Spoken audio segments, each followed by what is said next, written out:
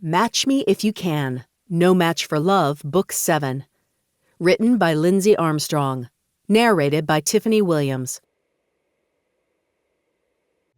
Hey there, I'm so glad you found my channel and are listening to my audiobooks, and I hope you really enjoy them. If you could just do me a favor, if you do like my audiobooks, it would help me so much if you would like and subscribe to this channel, like and comment on the video so that it can get out to even more readers, and I hope you enjoy the book. Happy listening.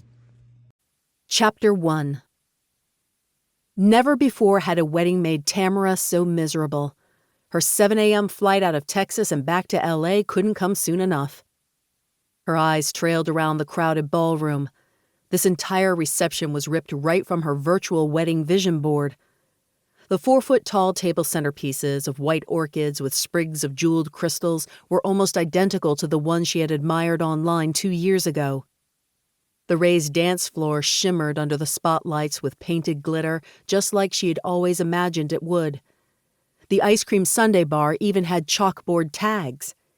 Katie had stolen all of Tamara's ideas, then made them gross by picking lavender as her primary wedding color.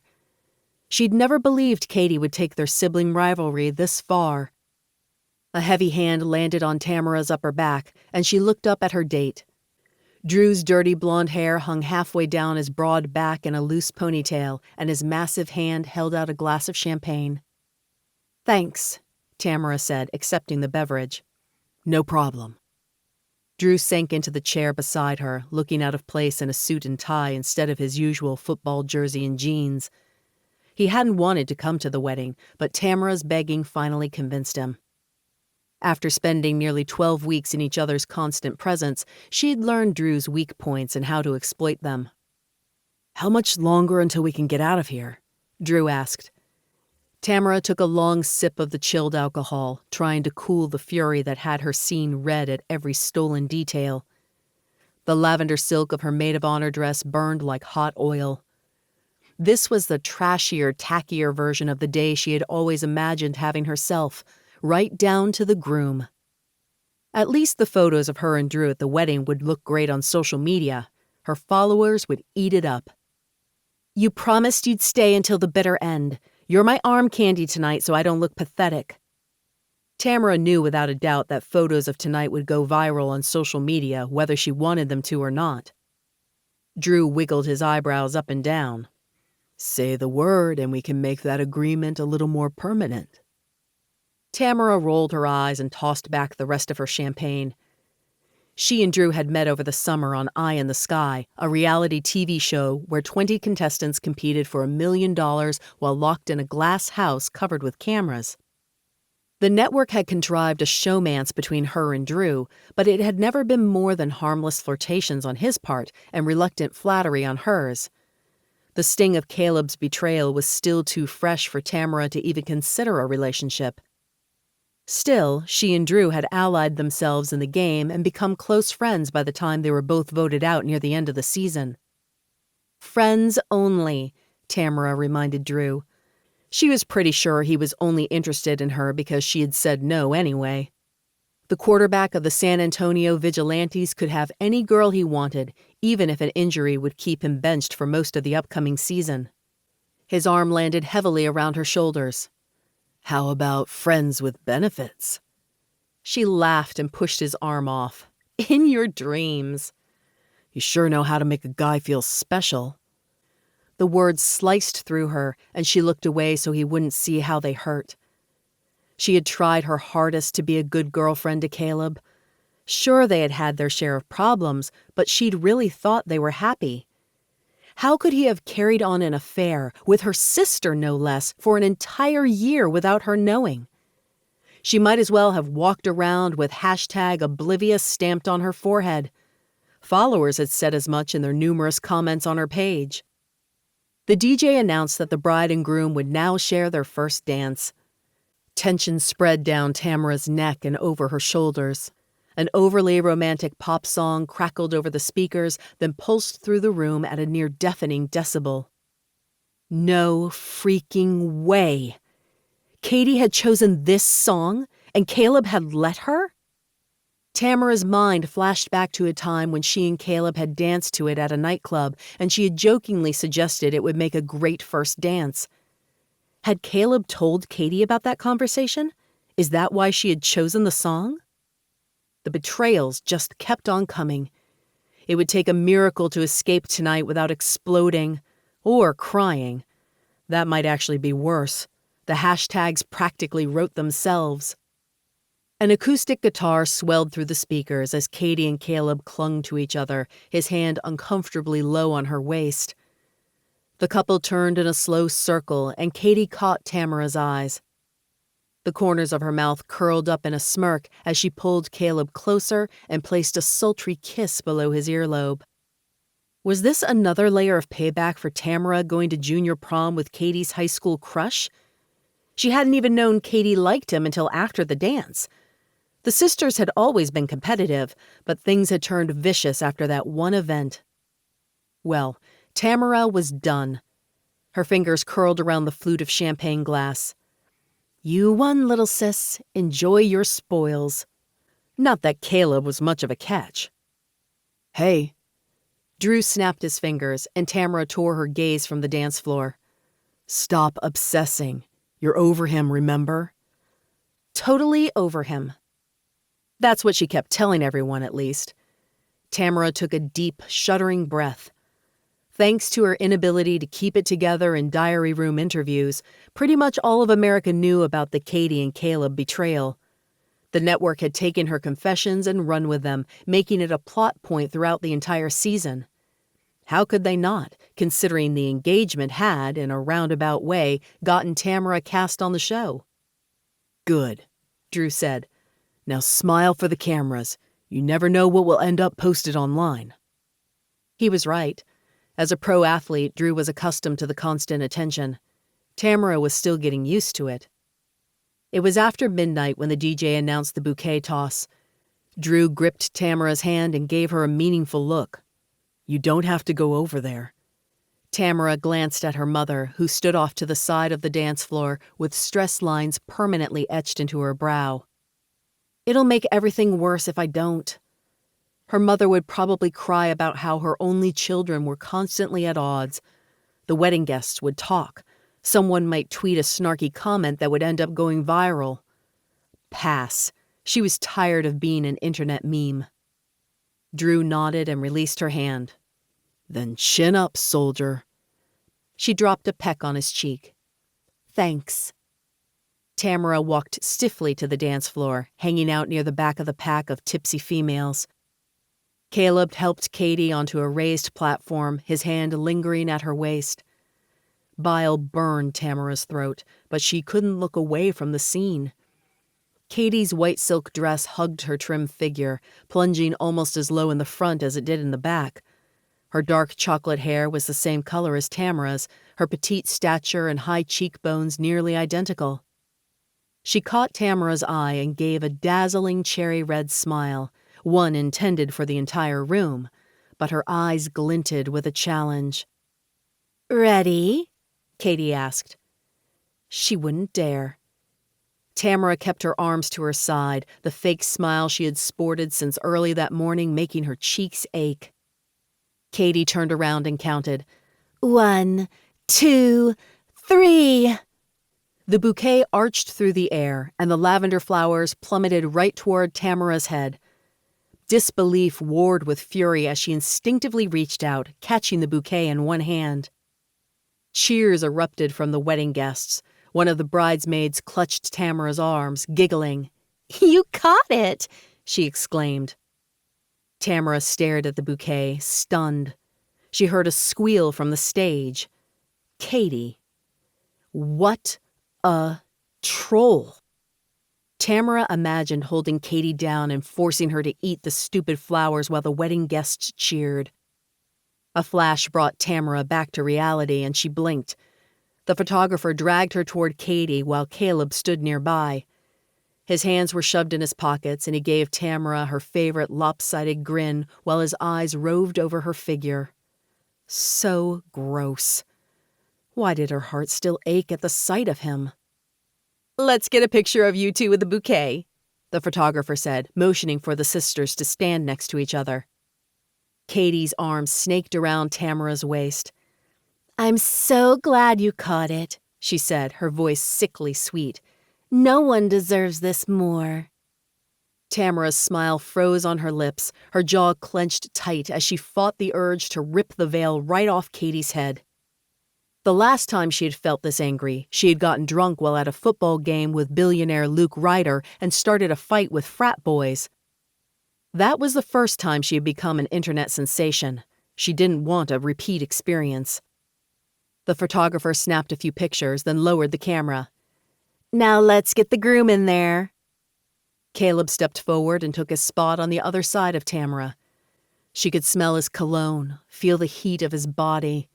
He looked so good, with his shirt sleeves rolled up to reveal the skull and crossbones tattoo that was the logo for his rock band. Her pulse beat rapidly, echoing in her ears. "A little closer," the photographer said. Caleb took another step, and Tamara tensed. Why had he rested his hand on the small of her back? 1,000 memories assaulted her, more blinding than the camera's flash. His hand slid significantly south of her back. Tamara let out a gasp and jumped forward. The photographer lowered her camera. "We're good here." They most definitely were not. Tamara stared at Caleb. His short beard emphasized the lines of his jaw, hiding the dimple she knew lay underneath. He avoided her gaze and wandered off to talk to the best man. Katie pulled Tamara into a tight hug. "I do hope you can be happy for us." Tamara was all too aware of the camera snapping away. A guest even awed at the display of sisterly affection. If they only knew. Had Caleb seriously just felt her up? For the past year, there had been nothing but radio silence from him. He'd ignored her at every engagement soiree, family dinner, and bridal party meet and greet. And now, on his wedding day, he wanted to get fresh? She hated him more in that moment than she'd thought possible. What Tamara wouldn't give for a time machine. She'd go back to the night she and Katie met Caleb and let her sister have him then and there. They had both been smitten by the bad boy with a leather jacket and guy liner, but at the end of the night, he had asked for Tamara's number. She should tell Katie what had just happened. Tamara stared at her sister, for a moment remembering her as an 8-year-old with pigtails and a Barbie obsession. They'd fought constantly about who got the Cinderella Barbie, but at the end of the day, they had loved each other. "I guess Caleb had to date you to realize what he really wanted was me," Katie said, that sickly sweet smile still on her lips. "I'm so glad it all worked out in the end." Ice filled Tamara's veins. "You two are perfect for each other." Katie smiled, raising her voice so the guests could overhear. "We really are." Tamara shoved the bouquet at Katie. "You should keep this." "I want you to have it, so you'll always remember this day." Tamara's hand tightened around the flower stems, like she could ever forget. "Time for the garter toss, Katie," the wedding planner said. Tamara walked off the dance floor, spotting Drew immediately. He towered nearly a head above most of the wedding guests, and his muscled build was hard to miss. Drew rested a hand at her waist and muttered some words that most certainly weren't wedding appropriate. Tamara watched as Katie sank into the chair that had been placed in the middle of the dance floor. Caleb knelt in front of her, and Katie's shrill giggles pierced the air. Tamara was going to hurl. She turned her face into Drew's chest, trying to block out where Caleb's fingers were. The wedding guests hooted and hollered, and Katie's giggles grew louder. Tamara pushed away from Drew, fighting the urge to cover her ears with both hands. She walked toward the ballroom exit on unsteady legs, her nails digging into the tender stems of the flowers. So what if this ended up on social media? She'd officially reached her limit. Better a photo of her leaving the party early than one of her crying. The ballroom doors swung closed, blocking out the noise of the reception. Drew's hand caught hers and pulled her to a halt. "Hey." She buried her face in his chest, unable to stop a few tears from leaking out onto his white shirt. His arms trapped her to him. Let me take you to my place. That stopped the tears. Drew was rich, attractive, famous, and funny, but she was done with relationships. She disentangled herself from his arms, putting some distance between them. Thanks for being my date tonight, Drew. I couldn't have done it alone. He tucked a strand of hair behind her ear, trying to catch her gaze. You know I'm here for you. I've got your back, in and outside the eye-in-the-sky house. She nodded, quickly brushing aside a tear before it could fall. Thank you, but I think I need to be alone tonight. It's your last night in Texas. I know, but I wouldn't be very good company. That familiar, frustrated glint echoed in his eyes, but he nodded and pulled her into a hug. It was good seeing you again.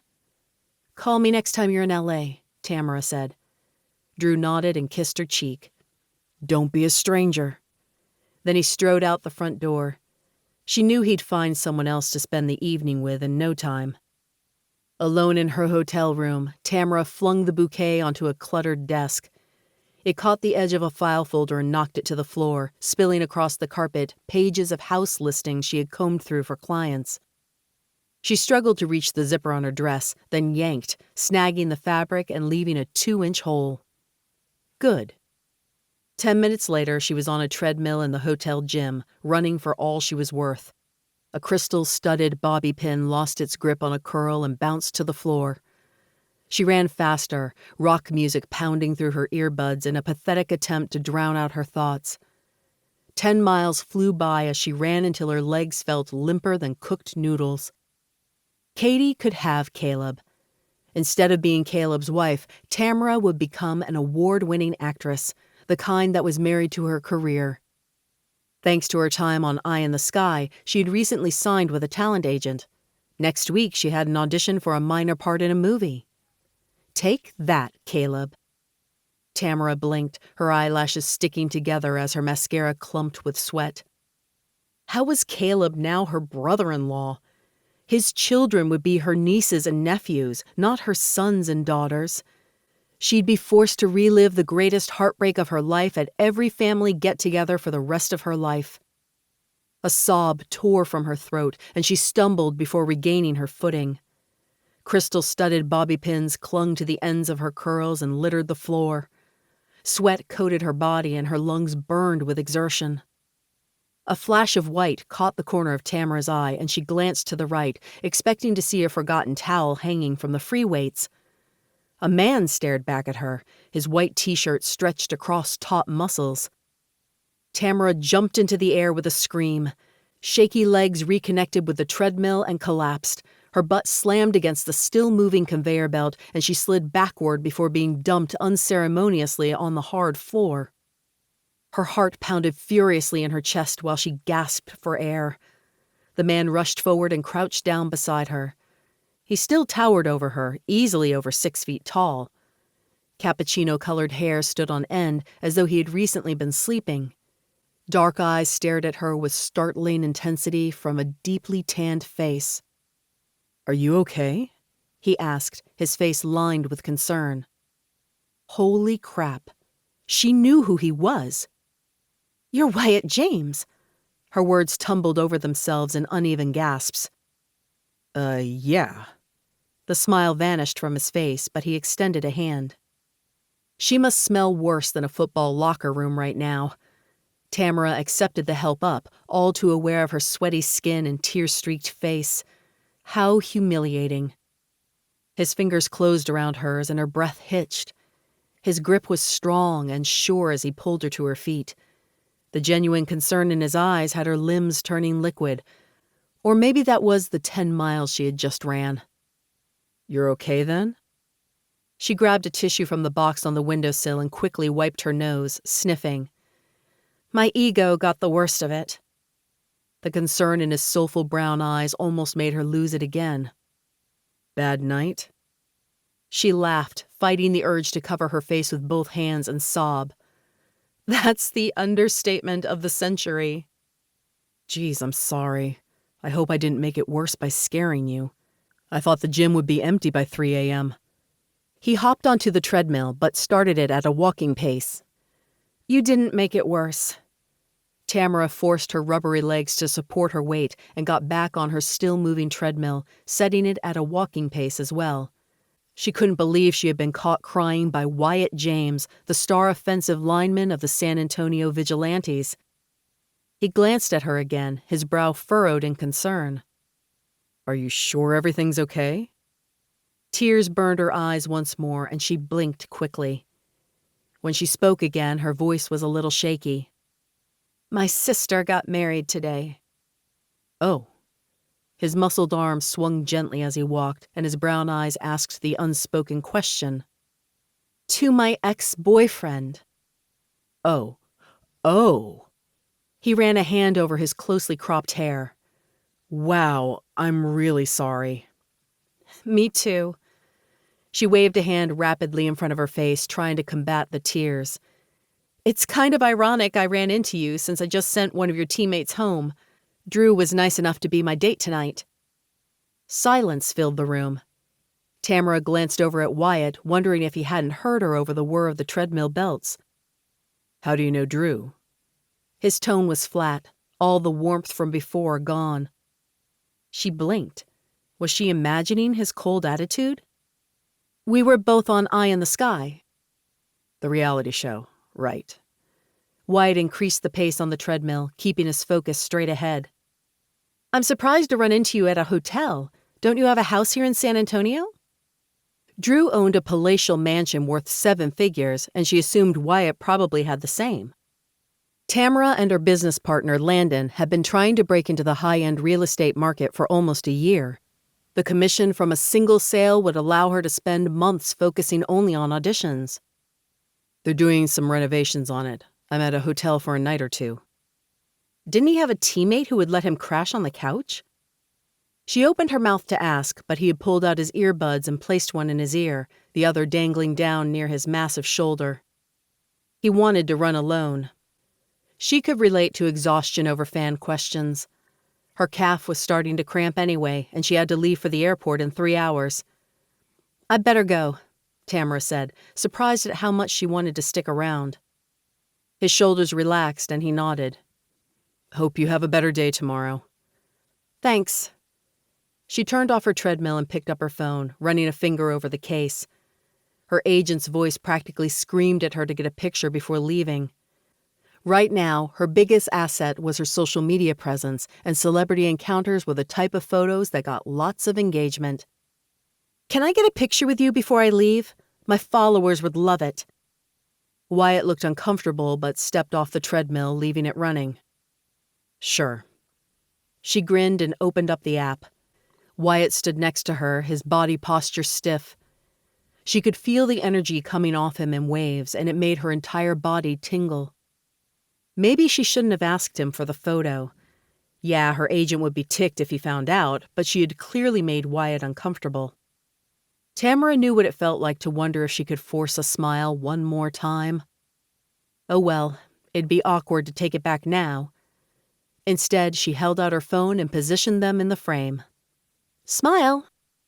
His entire face transformed, and she instantly recognized the fan face she had seen in pictures online. She had that face too. Landon pointed it out to her when she returned from Eye in the Sky. After a few clicks, she dropped her phone, and Wyatt immediately stepped away. Cool air rushed in to brush her skin where his had almost touched hers moments before. "Good luck on the upcoming season," Tamara said, trying to act unaffected by his presence. "Thanks. It was nice to meet you." "You too." Wyatt tucked both earbuds into his ears and increased the speed on the treadmill. Tamara stood in the doorway, admiring his long and even stride before shaking her head and leaving. She pulled out her phone, fingers flying as she posted the best of the 5 photos to social media. "Met Wyatt James tonight," she posted. #celebrity sighting.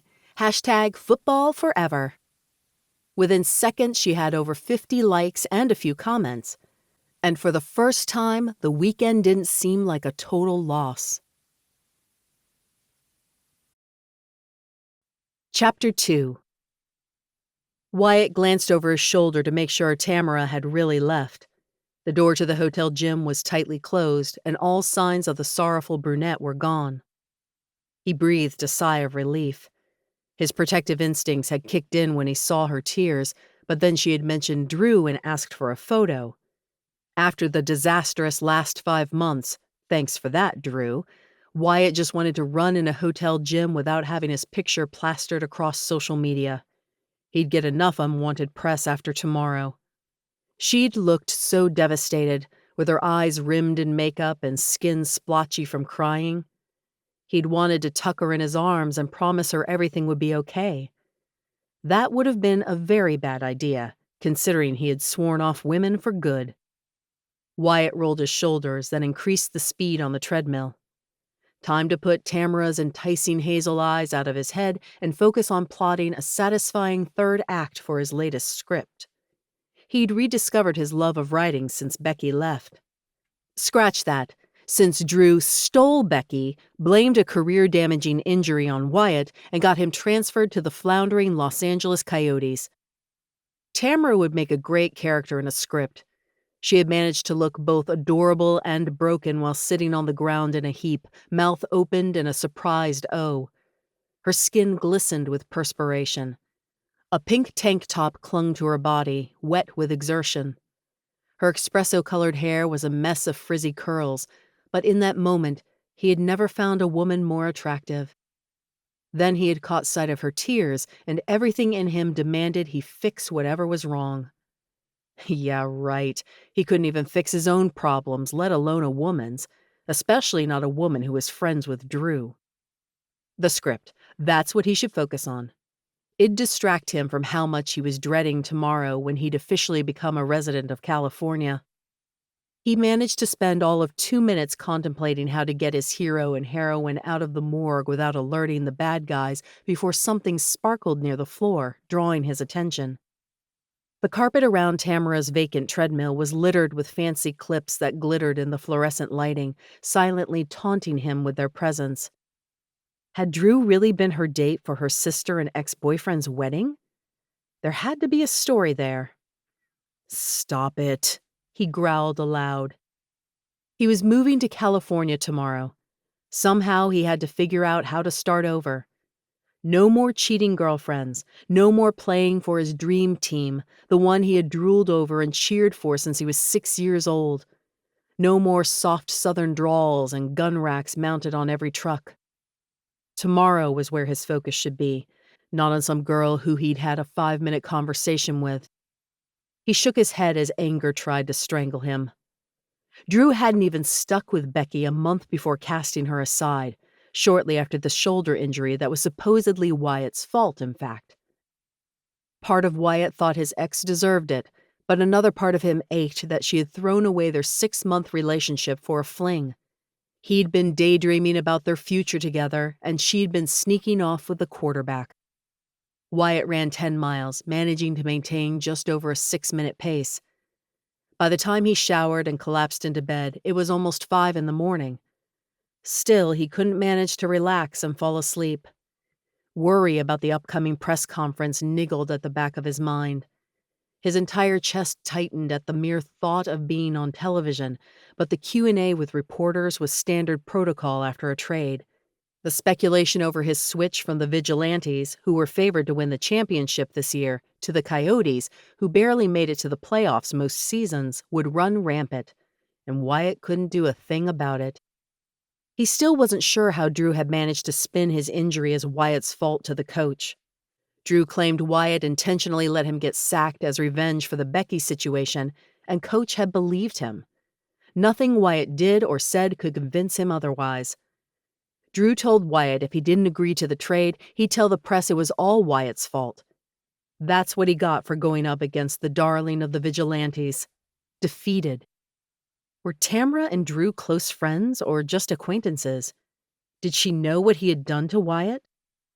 With a sigh, Wyatt grabbed his tablet and pulled up Tamara's bio from the show website. Might as well satisfy his curiosity since sleep clearly wasn't going to happen. The bio was short but enlightening. Tamara had grown up in a military family and moved frequently before finally graduating from high school in Texas, which explained why her sister had gotten married here. She was naturally competitive and loved watching and playing all types of sports, although football was her favorite. Another reason she was friends with Drew?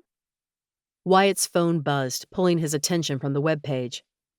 "You awake? Shows you're online." Seriously, did Bobby ever sleep? His agent was probably still wearing his suit from yesterday, hunched over a laptop in his sparsely decorated home office with a string of licorice in one hand and cold coffee nearby. "I'm up." Wyatt had barely pushed send when his phone started ringing. "It's 5 in the morning," Wyatt said. "Are you just waking up or going to bed?" "I'll sleep after the press conference." Bobby's tone was breezy, like staying up for 24 hours straight was no big deal. "That's actually why I called. Mr. Ryder wants to move it up an hour. Something came up and he really wants to be there for his first trade since buying the team. It would mean coming straight from the airport." Wyatt's chest tightened again with nerves, and he took a slow breath. This was okay. Good even. Less time to anticipate the torture of sitting in front of dozens of microphones while cameras filmed his every move. "That's fine." "Good, because I already told him to move up the time. No sense angering the new boss." Wyatt rolled his eyes and clicked on an article of Tamara. "So glad you asked." "This is probably the last trade of your career." Bobby's tone was suddenly serious. "You'll be lucky to play another 5 years. Might as well make it count." 5 years. The looming deadline felt worse than a shoulder to the gut. Football had been Wyatt's entire life for so long, but the whispered accusations from Drew had made Wyatt realize just how quickly his career could end, whether it was by injury or by damage to his reputation, or just by age. What was he supposed to do once football was no longer an option? Wyatt glanced at the script open on his laptop. But that was a hobby, not a career. "I'm making the best of this, Bobby." "Good." Bobby's voice was gruff. "I know it's not what you wanted, but word on the street is you aren't the only trade for the Coyotes. You might still have a shot at a championship-winning season. I think McKinley will be good for the team." Wyatt wasn't holding his breath over that one. McKinley had recently been hired as the coach, but the Coyotes would have to trade half the team for a decent shot at the championship. "Guess we'll find out." "Stop being so pessimistic. Mr. Ryder's invited you to dinner after the press conference. McKinley will be there too. I accepted the invitation on your behalf." "Whoa!" Wyatt dropped the tablet to his bed and leaned forward. He'd never been invited to an owner's house before, and the Coyotes would be his third team since being drafted. Had Drew gone back on his word and passed along an anonymous tip? Wyatt struggled to control his breathing. He'd watched the replay of Drew's injury dozens of times. Wyatt had left Drew open to being taken down by the other team, but that had been a miscalculation on Wyatt's part, not a deliberate attempt at sabotage, which is exactly how the sportscasters had interpreted things in the playback. Drew had told Wyatt if he didn't take the trade, he'd go public with his version of the truth. And Drew's version unfortunately sounded all too believable and cast Wyatt in a very bad light. "I'm sure they just want to get to know you better," Bobby said. "Mr. Ryder seems like a very hands-on owner." "I guess we'll find out. Can you make sure I have somewhere to change clothes and freshen up before the conference?" "Already got a hotel room booked nearby. Don't worry. I made sure it was a piece of crap so you aren't wasting any of your precious money." Wyatt rolled his eyes and looked around his current hotel room. Bobby acted like a decent economy hotel was akin to a third-world country. But the last few months had changed a lot of things for Wyatt, and how he handled money was one of them. He wasn't going to make the same mistake as other professional athletes and be broke by 30. "See you tomorrow. I'd better get some sleep before I leave for the airport in a few hours." "Don't be late," Bobby said, and hung up without saying goodbye. Dinner with the owner and head coach. Surely Drew hadn't told Mr. Ryder anything. It would have put the trade in jeopardy, and Wyatt staying in Texas was the last thing Drew wanted. Wyatt shook his head and returned to the article on his tablet. It was no use obsessing over the reason for dinner. He'd find out soon enough. The Eye in the Sky website mentioned both Drew and Tamara frequently in the articles about last season. She had won a record 7 head honcho competitions while on the show. A good thing, too, or she surely would have been voted out by the other players long before the Final Four. At least that's what the message boards claimed. Wyatt opened a new tab and input Tamara's name into the web browser. A slew of online celebrity gossip magazines and blogs showed up, but one name stood out to him: Luke Ryder. Wyatt frowned and clicked on the link. What connection did Tamara have to the owner of the Los Angeles Coyotes? The article was almost a year and a half old. Wyatt's eyes widened at the headline: Toujours date major disaster for billionaire playboy. Toujours. He racked his brain for a connection. That's right. Toujours was a professional matchmaking firm that Luke's wife ran. Tamara had been a Toujours client? What's more, she dated Luke Ryder? Why did that make Wyatt so uncomfortable? He clicked on the video and watched as an obviously inebriated Tamara spilled beer all over Luke while lunging at the three big guys in the row behind her. She'd seemed emotional tonight, but not like the type to get drunk and flip out. Then again, you couldn't know a person in 5 minutes. This wasted version of Tamara definitely seemed like Drew's type.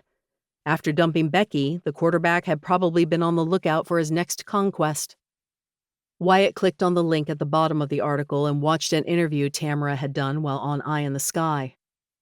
"Yeah, I freaked out a little on that date," she said, flashing the camera a winning smile. "Not my finest moment, obviously. But I just found out my sister and her ex-boyfriend were engaged, and she asked me to be the maid of honor. They had an affair behind my back for an entire year. How would you react?" Wyatt's breakup with Becky hadn't been quite that dramatic, but he definitely hadn't reacted well. His distraction on the field and resulting trade to the Coyotes was evidence of that. "Yeah, I'm still mad," Tamara said as the interview continued. "How's that going to affect my gameplay? I'm going to channel my anger into the competitions and kick butt." Wyatt couldn't help but smile at that. "When I win that $1 million, I'm going to buy Katie and Caleb a very nice wedding present," Tamara told the camera. "After all, if not for their betrayal, I wouldn't be here." Wyatt laughed out loud. Tamara had spunk. He could see why America loved her. She had entire pages dedicated to her on social media, and it seemed fans had practically rioted when she came in 4th place instead of 1st. He'd sworn to never watch Eye in the Sky since Drew was on it, but something about Tamara begged him to find out more. Wyatt clicked on the first episode, paid the fee, and started watching. He could sleep on the plane. Chapter 3. The plane pulled to a stop, and a ding sounded throughout the cabin as the fasten seatbelt sign flickered off. Tamara breathed a sigh of relief as she gathered her purse. The flight had been long, filled with restless sleep that was almost worse than none at all. Right now, all she wanted was to forget this weekend had ever happened. "You're lying," her mind whispered, conjuring a picture of Wyatt in his loose white shirt and navy blue gym shorts. His eyes had been the kindest she had ever stared into. No man had ever crouched down beside her and asked her if she was okay. Whatever, Wyatt had been nice, but she was unlikely to ever see him again, unless Drew held some sort of team party and invited her to it. No, she lived in Los Angeles, and flying to San Antonio for a party she may or may not see Wyatt at would be beyond ridiculous. She fished her phone from her purse and switched off airplane mode. Notifications flashed across the screen, 3 hours of suppressed interactions bursting forth. She clicked on the first one and grinned. Nearly 1,000 comments on her photo with Wyatt already, and more than 10,000 likes. That should make her agent happy. Maybe it would even impress a casting director, like the one she was auditioning for in a few days. The part wasn't big, just a minor role as a waitress, but it was a step above being an extra, and it was a big-name Hollywood film.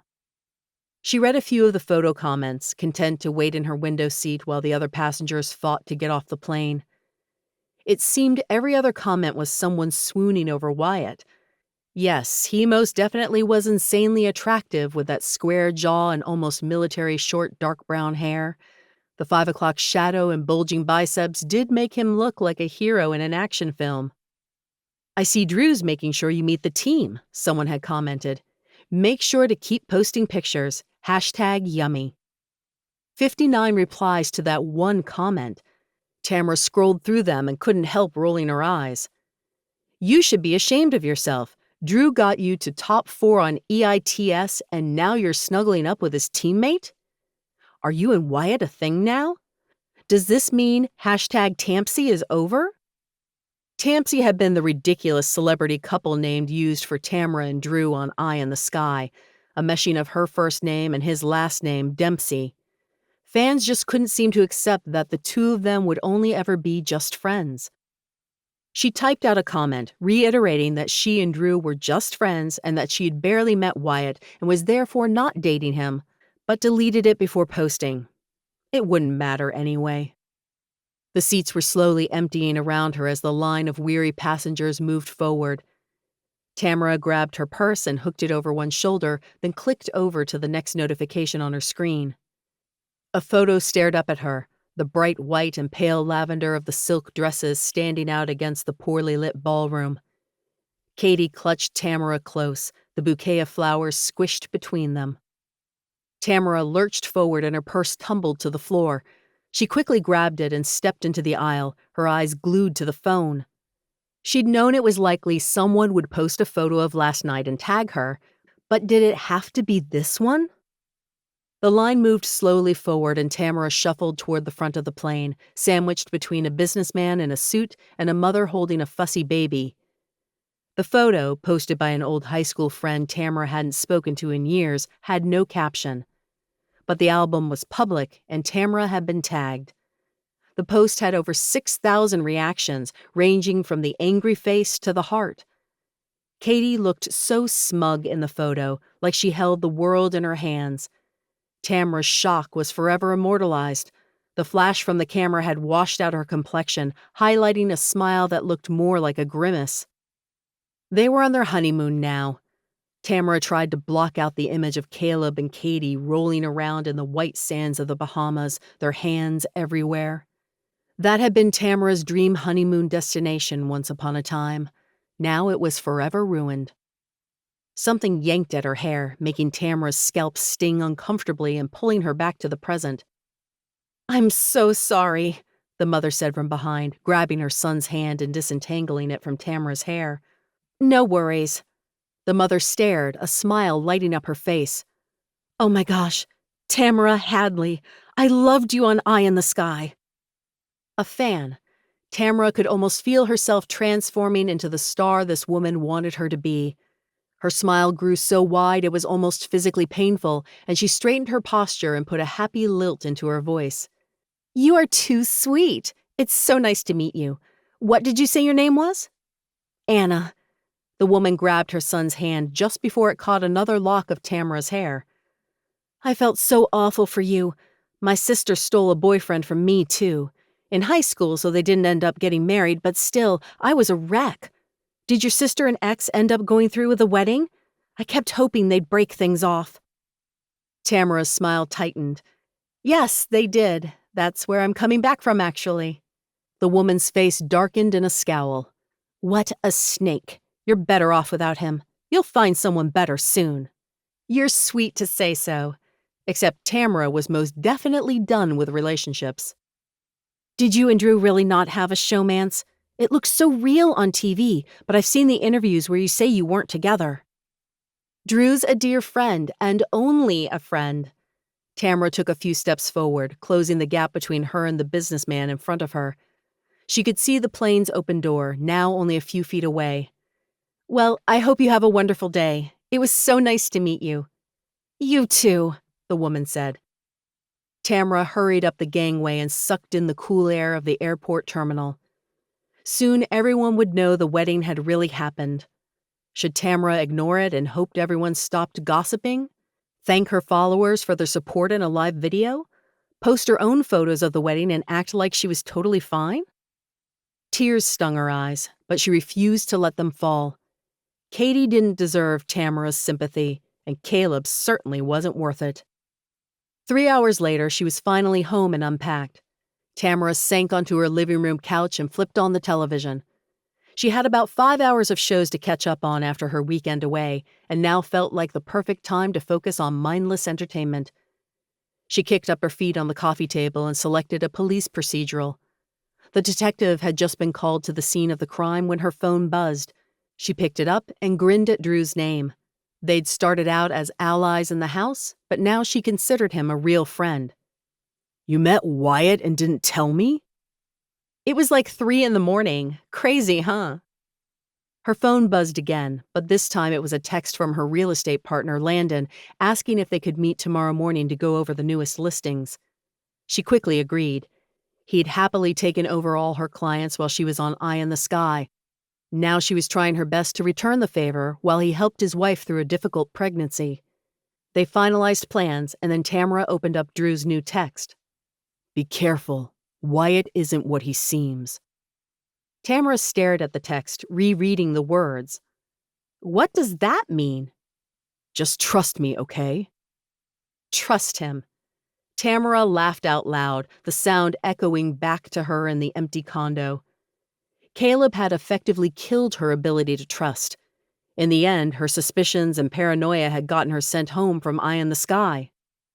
Another text came through. "I always had your back on EITS, didn't I?" Tamara chewed on her lip. Drew had looked out for her on the show, but she knew from watching the season that he had also spent a lot of time looking out for himself. She had no doubt that he would have thrown her under the bus in a second if it had furthered his game. That's the show, she reminded herself. At the end of the day, they had all been playing for themselves. That didn't mean the friendships she had formed in the house weren't real. It was just a fun pick to get some engagement from fans. Gotta keep my agent happy. "Be careful," Drew repeated. She rolled her eyes. Man, he could be cryptic when he wanted to be. She hated that about him while in the house. "Thanks for the warning, Mom. I'll be so careful that I'll probably never see him again." She clicked over to social media. The comments on her photo of Wyatt continued to grow by the second. The comments on the picture of her and Katie were doing the same, but she tried to ignore those notifications as much as possible. Katie and Caleb were probably sipping Mai Tais in a private cabana right now. His swimming suit would hang low on his hips, his chest covered in sand. She took a shuddering breath. Time to think about something else. Anything else. Notifications kept buzzing, alerting her to new comments on the Wyatt photo. "Look at those abs. Hashtag smoking hot. You look amazing, Tamara. Where'd you get that cute tank? Is Wyatt moving to California for you?" Tamara laughed out loud while the television droned on in the background. She'd probably have to re-watch this episode because she wasn't paying very good attention to the show. But seriously, what had made that obviously insane fan think Wyatt was moving to California? She posted a link to the boutique where she had bought her exercise gear, then kept scrolling. Is hashtag Tempsy officially over? Hashtag Tamarat. Hashtag forever. Tamarat. Good thing she and Wyatt weren't a couple because that was even worse than Tampsy. "You stole my favorite player from my favorite team, Tamara." Sob. "Can't believe Wyatt James has been traded to the Coyotes. Unreal." Wait, what? Tamara gasped at the comments that continued to fill her feed. Wyatt had really been traded to the Coyotes? She quickly clicked on the search bar, but didn't have to look very far for proof. Wyatt James traded to the Los Angeles Coyotes was the top trending story in sports. No freaking way. Tamara clicked on the first link and realized it was a live video of a press conference. Wyatt sat in the middle of a long table, flanked on his sides by Coach McKinley and Luke Ryder. It was weird seeing Wyatt and Luke sitting next to each other, like two very bizarre parts of her life had suddenly collided. Tamara hadn't been at all surprised when Luke had ended up engaged to his matchmaker not long after their date. It had been pretty obvious he was emotionally unavailable. But he had been a good sport about her horrifyingly poor behavior that night and had said nothing but kind things about her to the press in the weeks that followed. She'd always been grateful for that. Wyatt tugged at his tie and leaned down to speak into the microphone spread before him. "I'm very excited to join the Los Angeles Coyotes this season." His voice was monotone and his forehead shone under the California sun. "I can't wait to work with Coach McKinley and some of the most talented players in the league." You've got to be kidding! You were already working with the most talented players in the league. Tamara shook her head in disbelief. What could have possibly possessed Wyatt to accept a trade to a B-list team like the Coyotes? Sure, they had a new owner and a new coach, but you didn't turn around a team in a single season. That kind of stuff only happened in the movies. She quickly picked up her phone and texted Drew. Wyatt's been traded? Did he have a concussion at the time? Things happen. Can't say anything else. Tamara chewed on her lip, watching as Wyatt answered a reporter's question. His stiff posture practically screamed his discomfort. She'd watched him in a few game interviews, and he was always a little awkward in front of the camera. But this had to be more than just nerves. The Coyotes. Seriously, he chose the Coyotes over the Vigilantes? What are you doing, Wyatt James? Tamara asked his image. She listened to the rest of the interview, but Wyatt never gave an answer. Chapter 4. Wyatt looked across the sea of microphones and reporters, his heart beating frantically in his chest. Were his armpits sweating? Thank heaven his suit coat would hide it. He could barely remember what questions he had answered over the past hour. Hopefully he hadn't sounded like too big of an idiot. Bobby hadn't sent any warning glares his way, which had to be a good sign. That's all the questions we have time for today, the team's press liaison said into the microphones. Thank you for coming. He'd survived. Wyatt rose and followed the others off the platform as the reporters shouted a few last questions at their retreating figures. Fans stood behind a barricade, waving signs and screaming his name. If word got out that Drew blamed Wyatt for his injury, they'd be screaming something much angrier. Drew was one of the best quarterbacks in the league, and because of that injury, he'd spend half of the upcoming season on the bench. A security guard made his way through the screaming fans, cutting a path to the limo. A tanned blonde showing too much skin thrust a pen at Wyatt. "Sign my shirt," she begged, pointing to her chest. Wyatt was sure his ears were bright red. His little sister Natalie would be doubled over from laughter if she were here. He took the pen from the woman, careful not to let his hand touch hers, and signed her white tank on the shoulder. He handed the pen back to the woman, and she clutched at it hungrily. Did Tamara have to deal with this when she went out in public? The thought blinked into his mind like a neon sign and wouldn't leave. Wyatt wasn't much for reality TV, but he knew that popular shows like Eye in the Sky had robust fan bases. It wasn't hard to imagine muscled men vying for Tamara's attention. Her electric smile and petite figure, with curves in all the right places, were practically magnets. Wyatt followed closely behind the security guard, but only made it a few more feet before the bright eyes of a young boy caught his attention. The boy held out a football, waving it wildly back and forth. Wyatt couldn't resist that kind of plea. He crouched down near the child, who was perhaps 5 or 6, and took the offered football and pen. "What's your name?" he asked the kid. The boy bounced up and down, grinning from ear to ear. His mother's hand landed on his shoulder in a vain attempt to calm him down. "James," the boy said. "My daddy named me after you." Wyatt paused, then quickly finished signing the football as emotion clogged his throat. "That's a good name," he said, handing the football back. "Can we get a picture?" the mom ventured. Of course. Wyatt posed for the photo, then gave the boy a wave and moved on. Maybe his career hadn't taken the trajectory he wanted, but fans weren't to blame. He'd put his best foot forward while playing for the Coyotes and made the best of a crummy situation. Maybe Bobby was right, and the new players and coach would finally turn the team around. For the next half hour, Wyatt signed anything thrust toward him and smiled for photos until his cheeks ached. A security guard held the door to the limousine open, waiting for Wyatt to climb inside. "We love you!" someone yelled from the back of the crowd. Wyatt raised his hand in a wave and gave his biggest smile. "Go Coyotes!" A cheer rippled through the crowd. Wyatt gave one last wave, then climbed into the limo and let the door be shut behind him. Blessed peace. Wyatt let his smile drop and slumped against the rich leather seats. He'd never realized how much he craved time alone with his own thoughts until silence was a rarity. "Great job," Bobby said from the other side of the car. Sunlight glinted off his bald head and highlighted the fine wrinkles forming around his eyes and mouth. He didn't look up from his tablet, which he furiously typed into. Everyone's confused by the trade, but overall, the early press numbers are favorable. Except from Texas, of course. San Antonio isn't pleased you've left their fair city. Wyatt wasn't exactly pleased himself. I didn't act nervous? Bobby glanced up for a fraction of a second. Fans are used to you being a little stiff off the field. It was fine. Fine, not great. Wyatt mentally shrugged it off. He was paid to play football, not to act.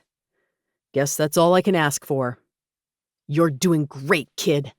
Bobby dropped his tablet onto the seat beside him. I know this isn't what you wanted, but the new players they drafted look promising. You might still get a championship ring. Wyatt barely held back a snort.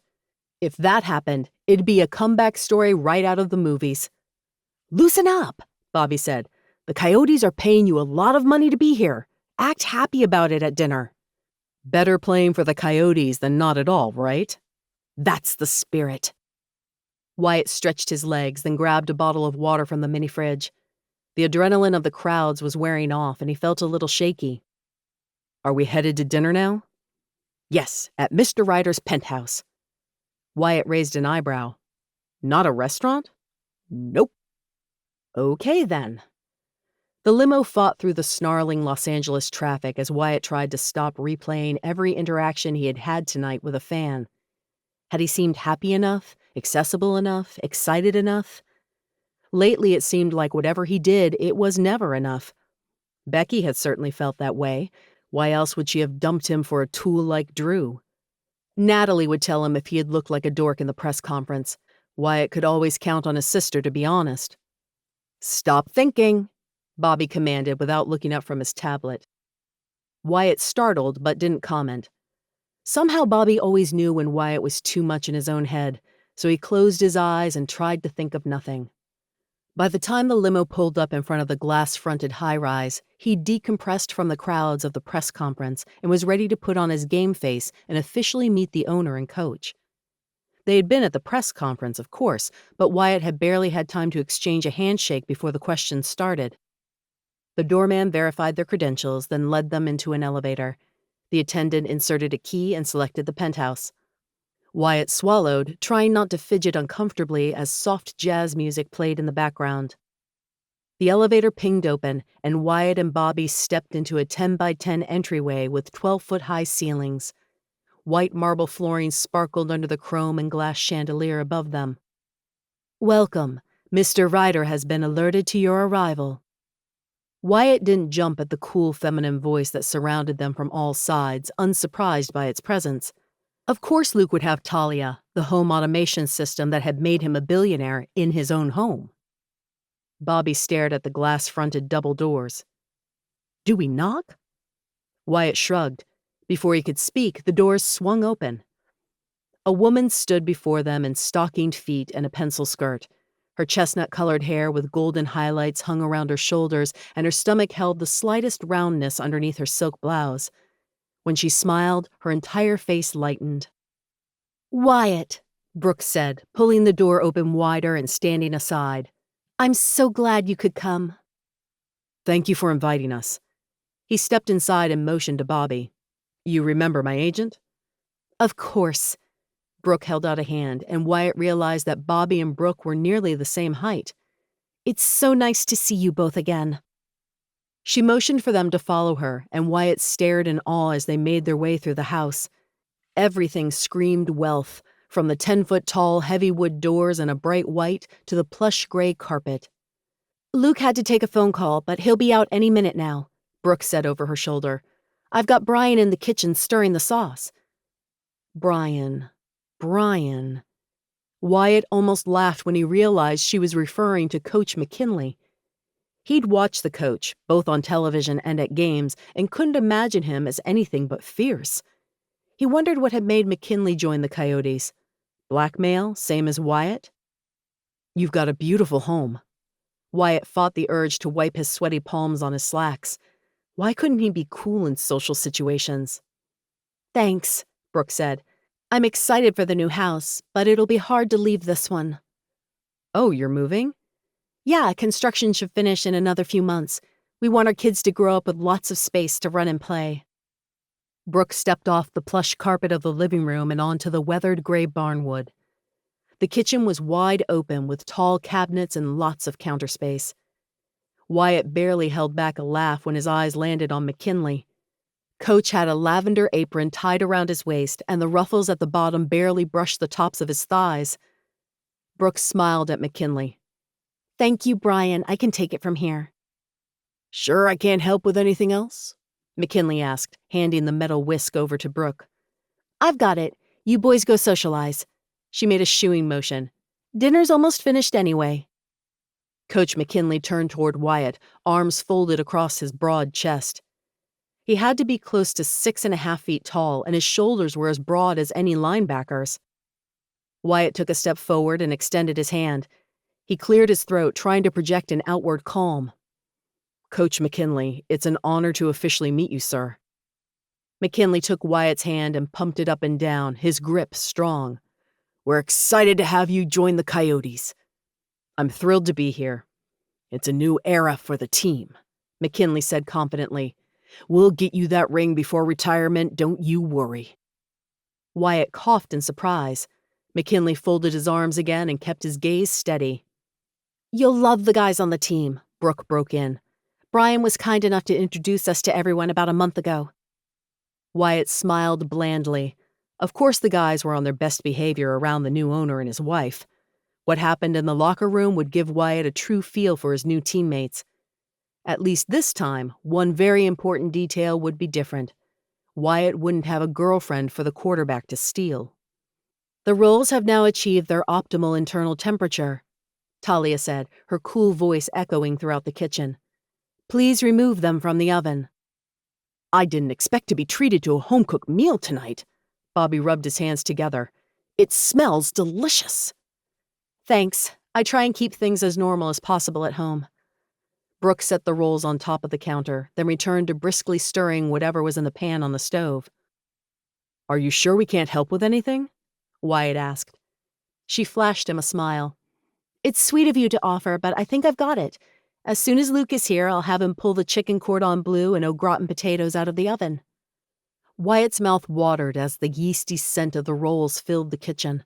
He hadn't had a home-cooked meal since visiting his family over Christmas. In San Antonio, a nutritionist provided all his meals, part of his contract with the Vigilantes, but she had never provided anything particularly tasty. Hopefully his nutritionist here would be more concerned with taste. "Are you trying to slow down Wyatt here in the games?" McKinley asked, but his tone was light. Brooke laughed. "One good meal won't kill either of you. Tomorrow you can go back to counting macros or whatever it is you guys do." McKinley held up 2 fingers. "2 rolls, James. Fill up on the protein." Wyatt nodded. "You've got it, Coach." Brooke pulled the hot rolls off the pan and dropped them into a basket.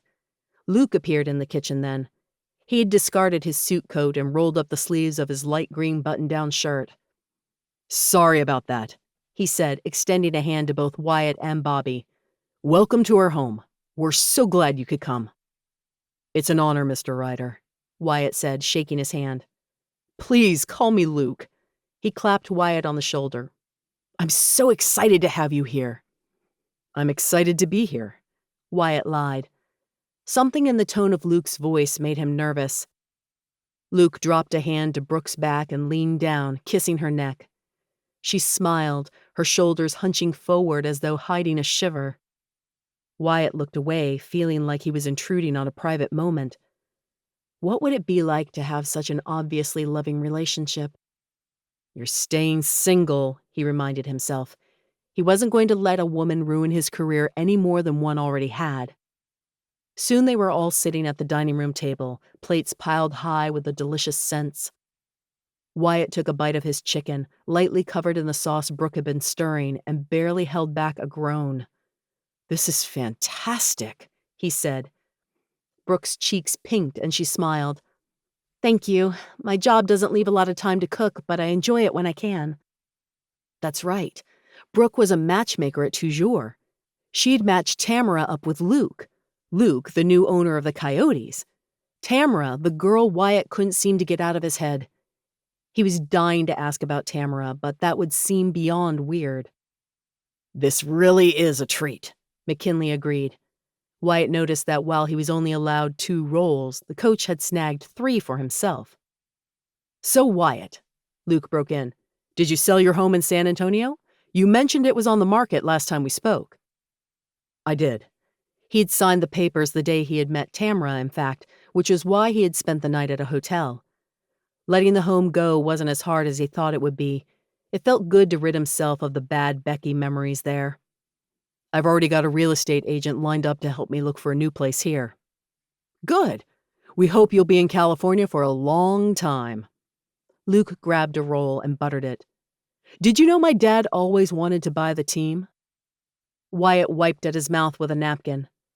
Luke's father had founded Ryder Communications and made it a household name before succumbing to lung cancer a few years earlier.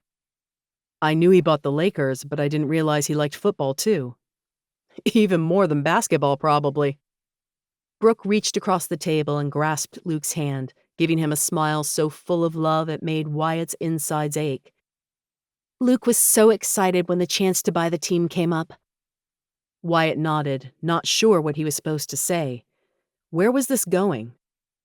"It's not exactly a secret that the Coyotes have struggled for the past few years," Luke continued. "Not anymore." McKinley brushed roll crumbs off his graying mustache. "We've got some good new recruits, and Schroeder's a decent enough quarterback when his ego doesn't get in the way. You're joining a brand new team, Wyatt." "One that's going to win the championship," Luke cut in. "Ticket sales has suffered the last few years because the team hasn't performed well, and because there aren't fans cheering them on from the stands, the team's morale suffers and they play even poorer." "It's a vicious cycle," McKinley agreed. "A stadium's energy can make or break a game." "Which means it's time to rally fan support." Luke leveled a gaze at Wyatt. "You're the start of that." Wyatt's stomach felt like a football had just been inflated inside it. The food soured in his mouth and he set his fork down. "I'm not sure I understand." "You're new blood," Luke said. "The fans have already lost faith in most of our existing players, and the new recruits don't have any public support yet. But when news broke of your trade, the internet practically danced." Wyatt tried not to let his panic show. He didn't want attention. He wanted to lay low.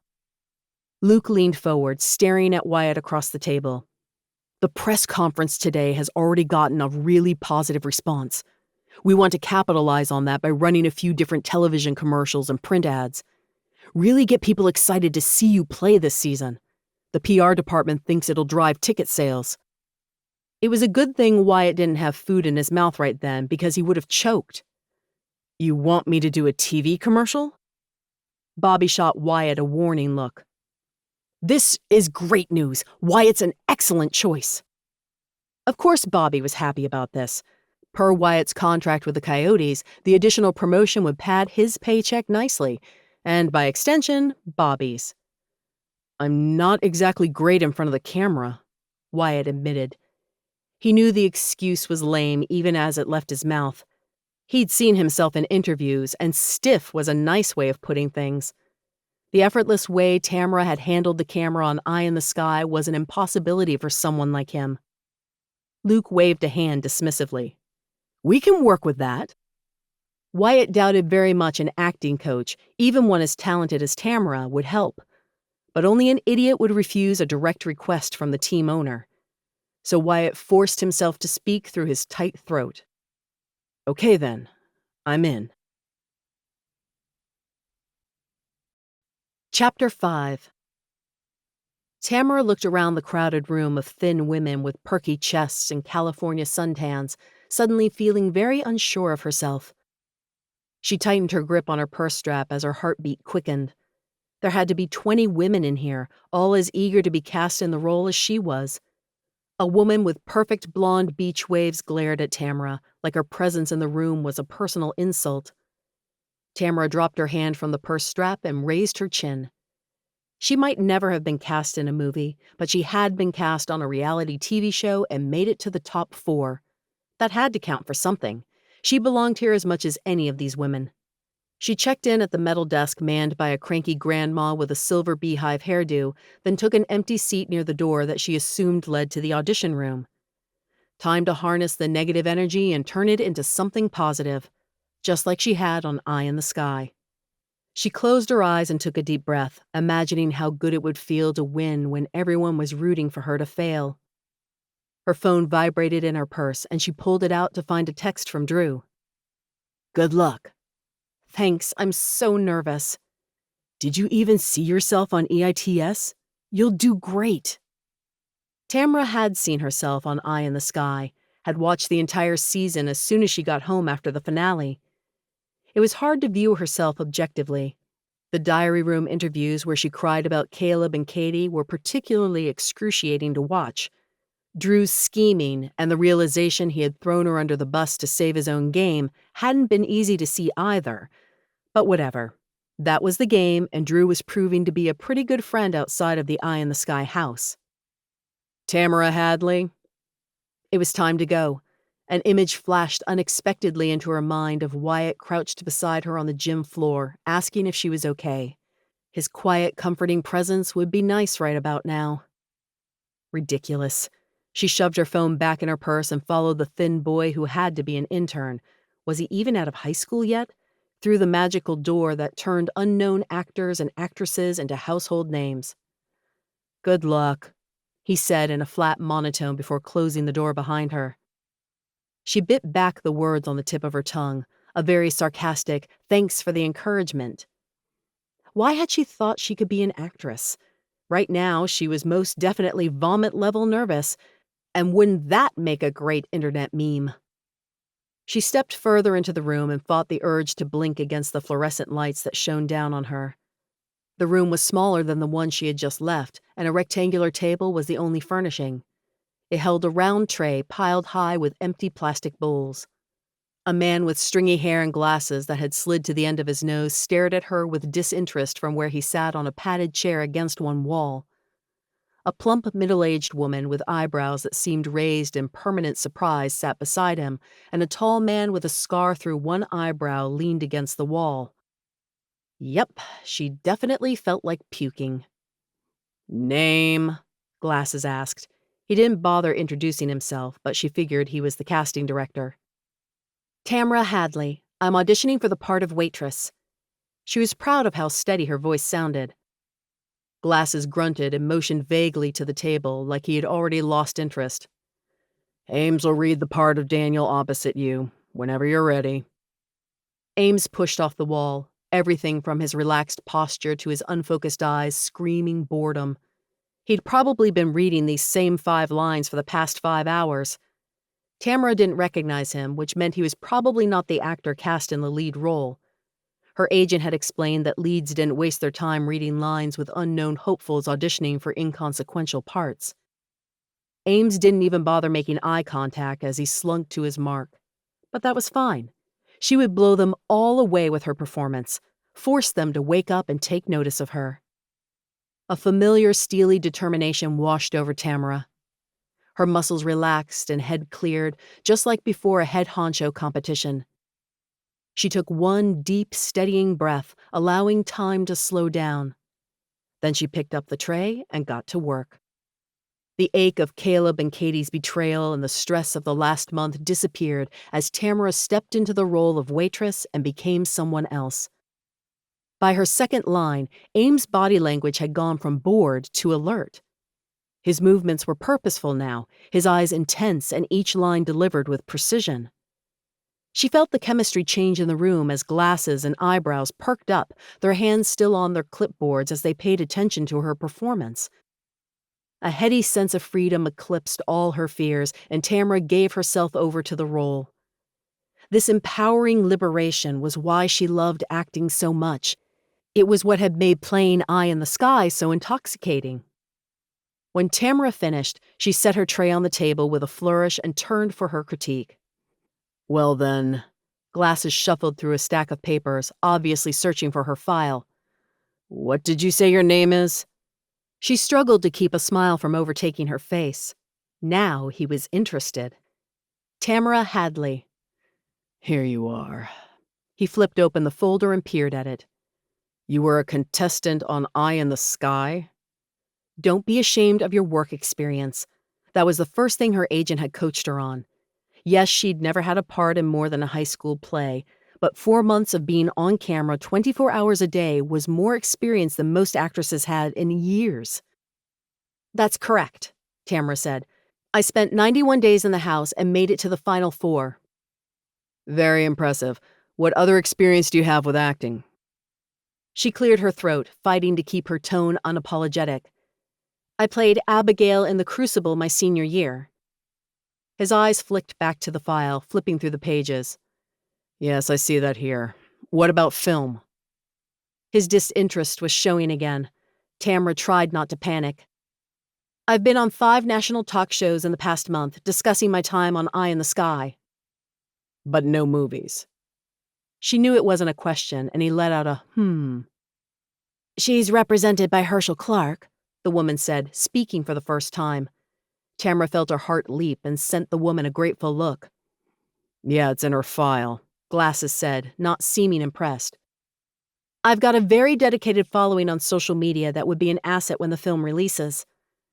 Tamara's palms grew damp, but she pressed forward. She hadn't come this far to give up at the first sign of resistance. I'm also a hard worker and a fast learner. I take direction very well and am committed to improving my craft. It would be an honor to work on a project as prestigious as this one. You and every other up-and-comer in L.A. Glasses set her file aside. Did that mean she had already been taken out of the running? Or was that pile reserved for actresses who might get a callback? Would they even do callbacks for such a small part? We'll be in touch with your agent no later than Friday with our decision. She recognized a dismissal when she saw one. Tamara knew better than to press her luck again. She was gutsy, not stupid. So she stood tall, refusing to let her shoulders slump and show her disappointment. Thank you for your time. He waved a hand in a weak acknowledgement but didn't bother to reply. Tamara picked up her purse and exited the way she had entered, avoiding the eyes of the catty girls still waiting for their chance to prove themselves. I think it's a no, she texted Drew. I'm sure you did great. She yanked open her car door and slid inside, frustration burning through her. How was she supposed to gain experience if no one would hire her without it? That wasn't at all how she had imagined her first audition going. Did you think they'd fall at your feet in awe? She muttered angrily as she started the car. The pathetic thing was that part of her had believed the casting director would be impressed by her time on Eye in the Sky. Stupid. Clearly jump-starting her acting career was going to take a lot more than one audition. A call lit up her phone, her real estate partner. She let her car idle in park and answered, trying to sound upbeat. Hey, Landon. Hey. His voice was tight with worry, which had pretty much been the status quo ever since his wife became pregnant. What's up? It's Julie. She's struggling to keep anything down again, and the doctors want me to bring her in for fluids. Poor Julie. Her morning sickness had been awful, and it kept causing one complication after another. Oh no, I thought she was doing better with the new medication. Me too, but I guess it was a fluke. Anyway, I need to ask you a favor. She ran a hand over her steering wheel, already mentally rearranging her week to fit in whatever clients he needed help with. Of course, whatever you need. I'm supposed to meet a new client at the office in like an hour. We've got 3 showings lined up for this afternoon. Can you take him? That actually wouldn't require any rearranging at all. Tamara had kept her afternoon open, not sure how long the audition would go. No problem. Text me the info and I'll take care of everything. You're a lifesaver. I'm sending it now. Her phone beeped with the addresses. Tamara raised an eyebrow. This is a higher-end area. This guy's got more cash to throw around than our usual clients. What's his name? The line went silent. Had the call been disconnected? Tamara glanced at the screen. Nope, still ongoing. Landon? I can't tell you who he is or I'm on the hook for $500,000. When you get to the office, let Samantha know you need to sign a non-disclosure. Whoa. Only public figures cared about non-disclosures. She'd certainly never had to sign one before working with a client, although sometimes the senior agents did. Tamara looked at the addresses again, trying to picture the area. The homes in that neighborhood were certainly high-end, but nothing like the mega mansions hidden in the Los Angeles hills. "I'll let him know you're coming," Landon said, interrupting Tamara's speculations. "He wanted to ride with me to the showing since he's still not familiar with California traffic." "Not a problem." Tamara glanced at the fast food bag on her passenger floor. She'd have to remember to throw that in the trash. At least the rest of her sporty red convertible was clean. "Thanks again. You have no idea how much you're helping me." "You helped me out for months, and I'm happy to return the favor. Tell Julie to take care of herself." "I will," Landon promised. They said their goodbyes and hung up. The AC was finally starting to do its job, cooling the car to a more comfortable temperature. Tamara glanced at her watch, then dropped her phone into the cup holder and put the car in gear.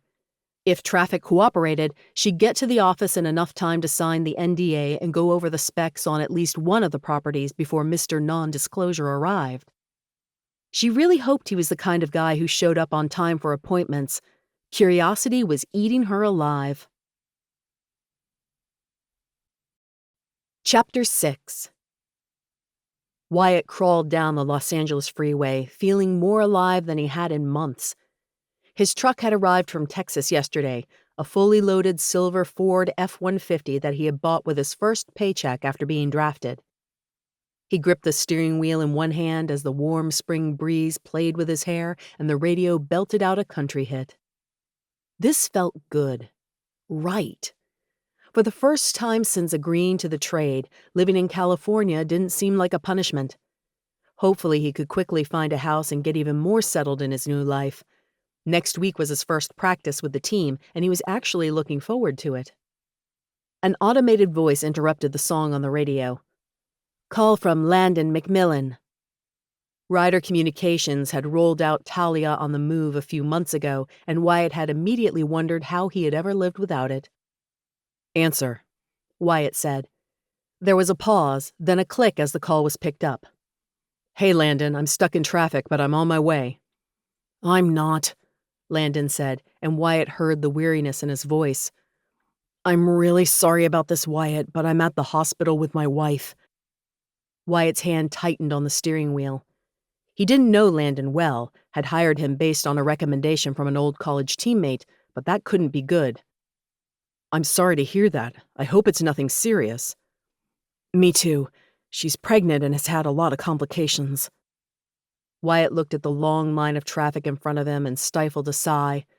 The freeway exit was only a mile away, but it'd take him at least 10 minutes to inch that far. "That's not good. Don't worry about me. We can reschedule for another time."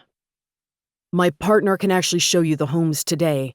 I didn't tell her your name, but she's very competent and more than willing to sign a non-disclosure. I know how much you value your privacy." Another real estate agent? Wyatt gnawed on his lip and silently debated whether to take a chance on this unexpected variable. His old teammate had promised that Landon knew how to be both professional and discreet. This new agent was an unknown Wyatt wasn't sure he wanted to deal with. He could decline the new agent's help and ask Landon to reschedule today's showings for when he was available. Some of the properties might go under contract in the meantime, but more would come on the market. However, a pregnancy sounded like a long-term issue that might mean months before Landon could be of any real help. And no way Wyatt was living in a hotel for that long.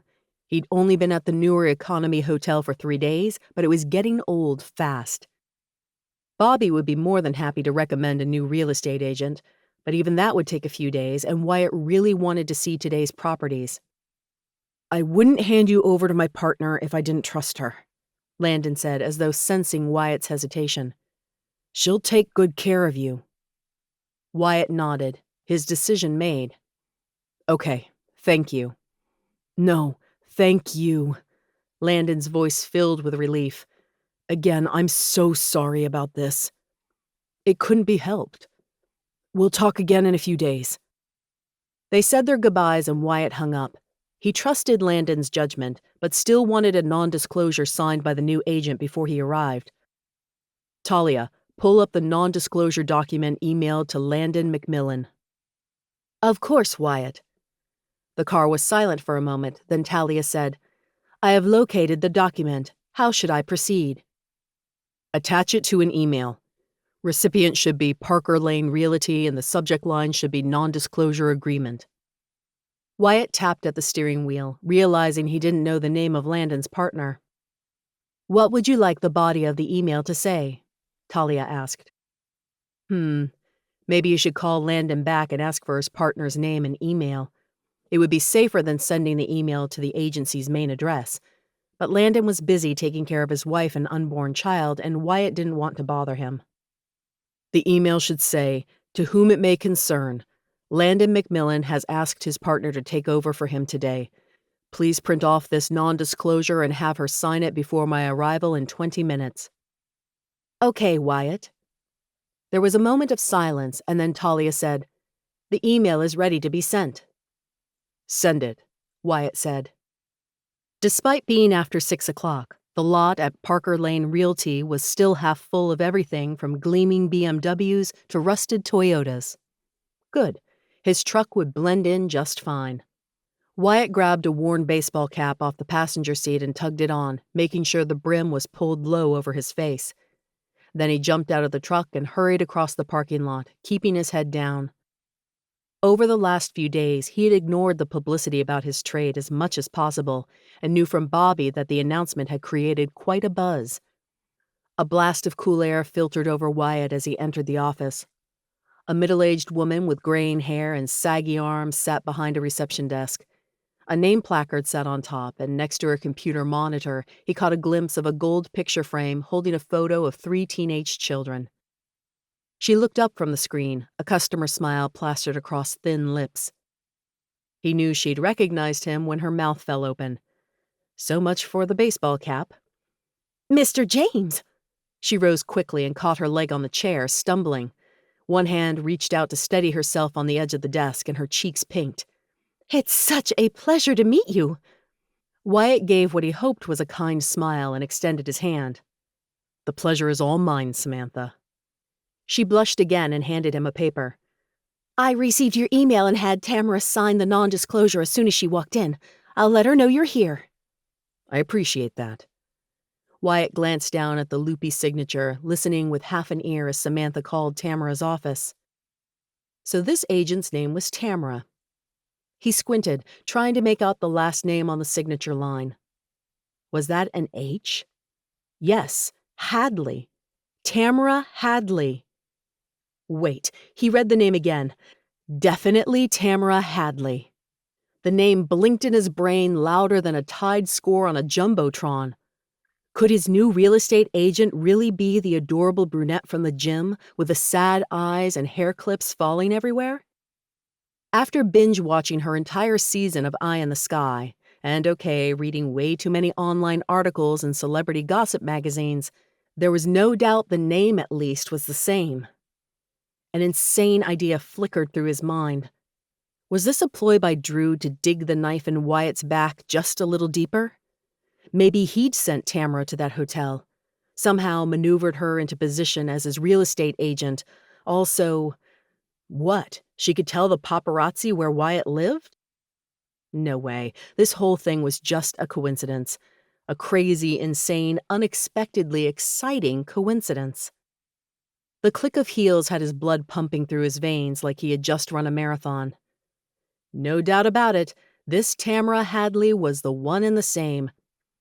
She had gotten her hair cut since the show finale, and now her sleek, cappuccino-colored locks just brushed her collarbone. He hadn't noticed its length at the gym since it had been pinned up. Makeup brought attention to her wide and inviting eyes, and he fought the urge to run his knuckles along those high cheekbones. A fitted blouse hugged her curves. Dark denim jeans and high heels elongated her legs until he had a hard time looking away. The camera hadn't done her justice. She'd been beautiful on Eye in the Sky, vulnerable at the gym, but here in the lobby of Parker Lane Realty, she was stunning. Her steps faltered when she recognized him, and then a smile lit up her eyes and made his knees a little weak. "No way! You're Landon's client?" He lifted a shoulder in a careless shrug. "Guilty as charged." She laughed, taking a thin folder from Samantha. What are the odds? It's quite the coincidence. Tamara took a step forward, and there was something in her expression that made his blood run hot. I don't believe in coincidences. Wyatt cleared his throat and took a step back. If the show was to be believed, she was very good friends, maybe even more than friends, with Drew. In a lot of ways, she was everything Wyatt had run away from in San Antonio. He needed to remember that. Landon said you preferred me to drive, Tamara said. If you don't mind, I'm still not used to the traffic. Tamara laughed, and every hair on Wyatt's body stood at attention. She had done that on the show, drawn people to her like moths to a flame, only to snuff out their eye-in-the-sky life when given the chance. There was a word for women like Tamara. Siren. He wasn't about to let himself be one of her victims. Tamara tapped the folder on the desk. Thanks for printing out the property sheets for me, Sam. No problem, Samantha said cheerfully. It was so nice to meet you, Mr. James. You too, Wyatt said.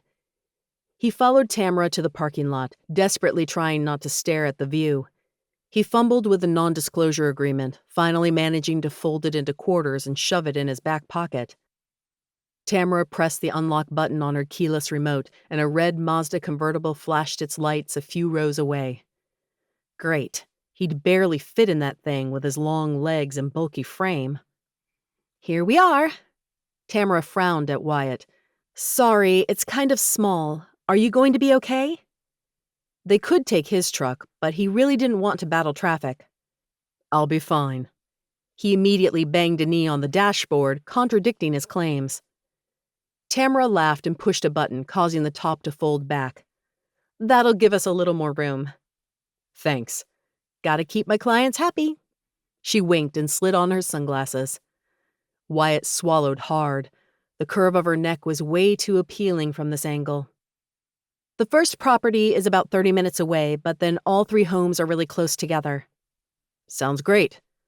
Wyatt subtly adjusted, trying to straighten out his legs. A cramp was already forming in one.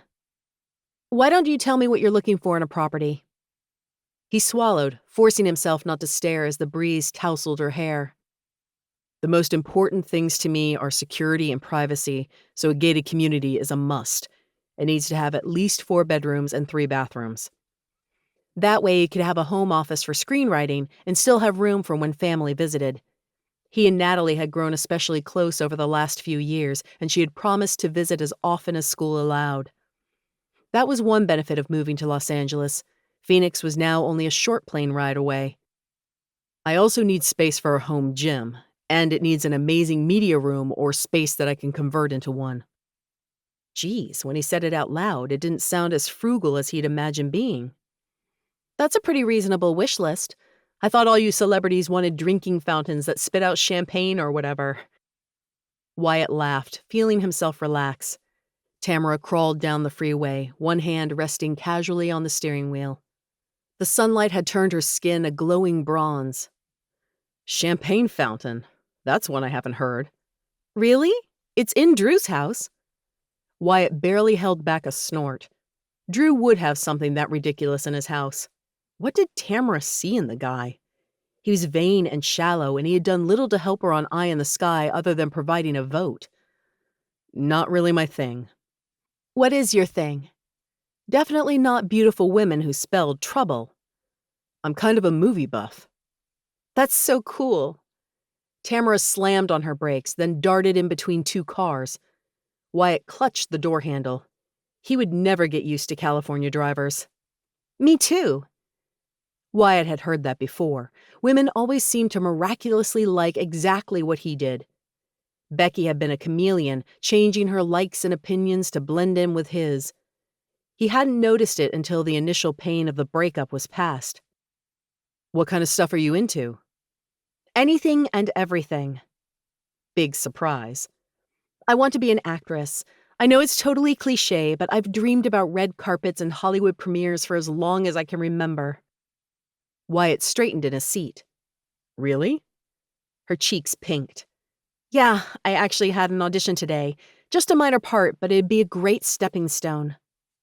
Huh, that's actually pretty cool. It's something that I love. She ran a hand through her wind-blown hair, and Wyatt swallowed hard. I kind of go through phases on movies and TV shows. I'm really into police procedurals right now, but before I went on Eye in the Sky, I was on an old Hollywood kick. What kind of movies do you like? Her answer felt honest, and that surprised Wyatt. I'm kind of the same as you. It depends on the day. I've been studying action films a lot lately. What do you mean, studying? Wyatt pulled his baseball cap low over his eyes, suddenly feeling embarrassed. I write scripts. What? Tamara jerked the wheel and Wyatt put out a hand so he wouldn't hit the dashboard. That's amazing! I never would have guessed. Wyatt shrugged self-consciously. He had never told anyone but Natalie about his scripts. Why had he suddenly blurted it out to Tamara? They're probably not any good, but I have fun writing them. They're not any good. She waved a hand through the air. Whatever. You're Wyatt frickin' James. People will throw their money at the box office to see something you wrote. It's not like I'll ever sell anything. Never say never. Tamara cut across 3 lanes of traffic and barely made the exit.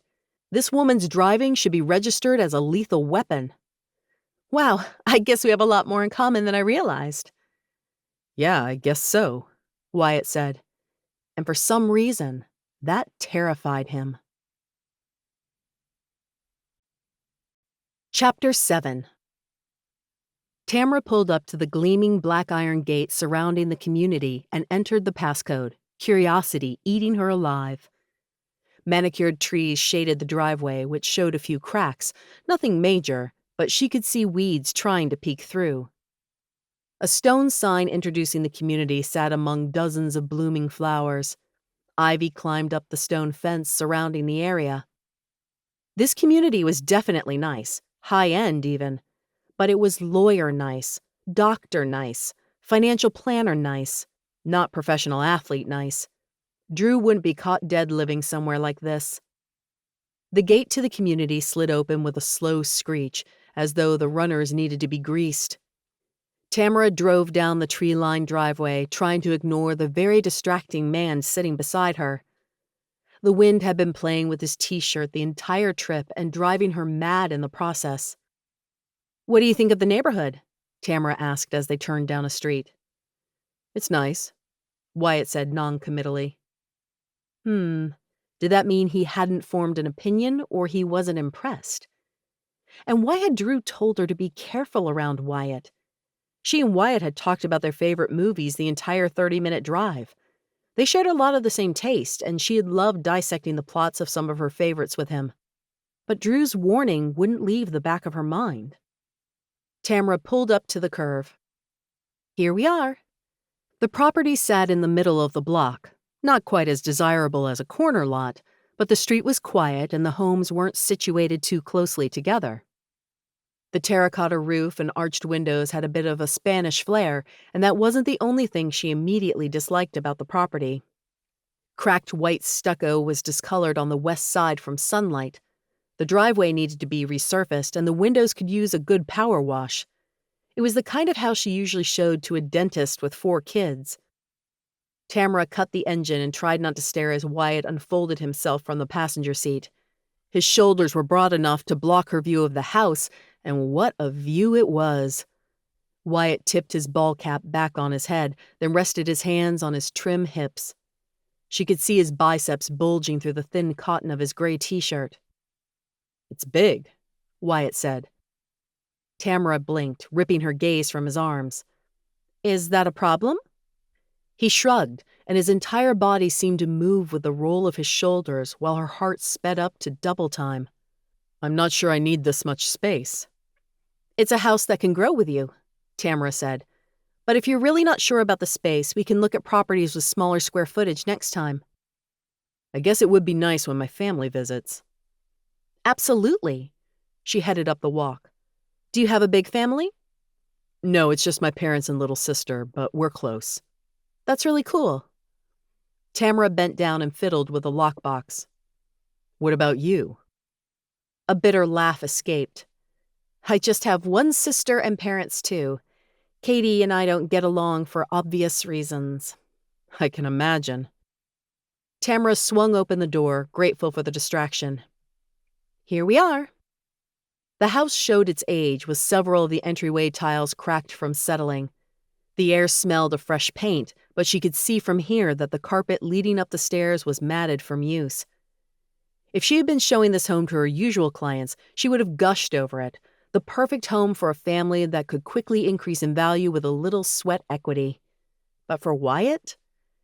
She turned around, eager to see his reaction, and came face to face with his chest. Tamara took a quick step back, her heart stuttering. "What do you think?" she breathed. "It's okay," Wyatt said noncommittally, his eyes not letting go of hers. She blinked and stepped even further away, trying to clear her head. Going all weak-kneed over Wyatt James was pointless. He could be the most attractive man on the planet, and he just might be, and it wouldn't matter. The only relationship she was having from here on out was with her career. "What don't you like about it?"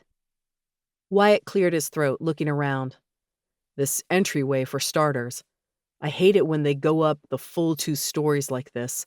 Such a waste of space." Tamara barely refrained from rolling her eyes. It was such a guy reaction to be that practical. "Entryways like this make a house feel more open and inviting. It's good for resale." "I don't plan on moving again for a very long time." Well, that was an interesting bit of information. Tamara had been following the story on social media, and no one could figure out what had made Wyatt James leave the Vigilantes for the Coyotes. She watched as he stepped into the kitchen and ran a hand over the tile countertops. Did someone live in California that he wanted to be closer to? It was the only thing that made sense. "The pantry's kind of small," Wyatt said, his head hidden by the doors and his voice muffled. Right. She was here to sell a house, not ogle Wyatt. "There's quite a bit of cabinet space," Tamara said. "Hopefully that would help compensate." He nodded, shutting the door. "The team nutritionist makes pretty much all my meals, but Natalie likes to cook, so I try and keep things stocked for when she visits." "Natalie?"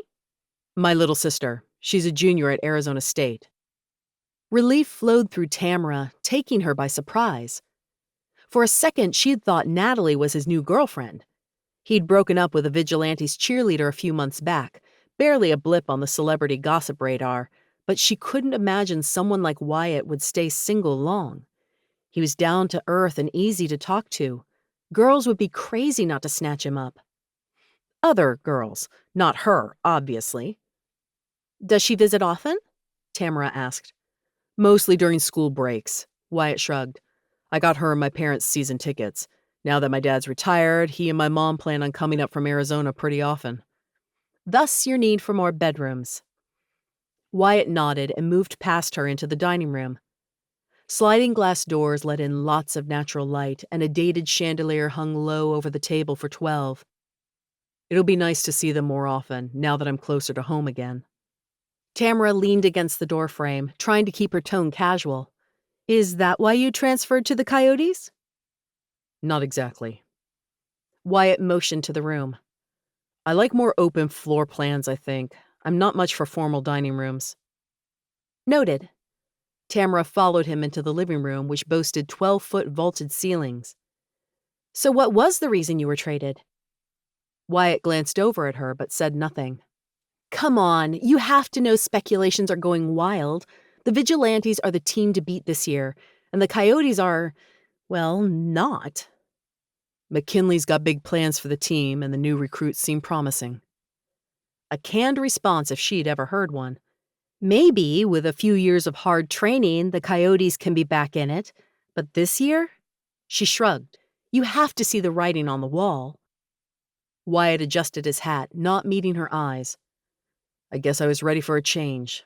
Things were a little tense in Texas." "I heard about the breakup." "Really?" Tamara shrugged. "It was a small article in one magazine. I keep up on those kinds of things. Aspiring actress, remember?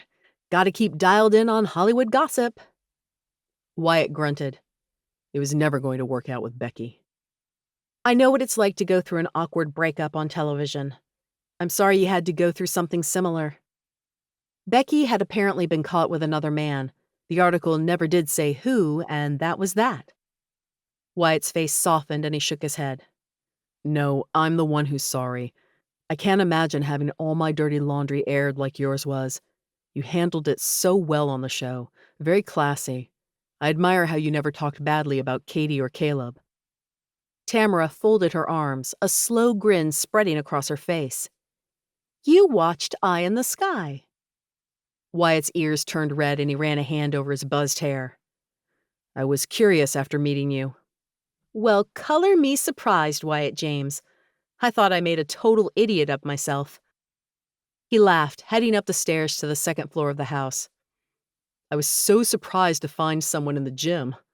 That makes two of us. I had no idea I wasn't alone. She sobered, remembering the way her chest had physically hurt that night with the pain of Katie and Caleb's betrayal. They'd posted photos that morning of the two of them riding horses on the beach. It had taken a lot of effort not to react with an angry emoji. Wyatt opened a door at the top of the stairs, revealing a small laundry room with barely enough room to open the appliance doors. Seems like you and Drew got to be pretty good friends while on the show. Yeah.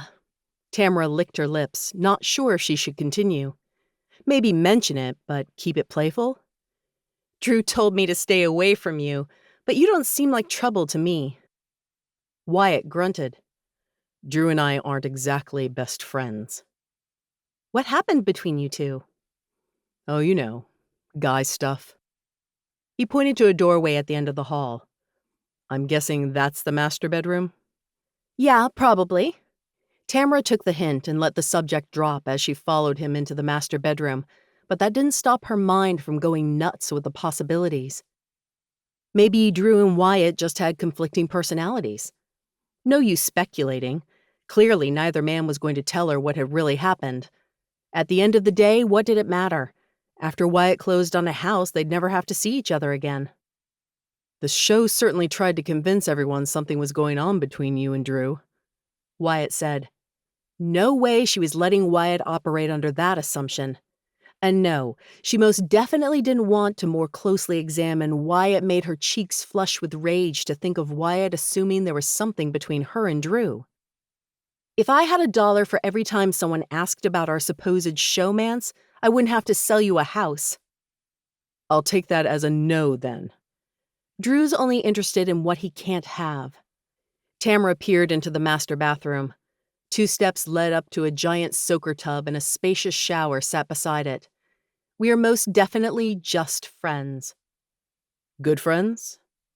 Good friends with 0 benefits. You're really not going to tell me what the deal is between you two. Just different approaches to life, I guess. Wyatt pointed to the tub. I know guys aren't supposed to take baths, but a tub like that would be awesome.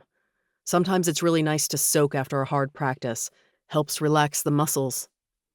And now she had the image of Wyatt submerged in bubbles, his broad shoulders not quite below the surface of the water. Okay, I'm adding soaker tub to your wish list.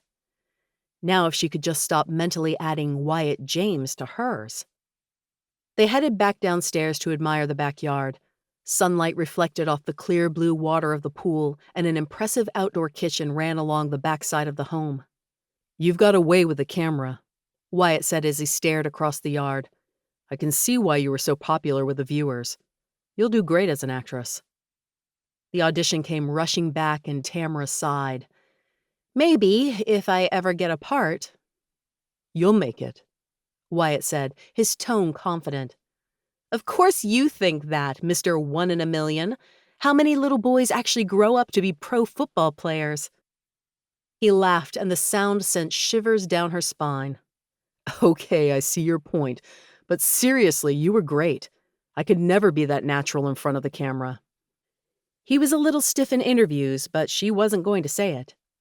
The teams asked me to shoot a few promo spots for the season, and I'm already dreading it. Every time that camera turns on, I clam up. You do fine on the field, Tamara said. That's because my head's in the game and I'm not thinking about it. Tamara hoped they had Wyatt shirtless in the commercial. It'd sell tickets for sure. See, you just have to shut off your brain and become someone else for a moment. Yeah, so simple. I'm sure you'll do great. If not, maybe they'll fire me and convince one of the other guys to do it. Wyatt smirked. Maybe I should purposefully do really bad. I don't think you're that kind of guy. Yeah, I guess not. He let out a sigh. I do love the landscaping on this house, but I can't imagine myself living here. It just doesn't have the right feel, you know? Tamara nodded. For a moment, she had almost forgotten they were here to look at a house.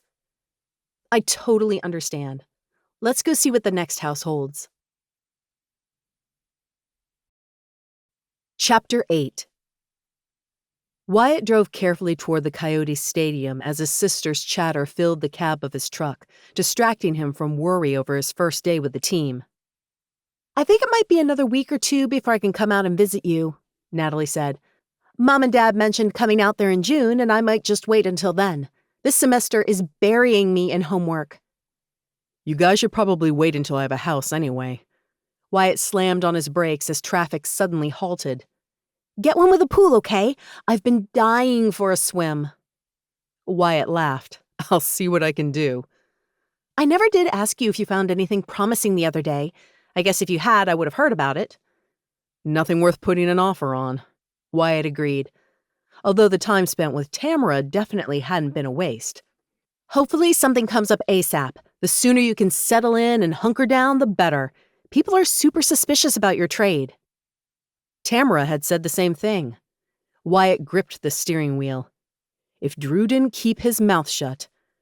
But he had no reason to go public now. It would raise too many questions since the injury had been 5 months ago. The whole thing is just so stupid, Natalie continued.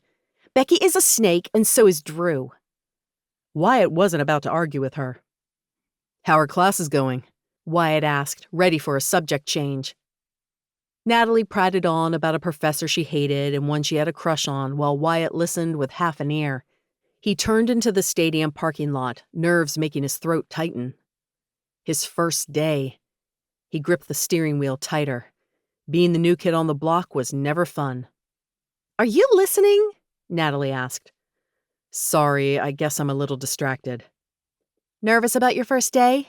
She guessed. I'm sure everything will be fine. Can I call you back later? A dramatic sigh filled the line. Oh, I suppose. Scope out the hot guys for me, okay? We don't scope each other out, especially not in the locker room. He could practically see her eyes rolling through the phone line. Whatever. I demand you introduce me to everyone when I come visit. Let me meet them first, okay? Just this once. Good luck. Thanks. He was going to need it. Wyatt got out of his truck and stared up at the ancient stadium looming above him. Scaffolding lined one entire side, and painters were changing the exterior from a scruffed brown to a dark gray. Looked like Luke was wasting no time updating the stadium. Maybe the Coyotes really would turn around under his ownership. 2 other players met each other on the opposite side of the parking lot and slapped hands. They ambled inside, their deep voices carrying on the still morning air. Wyatt took a deep breath and hiked his duffel bag higher on his shoulder. He needed to go outside his comfort zone today and make friends so the others didn't see him as an outsider. At least he wouldn't be the only new face, although he was the only trade. The others were all new picks from the draft. The concrete breezeways of the stadium echoed each of Wyatt's steps. Laughter floated from the direction of the locker room, but Wyatt was alone in the hallway except for a few painters who were stenciling the team logo on one wall. A door opened along the wall and Luke stepped out. He grinned when he saw Wyatt and held out a hand for a shake. Ready for your first day? Luke asked. Ready as I'll ever be. The guys are great. You'll fit right in. He walked backward down the hallway. They're doing the first shoot for the commercial after practice, right? Yeah, because meeting the team and having his first practice with the Coyotes wasn't enough stress for one day. Yep. Can't wait to see the footage. It's going to be great. Luke waved and then disappeared around a corner. Wyatt shook his head and pushed open the door to the locker room. He just had to take today one step at a time. Right now, all he had to do was find his locker and say hello to whoever was nearby. The Coyotes' locker room had a low ceiling and peeling paint, with narrow lockers crammed next to each other, a definite step down from the sleek lines and open space he had enjoyed with the Vigilantes. Men stood around the room in various states of dress, laughing and talking as they discussed what they had done while on break. Wyatt made his way around the periphery of the room until he found the locker where his new jersey hung proudly, the name James prominently displayed on the back alongside his number. The gold and blue looked out of place after 3 seasons of black and green. "You're making the best of the situation," he reminded himself. He had his truck, his writing, and soon he'd have a new house. Things weren't all bad. A man dropped his duffel bag in the locker next to Wyatt's. He was tall and muscular, with dark skin and a shaved head. Tattoos covered both arms. "You must be James." "That's me," Wyatt said. "I'm Tyrone Miller." He held out a hand and pulled Wyatt in for a quick back clap. "Good to meet you." "You too." The band squeezing Wyatt's chest relaxed ever so slightly. He'd had his first introduction, which was always the hardest part of a new team. "You're gonna like California," Tyrone said with confidence. "Don't you be thinking about those Vigilantes for a minute. They may have more wins, but we got McKinley now and everything's gonna change." "I'm looking forward to it." A tall man with sun-bronzed skin, shaggy blonde hair, and tightly coiled muscles paused just inside the locker room and held up his hands. "Schroeder in the house!" he yelled, then let out a hoot. Half a dozen men hooted in response and then started whipping each other with their shirts. Schroeder slapped their butts and made his way to the other side of the room. Courtney Schroeder was one of the few exceptional players on the Coyotes, and it looked like he knew it. Why were quarterbacks always so blasted arrogant? They acted like the sun rose and set on their command. Tyrone rolled his eyes and pulled cleats out of his duffel bag. "Let me give you a piece of advice, James." "Okay," Wyatt said easily.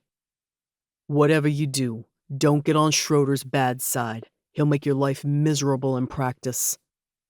Wyatt gave a sharp nod, grinding his teeth together in frustration.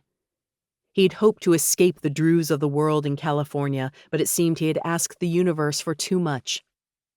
"Let me introduce you around," Tyrone said. "We've got some good guys on the team." "Thanks." Wyatt offered Tyrone a genuine smile. His locker mate's friendliness went a long way to easing Wyatt's anxieties. As Tyrone made introductions, Wyatt felt himself loosening up. The other guys welcomed him with friendly smiles and seemed genuinely happy to have him on the team. But then Tyrone paused in front of Schroeder's locker. When Tyrone spoke, his tone was flat. "This is Schroeder." "Wyatt James in the flesh? Never thought I'd be on a team with you." Schroeder held out a fist and Wyatt reluctantly nudged it with his own. "Team party at my house this weekend. If you don't show up, I'll take it as a personal insult." "Sounds great," Wyatt said with feigned enthusiasm. "Send me the deets and I'll be there." "Awesome. Any lady friends are more than welcome to accompany you." Schroeder backed away and pointed his fingers at Wyatt. "Saturday." "Saturday," Wyatt agreed, the words souring in his mouth. "If you don't show up, he really will make your life miserable," Tyrone muttered as they walked out of the locker room. "I'll pick you up at the hotel and we can drive over together. His house is kind of hard to find in the dark." "Thanks," Wyatt said. At least he had made one friend today. Conditioning with the team went well, and by the end of practice, Wyatt felt as though he had begun tentative friendships with a few of the guys, Tyrone included. Back in the locker room, he took his time showering. He didn't want the other guys, especially the veterans of the team, to know he'd been chosen as the face of the upcoming marketing campaign. Telling them he was headed back to the field for his first shoot felt like an awkward way to end his first day. The room was nearly empty when Wyatt made his way back to his locker, but Tyrone was still packing his bag. "You leaving, James?" Tyrone asked. "Not yet." Wyatt ran a hand through his hair. "I've got a few things to do first." Tyrone raised an eyebrow. "Okay." Wyatt slowly zipped his bag closed. It would probably be more awkward now if he said nothing, because eventually Tyrone would find out. Mr. Ryder asked me to help with the new marketing campaign. He's running a few commercials and ads to try and up ticket sales. I'm meeting the crew on the field in 10 minutes. Schroeder popped out of the showers, a towel slung around his waist. Wyatt tensed. How had he not realized Schroeder was still there? "What's that, James?" Schroeder demanded. Wyatt eyed him warily. "It's nothing. Seems like TV spots should be reserved for the quarterback." "Just doing what I'm told." Wyatt held up his hands. "Trust me, I didn't ask for the screen time." Schroeder's jaw clenched and his eyes narrowed, but finally he grunted and walked away. Tyrone clapped Wyatt on the shoulder and shook his head. "Is Mr. Ryder trying to paint a target on your back?" "No kidding." Tyrone jerked his thumb toward where Schroeder had just stormed out. "Good luck with that." "Yeah. See you tomorrow." Tyrone saluted and left. It took a few more minutes for Wyatt to convince himself to head out to the field. It had been totally transformed in the 40 minutes since practice ended. Artificial lights were hoisted up on tall poles, and cameras on dollies were positioned at various angles around the 50-yard line. Wyatt swallowed hard, fighting the urge to run back into the locker room. He could throw a football all day, but talking to a camera felt like a Herculean task. A woman in a loose-fitting white blouse and trendy red glasses crossed the field. Wyatt winced as her spiky heels dug into the soft grass of the field. She didn't seem to notice or care and latched onto his arm. "Come with me, Mr. James," she said, her tone light and airy. "Hair and makeup is this way, then I'll send you over to wardrobe." Wyatt reached up, running a hand across his closely cropped locks. What were they going to do? Curl it? The woman laughed as though sensing the direction of his thoughts. "Don't worry, you'll still feel like yourself when we're done." Like he'd ever feel comfortable in makeup. 2 hours later, Wyatt most definitely did not feel like himself. He was starting to sweat under the intense heat of the lights, and the director was struggling to hide his growing frustration. "You're too tense, Wyatt." The director rose from his chair and walked across the field. The man was probably in his mid-50s with a soul patch and shaved scalp. He rolled his shoulders. "Take a few deep breaths. Try to relax. It's only a few lines." Relax. Yeah, right. But Wyatt took a deep breath, then nodded. "Okay, let's try again." The director took his chair. "Action." Wyatt gave a strained smile and began walking down the field, the football clutched in one arm. "Hi." His tone sounded flat even to his own ears. "I'm Wyatt James, the newest offensive lineman for the Los Angeles Coyotes." He finished reciting the memorized script, then paused as he had been directed for the final frame. "Cut!"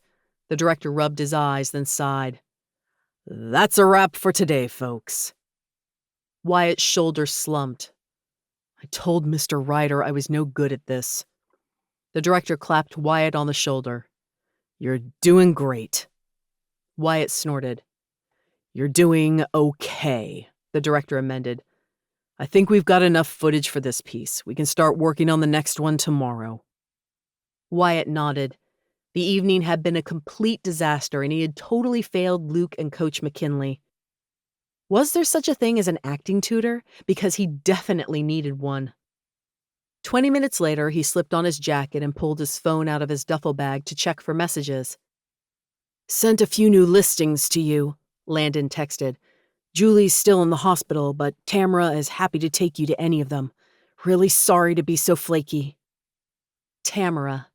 Just the sight of her name had Wyatt's stomach doing roller coasters. He tapped his phone against his leg and glanced around at the crew busily dismantling the equipment that had been used to shoot the worst TV commercial in the history of ever. Tamara had been flawless on Eye in the Sky. Maybe he should ask her for a few pointers. Seemed like he'd be seeing more of her than he had planned. He quickly texted Landon back. "Don't worry about it. I'll let Tamara know if I want to see any of the listings." It was probably a good idea to go check out the properties regardless of whether he wanted to make an offer. He needed to get an idea of what was available in his price range and what compromises he might have to make. The fact that Tamara would take him to the showings was beside the point. Back at the hotel, he perused the 5 new listings and was pleasantly surprised. Landon had done well. Wyatt was very interested in at least 2 of them. He quickly texted Tamara before he could talk himself out of it. Landon said you might be able to take me to a few properties. Absolutely, smiley face. Which ones did you want to see?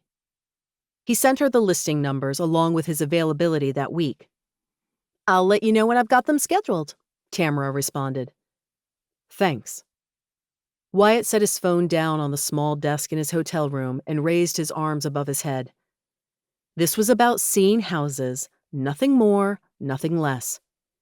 If it happened to come up, he might ask Tamara for a few pointers on how to make the TV spots go better. This was strictly professional. He'd make sure to keep it that way. Chapter 9. Tamara pushed herself to run faster on the treadmill and focused on keeping her breathing even and steady. The condo gym only held 2 other people, and thankfully neither were paying attention to her. She hadn't gotten the part. Helpless frustration made her ribs ache every time she thought about it. She'd really given her all in that audition, but Herschel said that in the end they had decided to go with someone more experienced. Experienced? Ha! If 12 weeks in the Eye in the Sky house wasn't experience, then Tamara didn't know what was. She put on the performance of her life every day on that show just to stay in the game, and it had worked for 91 days. Her feet thudded rhythmically against the treadmill belt as her thoughts turned to the other stress occupying most of her attention these days. Wyatt. They were meeting tomorrow afternoon to look at houses again. What was it about him that made her lose all rational thought? Maybe football players were her kryptonite and she'd never realized it until now. She'd gotten drunk on that football date with Luke Ryder and started a fight with the frat boys from the opposing team in the row behind them. That had ended with Luke getting drenched in beer and Tamara being the punchline of late-night television jokes for months. Next, she'd gotten trapped into a showmance with Drew on Eye in the Sky. And okay, maybe that hadn't been an awful decision. He was a good friend after all. But ultimately, her alliance with the formidable Drew had gotten her voted off the show right before the finale. And now she was daydreaming about Wyatt, a guy she had been warned to stay away from. Wait, maybe football wasn't the common denominator. Maybe it was Caleb. All of those things happened because of him, too. She wouldn't have gotten drunk on her date with Luke if she hadn't just found out about Caleb's engagement to Katie. She wouldn't have gone on Eye in the Sky if not for becoming an internet sensation because of the Luke date. And she never would have met Wyatt if she hadn't been in San Antonio for Katie and Caleb's wedding. Okay, so maybe some of those were a bit of a stretch, whatever. Her rubbery legs protested each step, and she realized she had run nearly 12 miles now. At least all this stress had one positive side effect. She hadn't exercised this much in months.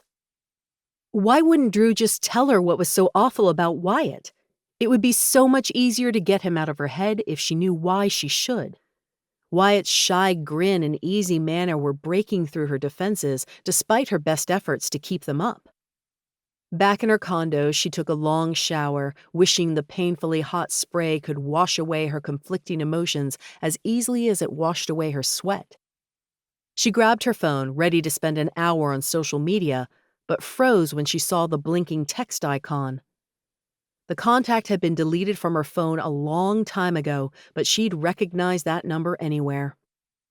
Why was Caleb texting her while on his honeymoon? She clicked open the text, trepidation making her heart pound so hard she was worried she'd puke. The 3 words he had texted sent panic through her entire being. I miss you. Her hands shook and she dropped the phone into her lap as her breath came in quick gasps. She tapped her forehead with her finger and muttered, Think, think, think. She should ignore the text completely, like he had ignored her for the past year. He was her brother-in-law, for heaven's sake. She'd been the maid of honor at his wedding. Had that really only been a week ago?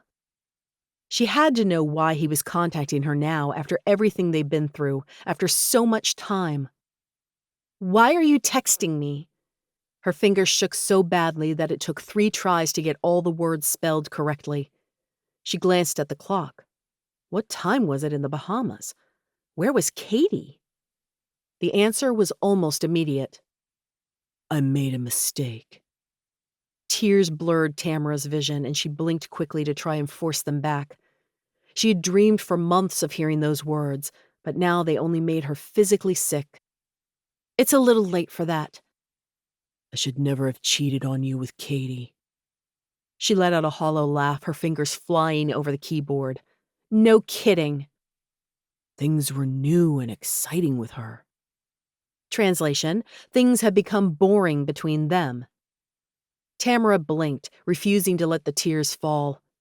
She had liked finally being in a relationship where she was comfortable wearing ratty pajamas and no makeup for a night in. You shouldn't text me anymore, Tamara said. You made your choice. Now you've got to live with it. We'll be back from our honeymoon next week. I could suggest taking a trip to California to visit you. Katie misses you. I think she'd go for it. Tamara covered her mouth, fighting back the bile that rose in her throat. How had she dated him for 3 years and never seen his true colors? That will never, ever happen. I won't do to Katie what she did to me. I think I still love you. I'm not a cheater. And if I ever did love you, and I'm not sure that I did, you killed that the moment you slept with my sister. I can't stop thinking about you. Tamara clenched her phone so hard she worried it might break. She leaned her head against the back of the couch, feeling like the temperature had suddenly dropped 20 degrees. You're on your honeymoon with my sister. Do you seriously not see how messed up that is? I said I was sorry. What more do you want? Don't ever text me again. Her hands shook so badly that it took 2 tries to finally push send. She sat there in her silent condo, trembling as the adrenaline left her body. Not once in her life had she ever fallen for someone who was anything but bad news. She had thought toujours was the answer to her horrendous taste in men, but that had ended in disaster too. Maybe there was some truth to Drew's claim that Wyatt was bad news. Why else would she be crushing on him? In the next moment, she was calling Drew. When he picked up, she could hear loud music pulsing in the background. She glanced at the clock. What kind of party would be happening at 2 in the afternoon? That meant it was only 4 o'clock in Texas, which was still pretty early. At the moment, she didn't care.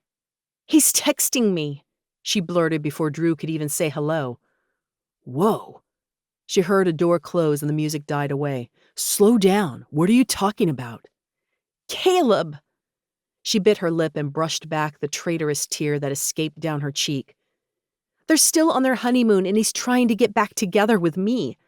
After a year of radio silence, an entire year, can you believe it? She growled, unable to put her swirling feelings into words.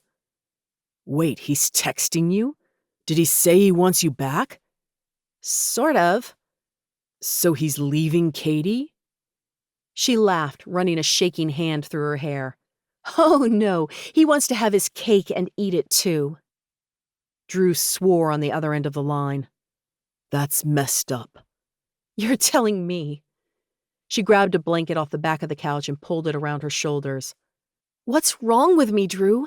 Why do I always go for the creeps or the losers or the men who will break my heart? There's nothing wrong with you. He was quiet for a moment and she clutched the phone tighter. Sometimes guys just have bad judgment. They do things they don't mean to do. Nobody's perfect. Is that what had happened with Wyatt? A moment of imperfection that resulted in Drew's bad opinion? She was quiet for a moment, then asked, What did Wyatt do, Drew? Whoa, hold up. How did we get on this subject? She snuggled deeper into the blankets, trying not to think about the way Wyatt's brown eyes sucked her in. He just seemed so nice when I ran into him at the gym. Yeah, and we already established that you have bad taste in men. I'm friends with you, she shot back. He didn't laugh. It's not like you'll ever see him again, so what does it matter? Tamara fingered a frayed end of the blanket, not sure what she could say. She'd signed an NDA, so she couldn't tell Drew she was selling Wyatt a house, not unless she had $500,000 to fork over for breaking the contract. Drew swore. You ran into him somewhere, didn't you? There are like 4 million people in LA. You didn't answer my question. I just want to know, okay, what did he do that was so awful? Drew's heavy breathing echoed through the line. Don't do anything you'll regret, Tamara. Her entire dating history read like a bad report card. Thanks for the advice, Mom. I'm worried about you, he said gruffly. Do you need me to come out there and screen your dates or something? She laughed, pulling the blanket more tightly around her. Yeah, guys are lining up at my door. I don't blame them one bit. Ignore Caleb. He doesn't deserve you. Thanks, Drew, Tamara said softly. Anytime. They said their goodbyes and hung up. Caleb hadn't texted her back, a small miracle. But Wyatt had texted. She hated her heart for giving a leap at the sight of his name. I've got to stay late for work tomorrow. Don't think I'll have time to backtrack to the real estate office. We can meet at the stadium, or I can meet you at the first property. She wanted to meet at the stadium. For reasons she didn't want to examine too closely, she was eager to spend more time in the car with Wyatt. Conversation had flowed and she had felt so safe with him. But it was unprofessional to make that kind of decision. Whatever you're comfortable with is fine with me. A moment later, her phone buzzed with his reply. Is it okay if we meet at the stadium, or is that too far out of your way? She clutched the phone, unable to stop the grin that spread across her face. No problem at all. I'll see you tomorrow. Can't wait. Chapter 10. Wyatt trudged out of the empty stadium, feeling like a total failure. This shoot had gone even worse than the last one. He hadn't even believed that was possible. At least he had been on his game during practice. The guys seemed to be warming up to him, Schroeder excluded, and Wyatt was settling into his place on the team. He made his way toward the truck, eyes scanning the parking lot for Tamara's convertible. A white minivan sat a few spots over from his 4x4 truck, and a half-dozen shiny cars and SUVs were a few rows over from that, but otherwise the lot was empty. These houses better be spectacular. Right now, he really needed something to go right in his life. A woman stepped out of the minivan. She wore a sleeveless blouse and flirty knee-length skirt, and her short brown hair blew in the breeze. He took a hesitant step closer and squinted. Sunglasses obscured half her face, but she raised her hand and waved. Where did Tamara get a minivan? Wyatt picked up the pace and crossed the parking lot in record time. Tamara slid her sunglasses to the top of her head and motioned to her new wheels. What do you think? He thought Tamara looked way too attractive and he was entering dangerous territory. I didn't peg you as the minivan type. She laughed. It's Landon's. Well, I guess technically it's his wife's. I thought you'd be more comfortable in this than my convertible. An odd warmth filled his chest. You didn't need to do that. I know. She flashed him a grin. Get in. Hopefully your ego doesn't take too big of a bruising if anyone recognizes you. He climbed into the van and stretched his legs. This is great. She probably would have done the same for any client. Going out of her way to make sure he was comfortable didn't mean anything other than she was good at her job. Tamara pulled onto the road, following the GPS's directions. How was practice? He blinked in surprise. It had been a long time since a woman other than his mom or sister had asked him about his day. Good. We played well today, and I feel like I'm getting to know the guys a little better. What are they like? It's so hard to tell from watching them on the field. Schroeder seems like such a powerhouse on and off the field. Of course she'd be enamored by the team's playboy quarterback. Wyatt swallowed hard and looked away, his foot twitching against the floorboard. Schroeder's definitely something else. Tamara rested her arm on the windowsill and pressed her fingers into her hair. I can't believe I'm helping Wyatt James find a house. Every time I think about it, I realize how nuts it is. You're friends with Drew Dempsey. How is knowing me weird? She laughed and accelerated onto the freeway. Drew is Drew. I guess I was a little starstruck the first day, but I got over that pretty quickly once we started playing the game. She flashed him a grin. I'll let you in on a little secret. I was never much of a Dempsey fan on the field. Sometimes he's lazy in his approach, and I don't always agree with his plays. You, though, well, I've admired you since you were first drafted. Wyatt could almost feel his head growing 2 sizes too big under her praise. She was probably just stroking his ego because he had yet to meet a woman who preferred him over Drew. You're a big football fan? Pro more than college, but yeah. Sometimes I love football too much. I can be pretty competitive. Eye in the Sky had certainly shown that to be true.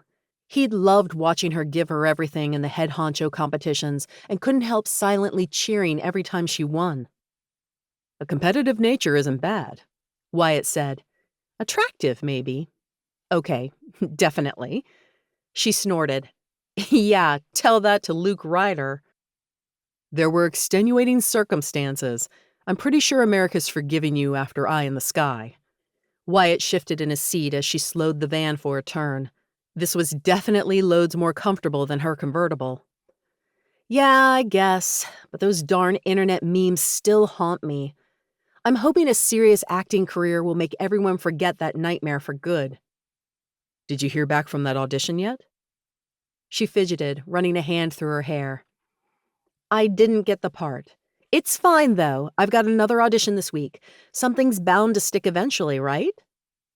He thought of his own afternoon spent in front of the cameras and winced. The way he had gotten progressively worse with each take had surpassed pathetic and almost looped back around to impressive. Uh-oh, I know that look. You hated me on Eye in the Sky, didn't you? It's okay, I can take the truth. No, Wyatt said quickly. It's not that. You did awesome on the show.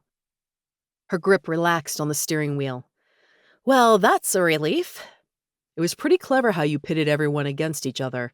It took a long time for everyone to figure out you were really running the house. If I'd just been a little more clever, maybe I would have won. Drew had been the downfall of her game. His big mouth had tipped off some key players and ultimately resulted in Tamara going home. But Wyatt wasn't about to get into that conversation. I was actually thinking about how bad my own acting is. Mr. Ryder asked me to do some commercials for the team, and I think the director's ready to quit. I'm sure that's not true. Wyatt snorted, thinking of the director's tightly clenched jaw. Pretty sure it is. Every time the camera turns on, I freeze. I could give you some pointers. I mean, if you're okay with accepting acting advice from someone who can't seem to land a role. Red neon warning signs were flashing in his brain. There was a line of attraction between him and Tamara that he should run screaming from. Instead, he said, "That'd be great. Thanks." It wasn't because he wanted to spend more time with her, he reassured himself. He really did need some acting help, otherwise he'd humiliate himself in the commercial. Tamara pulled up to a stone and stucco home in neutral tones, nestled in the middle of a cul-de-sac. It was set back from the road, with a circular driveway passing by the front door. Wyatt unfolded himself from the car, instantly liking the vibe of this place. The craftsman's style gave it a more modern feel than the previous properties they'd seen. Pillars supported the front porch, and potted plants hung between them. The landscaping was breathtaking, filled with rich brown soil, colorful flowers, and green grass that begged someone to lay down and watch for shapes in the clouds. He hoped the inside was just as inviting. Shall we? Tamara asked, giving him a smile that had his knees melting. He nodded. Looks promising. Wyatt stepped inside, already loving this property. The entryway managed to be spacious without wasting space and opened into a living room with overstuffed furniture that made the room seem cozy. A staircase led upstairs, and the living room flowed into an open dining room and kitchen. I love the open floor plan, Wyatt said. It has a nice flow, Tamara agreed. Wyatt passed through the living room to the kitchen. Tamara's heels clicked against the gray wood flooring, reminding him of her nearness with every step. The cabinets were a cheery white, the countertops some sort of gray solid surface.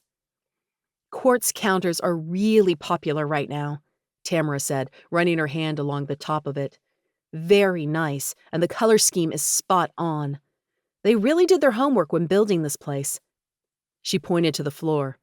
They went with the extra-wide baseboards and crown molding around the ceiling. It's details like those that push a home over the top in terms of value. Wyatt opened the pantry and admired the size. More than enough room to stock all the protein drinks he wanted. These are the kinds of details that make a home valuable to me. Tamara laughed. What is it with you and big pantries? Does Natalie really cook that much? I've got lots of protein drinks and energy bars to store too, but Natalie is a pretty amazing baker. She's always tempting me with brownies and cookies and pies. It's downright evil during the season. I think Natalie needs to let me sample some of this stuff. I'll tell her you said so. He had a feeling Tamara and Natalie would get along great, and it made his stomach feel like he had just swallowed a liter of soda. Down a hallway he found an office with glass French doors. Built-in bookcases lined one wall. Wyatt instantly imagined himself lounging in his cushioned office chair, penning a script about a doe-eyed woman filled with spunk and the professional athlete who was putty in her hands. Nope, he definitely wasn't going to write that script. Tamara nudged his side with her shoulder, and flames of attraction had his arm hair standing on end. Think you can negotiate your multi-million-dollar trades comfortably in here? No more trades for me. She raised one eyebrow. Really? She shrugged. It's not a secret that my career has a shelf life, and I'm nearing the end. So what are your plans after retirement? Maybe take that secret script-writing hobby and become a Hollywood bigwig? He glanced again at the office. Movie posters of films he had written would look awesome on the wall. I guess we'll see. Her hand brushed his arm, instantly making his mouth go dry. I can't wait to see what you do next, Wyatt James. Whatever it is, I know it'll be amazing. This woman was going to drive him slowly, deliciously insane. Wyatt followed her up the stairs, forcing himself not to stare as she made the climb. He scrambled for something, anything to get his mind off the ridiculous chemistry zipping between them. Did she feel it? Tamara flipped on the lights in the bedroom at the top of the stairs. A television hung on one wall, but the decor lacked any personality and screamed guest room. Was it hard to leave your job for 3 months while you did Eye in the Sky? Wyatt asked. Tamara leaned against the doorframe, allowing him the space to examine the room on his own. Not really. I was very lucky. Most contestants have to quit, but I took a leave of absence and handed my clients over to Landon. The show takes care of food and everything, so there are no living expenses while you're in the house, other than whatever bills you're still paying for at home. Once you make it in the top 10, you're paid a stipend for each week you remain on the show. It ended up working out pretty well. How did you end up auditioning? He wanted so badly to peer inside her mind and figure out what made her tick. For the show? Tamara flipped the light on in the master bedroom. It was shortly after that disaster of a date with Luke. I was feeling pretty crappy about myself and just wanted to get away. Landon heard about the open auditions on the radio, and he and Julie drove me to them. They were worried I'd chicken out at the last minute. Tamara seemed so confident and capable. Wyatt couldn't imagine her being afraid of anything. And did you? Almost, Tamara said, and he was surprised by the vulnerability he heard in her voice. That date with Luke wasn't my finest moment.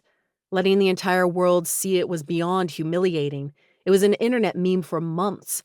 I was really worried that if I got on the show, I'd be the butt of everyone's jokes and emerge from the house to find that I had made things 1,000 times worse. But instead, you changed everyone's opinions. He couldn't help but admire Tamara's tenacity. Yeah, I did. And now, hopefully, I can switch careers. She cleared her throat and pointed to the bay window on the far wall. This room has a spectacular view. It's up high enough that you can just see the ocean in the distance. It's beautiful. Wyatt stared at Tamara. The sunlight streamed in through the windows, softening her hair from a deep cappuccino to a warm caramel. He usually was attracted to women with long hair, but the shorter style fit her somehow.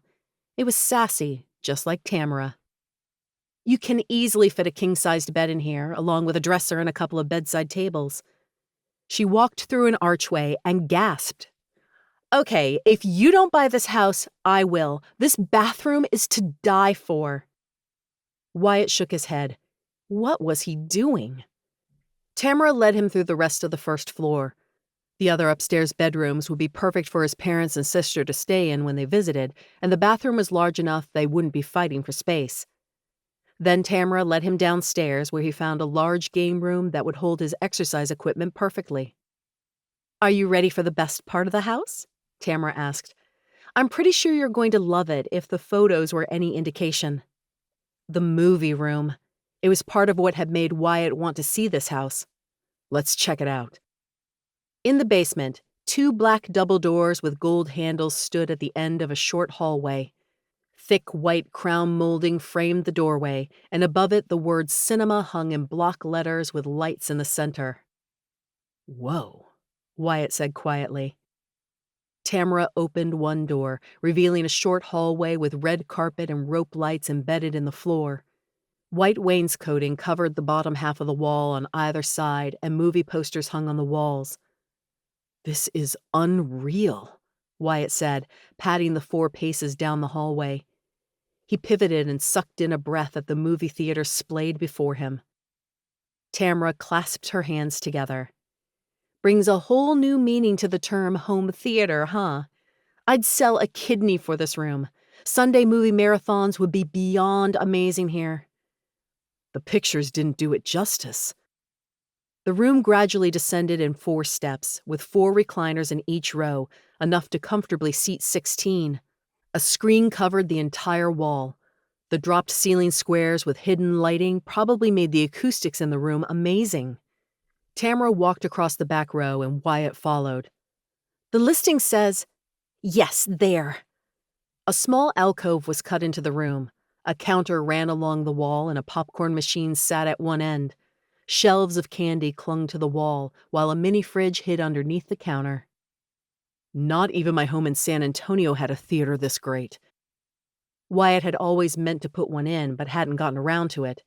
By the time that Becky left and he started seriously considering a career in screenwriting again, it seemed pointless to put in the effort for a home he might not stay in much longer. I take it you like it? Tamara asked. He turned, surprised to find her so close in the dimly lit room. Her head barely reached his shoulders, despite wearing heels. He inhaled deeply and caught the faint aroma of strawberries from her shampoo. I love it. So we can move this to the maybe list? He couldn't make out her features in the low lighting, but her voice sounded breathier than it had before. We can more than put this on the maybe list, Wyatt agreed, taking a step back. I want to make an offer, all cash with a quick closing. This wasn't happening. He couldn't be attracted to Tamara, the girl who had begged him at 3 a.m. for a photo to share online. The girl who went on a date with a celebrity and ended up as an internet meme, and not in a good way. The girl who was friends with Drew Dempsey. Okay then, Tamara said. Let's make it happen. Wyatt nodded and left the theater room with one last longing look. There was a magic in this room he definitely wanted to keep for himself. Chapter 11. Tamara stayed up late writing the offer for Wyatt's house, then collapsed into bed and dreamed about him all night. When she awoke the next morning, she stretched languidly, feeling more relaxed than she had in months. Wyatt was getting under her skin. For the first time since meeting him, that didn't seem like such a bad thing. She went for a run, then showered and dressed before sitting down to read over the offer letter one last time. This was one of the biggest sales of her career, and only the 3rd time she had written an all-cash offer. It was definitely her first time working with a celebrity. She didn't want to make a mistake. After only 2 small corrections, she deemed the letter perfect. Time to call Wyatt. Her fingers thrummed against her desk as the phone rang, the butterflies beating their wings in her stomach with every buzz. Hello? Wyatt's deep, rich voice sent shivers down her spine, and Tamara's hand involuntarily curled into a fist. Hey, I just sent the offer letter to your email. Can you sign it electronically when you get a minute so I can submit it to the agent? I've got time right now. Let me go get my computer. She heard the soft pad of feet, then the creak as he sat down in a chair. Just booting up my laptop. I can wait. She twirled a lock of hair around one finger, unable to hide a grin. He could have said he'd get to it and hung up, but instead he kept her on the line. So, were you serious about helping me out with the ad spots? Yeah. Tamara ran a hand along the desk, telling herself to be cool. I think I'll take you up on that offer then, if that's okay.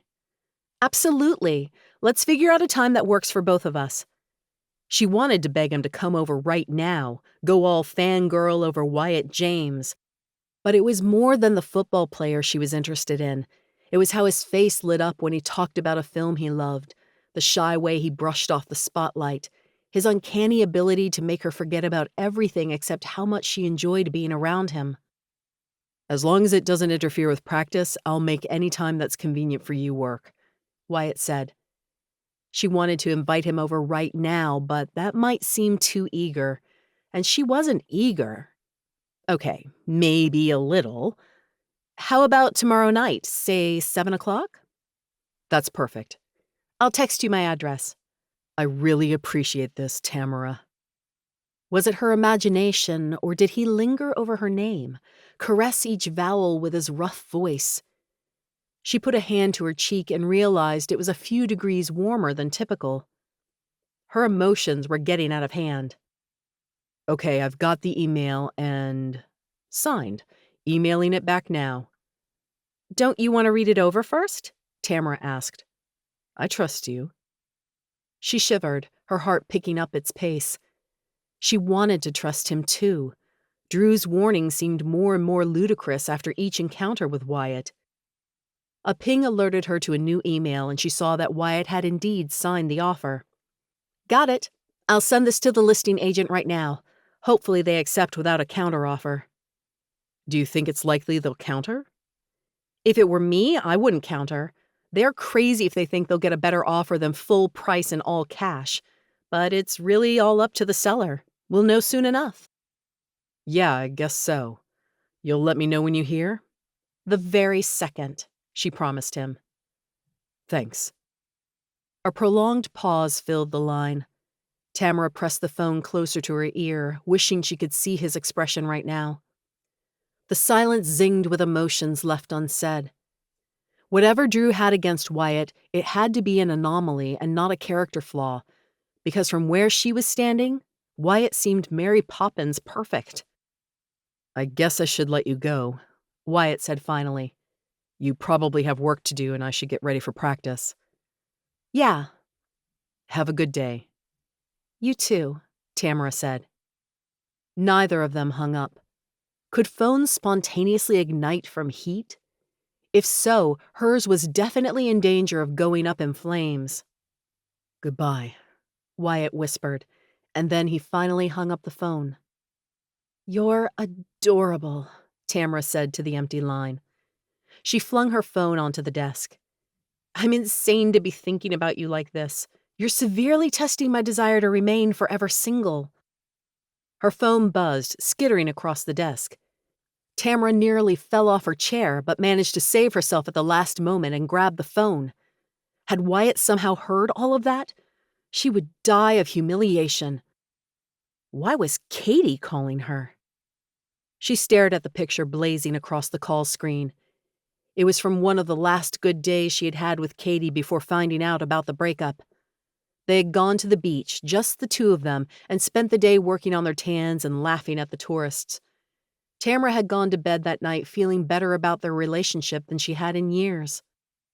But Katie had been sleeping with Caleb for almost 9 months by that point, and Tamara hadn't suspected a thing. The phone went silent, then started ringing again almost immediately. Tamara picked it up with a growl. What? Hey, Katie said, her tone so sweet that Tamara felt her teeth spontaneously start to decay. How are you doing? How am I doing? Tamara parroted back. Did Katie want to hear that she was still crying over the wedding? Katie seemed to not even hear Tamara's response. Things are so amazing here. I'm so not ready to go home tomorrow. Tamara stayed silent, because seriously, what was she supposed to say? You would absolutely adore the beaches, Katie continued. I've never seen sand so white. It's so incredibly fine and soft, and the water is the bluest I've ever seen. We'll have to come back together someday. Caleb rented the cutest little bungalow you've ever seen. It's suspended on stilts over the water. Can you believe that? It's just crazy how picturesque everything is. Unbelievable, Tamara muttered. Excuse me? She pulled the phone away from her ear and spoke loudly into the receiver. I said, you're unbelievable. But Tamara didn't let Katie speak. You stole my groom, my wedding, and my honeymoon. The Bahamas is my dream destination, not yours, but that didn't stop you from taking it. Katie's voice went from sugary to sour in an instant. It's not like you have a monopoly on honeymoon destinations. We just wanted to get out of the cold for a while and enjoy warm sands. You live in Texas, Tamara practically screamed into the phone. It's May. The temperature was 85 degrees on your wedding day. Why can't you be happy for me? Katie demanded, and she had the pout in her voice that had always turned their parents to spineless jellyfish. I just got married. Married, Tamara. I made the biggest commitment of my life, and you've been nothing but negative and unsupportive from the very beginning. Maybe you shouldn't have made that commitment because of some ridiculous vendetta you have against me. Maybe you shouldn't have always taken what was mine, Katie screamed. Tamara yanked the phone away, her ear ringing with the intensity of the words. Silence fell between them, thick and uncomfortable. I'm sorry I've made you so miserable, Tamara said finally, bitterness edging each word. I'm sorry I let you be that obnoxious little sister who always hung out with me and my friends. I'm sorry I taught you how to put on makeup and do your hair. I'm sorry for trying to be a good sister because all that got me was a very large knife right in my back. I was constantly competing against you, Katie said. It didn't matter what I did because you'd already done it better. Grades, extracurriculars, guys. So your solution was to sleep with my boyfriend behind my back, then marry him? Silence stretched across the line, and Tamara blinked, forcing the tears to finally spill down her cheeks. Have a nice life, Katie. Tamara! She hung up the phone, then dropped her head to her arms and cried. Chapter 12. She's in my head, Nat. Wyatt lay on the creaky hotel bed and tossed the football straight into the air, then caught it with one hand. The other loosely held the telephone to one ear. Asking her for help with a commercial was a very bad idea. Why? Natalie asked. You suck at acting. Without her help, you'll probably hurt the team more than you help it. People will be like, wow, that Wyatt James is a total drag. No way I'm going to see him play. Thanks, Wyatt said dryly. What would I do without your undying support? You know I'm right. You're a train wreck on camera. Makes me seriously question if Luke Ryder really is as business savvy as everyone claims. Maybe the conspiracy theorists are right. His father really was cryogenically preserved and is leading the company from the grave. That's ridiculous. Wyatt. Natalie was using her mother hen tone now, the one that had always driven Wyatt insane, especially since she was the younger sister. There is no denying that Becky was a completely selfish harpy, but that doesn't mean all women are like her. If you like Tamara, ask her out. Maybe after a few dates, you'll decide she's not someone you want a relationship with. But maybe you'll finally discover everything you've always wanted. Wow, that was cheesy even for you. Maybe it's cheesy, but it's also the truth. What is it about Tamara that has you running away with your tail between your legs? There was a pull between the two of them that Wyatt couldn't describe, and it was that something he couldn't put into words that freaked him out more than anything. She's an actress, for starters. Yeah, I watched Eye in the Sky. Actresses are shallow and vain. So are football players, and yet somehow you're still a pretty decent guy. Wyatt tossed the football into the air again and let out a frustrated sigh. She's friends with Drew, and if she thinks he's a good guy, that pretty much tells me all I need to know. You're being an idiot. Wyatt flinched. Ouch. Well, it's true. Sometimes people are poor judges of character. Look at you and Becky. She turned out to be a total Medusa, but that doesn't make you a bad person for dating her. It didn't make him a good person either. He ran his finger along the stitching of the football, feeling like such a girl for talking to his sister about his relationship problems. Tamara can help me with my acting. We'll close on the house, and then I never have to see her again. Yeah, that sounds like an incredibly mature way to deal with this whole thing. Just shove your feelings down and pretend they don't exist. That'll show Becky. Low blow, Wyatt grumbled. I call it like I see it. Wyatt knew she was right, which bothered him more than anything else. He'd been unfair to Tamara since the very beginning, judging her based on a criteria she'd had no part in creating. Nothing stings as bad as regret, Natalie said. You sound like Dad. He's a smart guy. Wyatt said nothing. Natalie sighed dramatically. Sheesh, Wyatt, this isn't rocket science. Just ask Tamara out. No matter how the date ends, at least you won't wonder what could have happened if you had stopped being a pansy and actually tried. I'm not being a pansy. But the protest sounded half-hearted, even to him. Wyatt glanced at his watch, then sat up. I've got to go, Nat. Don't want to be late for practice. Man up and take her out, okay? For me, if for no one else. I can't listen to you whine about this for too much longer before I lose my mind. Thanks for your support. She laughed. Love you. Love you too. Wyatt couldn't stop thinking about his conversation with Natalie as he drove to the stadium. Maybe she was right, and he should ask Tamara out. They'd never really spent time together outside of house hunting and that one awkward first meeting at the gym. Maybe if they hung out more outside of work, he'd discover she wasn't all that interesting after all. Yeah, and maybe he'd be traded back to the Vigilantes next season, too. In the locker room, Wyatt chatted with Tyrone while they got ready for practice. When they headed onto the field, they were surprised to see Luke waiting with McKinley for them. Think this is good? Tyrone muttered out of the corner of his mouth. Wyatt stared at Luke. The man's posture was relaxed, his hands in his pockets, and a lazy smile on his lips. Doesn't look bad, at least. A few minutes later, the rest of the team was on the field, and McKinley raised his hand. The players quickly quieted down and gave the coach their full attention. Our owner, Mr. Ryder, has asked to speak with us all for a few minutes before practice, McKinley said. Whenever you're ready, Mr. Ryder. Luke stepped forward. I'll just take a minute of your time, he said. Ryder Communications, in partnership with Footsteps for Change, a community outreach program we frequently work with, is doing a special one-day event at Universal Studios a week from Saturday. We're giving free tickets to at-risk youth and their families so they can enjoy a day bonding with each other away from their problems. McKinley and I discussed it, and we think this is a great opportunity for the team to give back. We'd like to invite all players and their families to join us for the event. Footsteps for Change will organize meet and greets around the park where the kids can get autographs and photos with the players. We'll get the specifics out to you soon, but I'd like to personally encourage all of you to attend this event with your families. We can do some good for the community and rack up some positive press for the team in the process. Everyone will be there, McKinley said, clapping Luke on the back. We really appreciate the opportunity. It'll be a fun day, I think, Luke said. My wife is also organizing a gender reveal party for the press. It'll be another good PR opportunity for the team. Gender reveal?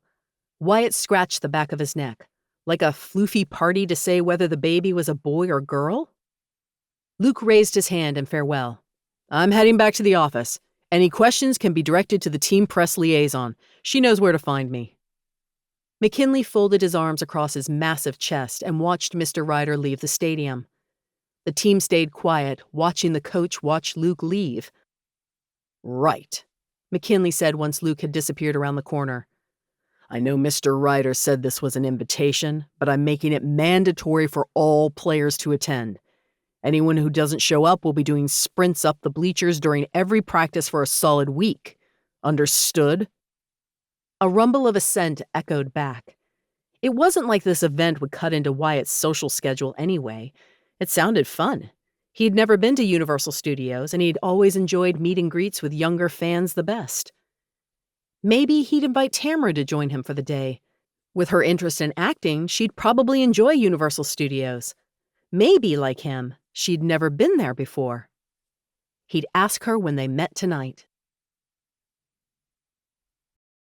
Chapter 13. Tamara hung up with the listing agent, a big grin on her face. They'd accepted Wyatt's offer on the house, and she couldn't wait to tell him. Her fingers fumbled to bring up his contact information.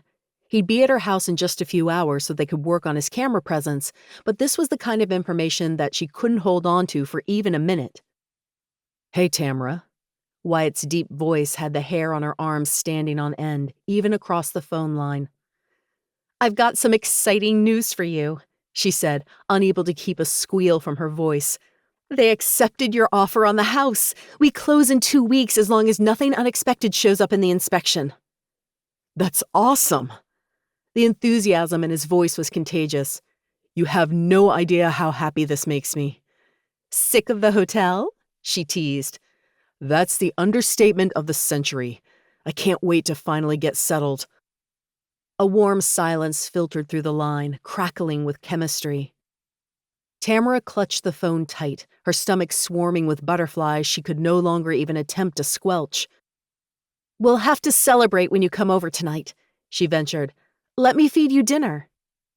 "Dinner sounds great." "Any special dietary restrictions I should be aware of?" She knew from the summer she spent with Drew that the team nutritionists were pretty strict about their requirements. "More than I can even begin to explain.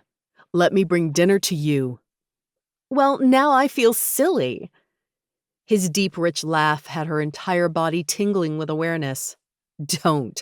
I'll see you at 7. 7, she agreed, and hung up the line. The next few hours went by at a glacial pace. Tamara traded emails back and forth with another agent for almost an hour, then tried to practice her lines for an upcoming audition. A few new home listings came through, and she sent her recommendations to a few of her clients, along with a few of Landon's. Julie was still pretty sick, and while the baby was fine, it looked like she might be stuck in the hospital for a while. At 4 o'clock, Tamara shut down her laptop and started getting ready for Wyatt. She took a long, hot shower and spent her time straightening her hair until it was sleek and soft. Then she expertly applied her makeup, trying to ignore the way her hands shook as she held the various brushes and wands. Tonight wasn't a date. It wasn't even kind of a date. She was celebrating an offer acceptance with a client and giving him a few pointers on acting so that he didn't feel so uncomfortable in front of the camera. The fact that she had never done anything like this for any other client was beside the point. She slipped into her softest pair of jeans and her favorite blouse, then worked on straightening up her condo. She'd loved the white couch and gray-tiled fireplace when she bought the place, but they suddenly looked woefully inadequate compared to the home Wyatt was buying. Sure, it wasn't anywhere close to the opulent mansion he could probably afford, but his new home, with the open spaces and to-die-for movie room, was mountains above her small 2-bedroom condo. He's not Caleb, she reminded herself. Her ex-boyfriend, brother-in-law, whatever he was, had certainly thought investing in a condo was a waste of money. He didn't understand why she wanted to buy something so small instead of waiting until she could afford something bigger. "Don't be stupid," she said aloud. Wyatt wasn't like that. But Drew's warning played in the back of her mind. A knock echoed through the condo and sent Tamara's heart racing. She took a deep breath and smoothed down the front of her blouse, then cast one look around her condo. In the kitchen, the sink was free of dishes and the quartz counters were wiped clean. She'd arranged the orange and teal throw pillows, the only pop of color in the room, on the couch. She had dusted the fireplace mantel. It was as good as it was going to get. She walked to the front door on trembling legs and opened it. Her pulse nearly flat-lined at the sight of Wyatt. A ball cap shadowed his face and one hand was shoved in the pocket of his dark denim jeans. A blue t-shirt strained against his muscles, and she caught the faintest whiff of his aftershave. "Hey," she said, leaning against the door for support. He tugged at the brim of his ball cap, a soft smile quirking up the edge of his mouth. He held up a grocery bag, and for the first time her brain registered the delicious aroma coming from it. "I brought dinner." "Great, come in." She stepped aside, trying not to stare at his backside as he sauntered in. Drew was insane. There was clearly nothing wrong with Wyatt James. Not a darn thing. "You can set it on the table," she said, motioning to the square black table big enough to seat 4. "Cool." He lifted plastic containers from the bag. "I hope you aren't a vegetarian. My nutritionist made grilled chicken." "Definitely not a vegetarian. It smells delicious." He pulled off his ball cap and set it on the couch, and her heart flipped. "You lucked out. My nutritionist in San Antonio didn't worry much about taste. I'm definitely eating much better in California than I ever was in Texas." "Good, because I'm not a football player and I refuse to eat anything that tastes like dirt." He laughed, and the sound seemed to fill her entire condo. She hadn't realized how cold the place had felt before. His warmth seemed to encompass every inch of the place. She opened a cupboard and pulled out 2 glasses, feeling suddenly shy. She motioned to the bottle of wine open on the counter. "I thought tonight was cause for celebrating." His eyes glinted as he watched her pour 2 glasses. "No complaints from me." She brought the glasses over to the table and sat one in front of him. The next few minutes were filled with idle chatter as they filled their plates and dug in. Tamara pointed to her chicken. "This is really good." "Don't act so surprised." "Well, you spoke so highly of your last nutritionist." Wyatt laughed. "Maybe the team in Texas just really hated me, so they gave me the worst chef." Tamara cocked her head to the side, watching Wyatt contemplatively. The words were flippant, but there was an undercurrent of something that she wasn't quite sure how to decipher. "Were things hard for you in Texas?" He took a bite of his chicken and chewed slowly, as though giving himself time to think. "Unexpected complications arose," he said finally. "What kinds of complications?" He wouldn't meet her eyes, and that knot was back in her stomach, the knot that Drew had put there with his suggestion that Wyatt wasn't all that he seemed. "Nothing worth mentioning. I wasn't sure about the trade to the Coyotes at first, but I'm really enjoying California." He held her eyes. Really enjoying it. She sucked in a breath and focused on her food. "You'll be enjoying it a lot more in about 2 weeks when you're living in your own home again. What are you going to do to the movie room?" "Not much. It's practically perfect the way it is." "Yeah, it's pretty amazing." "You'll have to come over for its inaugural showing." Had he just asked her out? She looked at the food spread before them and wondered if he considered this a date. Did she want him to? "Sounds like fun." She took a bite of her salad. She needed to focus. "So how did things go with the team today?" "Great. We're doing a team event at Universal Studios a week from Saturday. Ryder Communications has partnered with a charity that's bringing in at-risk kids." "I've always wanted to go to Universal Studios." Tamara took another bite of her food. "You've never been?" She shook her head and laughed. "People come from all over the world to see it, but I live 15 miles away and have never been." "You should come with me." He focused on his food, not looking at her. Her heart skipped a beat. "Really?" "Mr. Ryder told us to bring family and friends." He shrugged. "It'll be fun to experience the park with someone who appreciates film as much as I do." "In that case, I accept." What was she doing?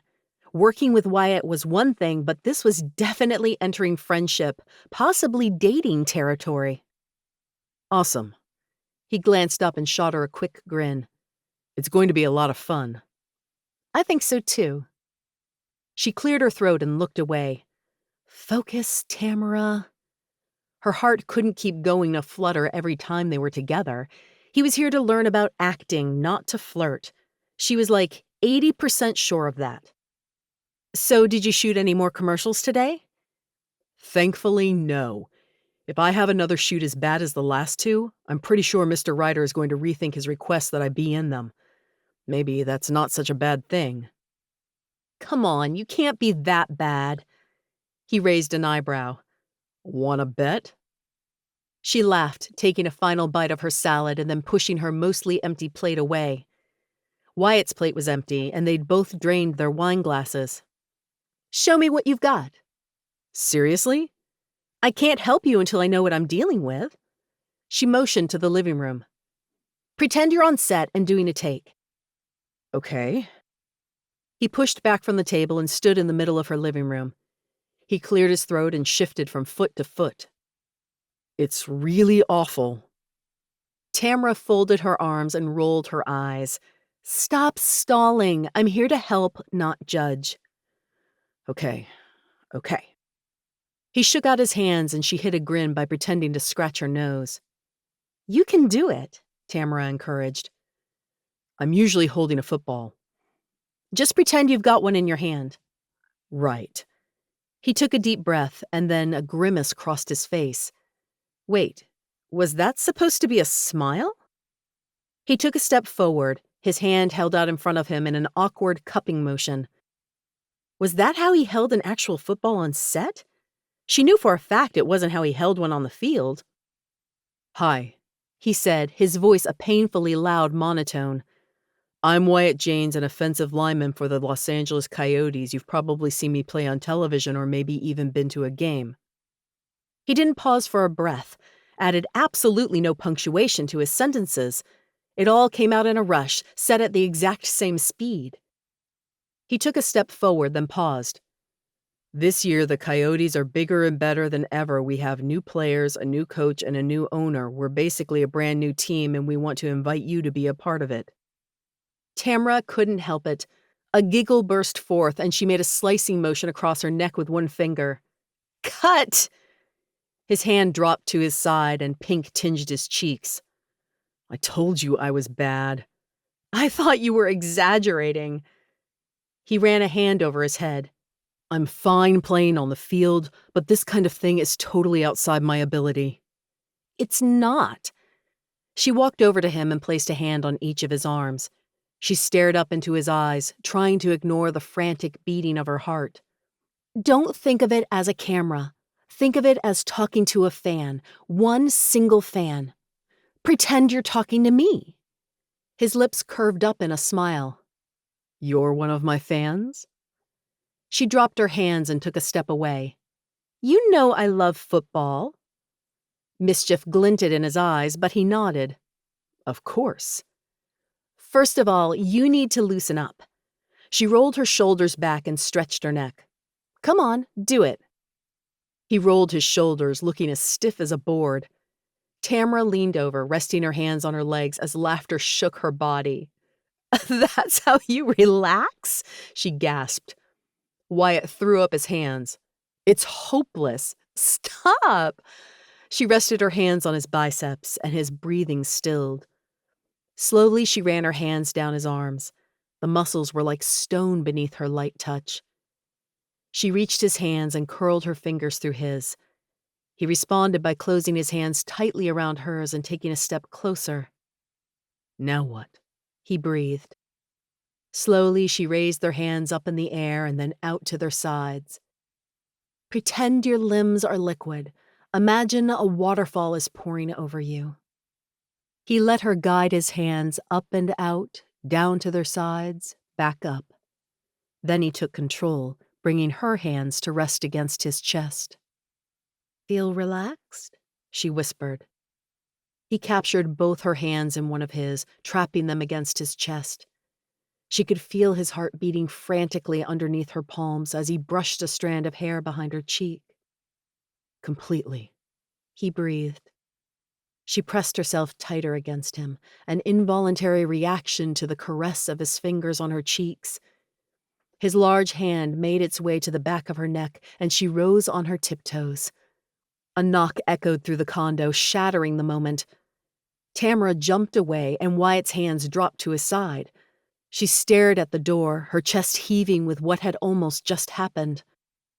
Wyatt cleared his throat and ran a hand over his chin. Are you expecting visitors? No, it's probably just a neighbor wanting to borrow an egg or something. She walked to the door, trying not to stumble like a love-drunk idiot. She'd almost kissed Wyatt James. Her body felt flushed with heat, and she pressed a hand to her cheek. Definitely warm from a blush. She was supposed to be helping Wyatt with his acting, not almost kissing him. She peered through the peephole, then gasped. Wyatt took a step forward, his posture going rigid as though he was prepared to protect if necessary. "Who is it?"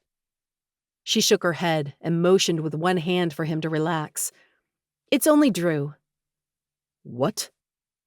Wyatt's single word was harsh and filled with something she couldn't put her finger on.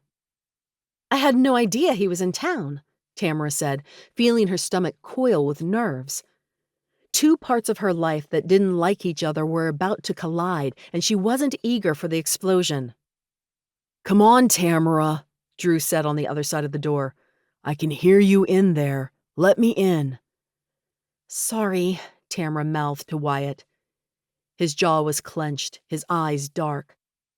Then she unlocked the door, pasting a smile on her lips. "Hey, Drew." He laughed, lifting her off the ground with a giant bear hug. "It's good to see you." "What are you doing in town?" "You sounded so upset when we talked last that I decided to hop on a plane."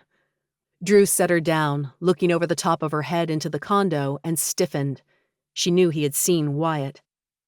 Tamara cleared her throat and stepped back, letting Drew inside. "I guess you two know each other?" She looked back and forth between the two men. They faced off like two bulls in a pen, their tightly corded muscles straining their t-shirts with tension. Both men had their jaws clenched and their arms tightly folded across massive chests.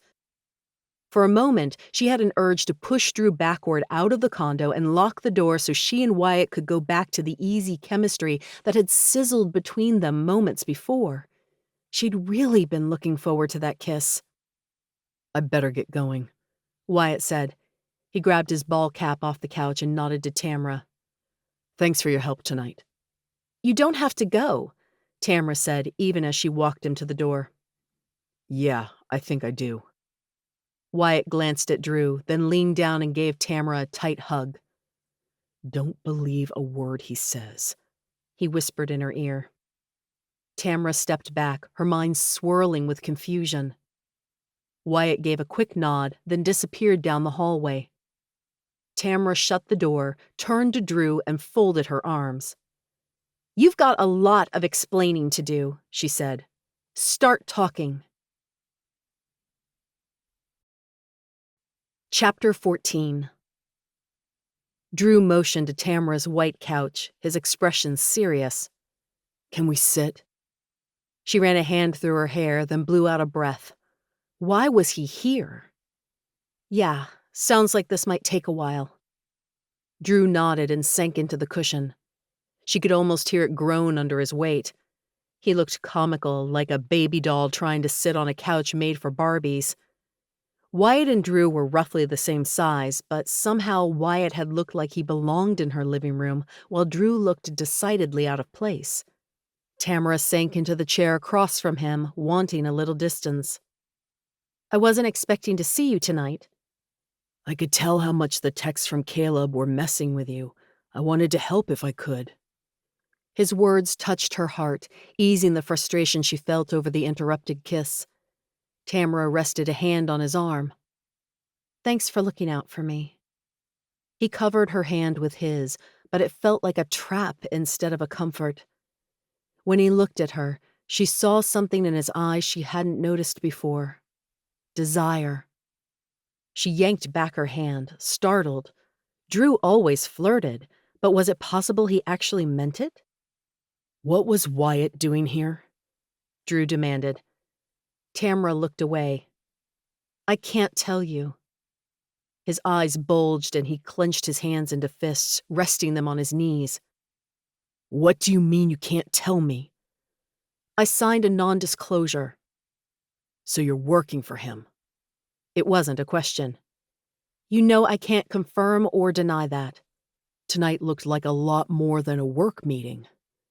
Drew leaned back, smashing her orange and teal throw pillows flat beneath his bulk. He gestured to the table where their empty wine glasses and plates still sat.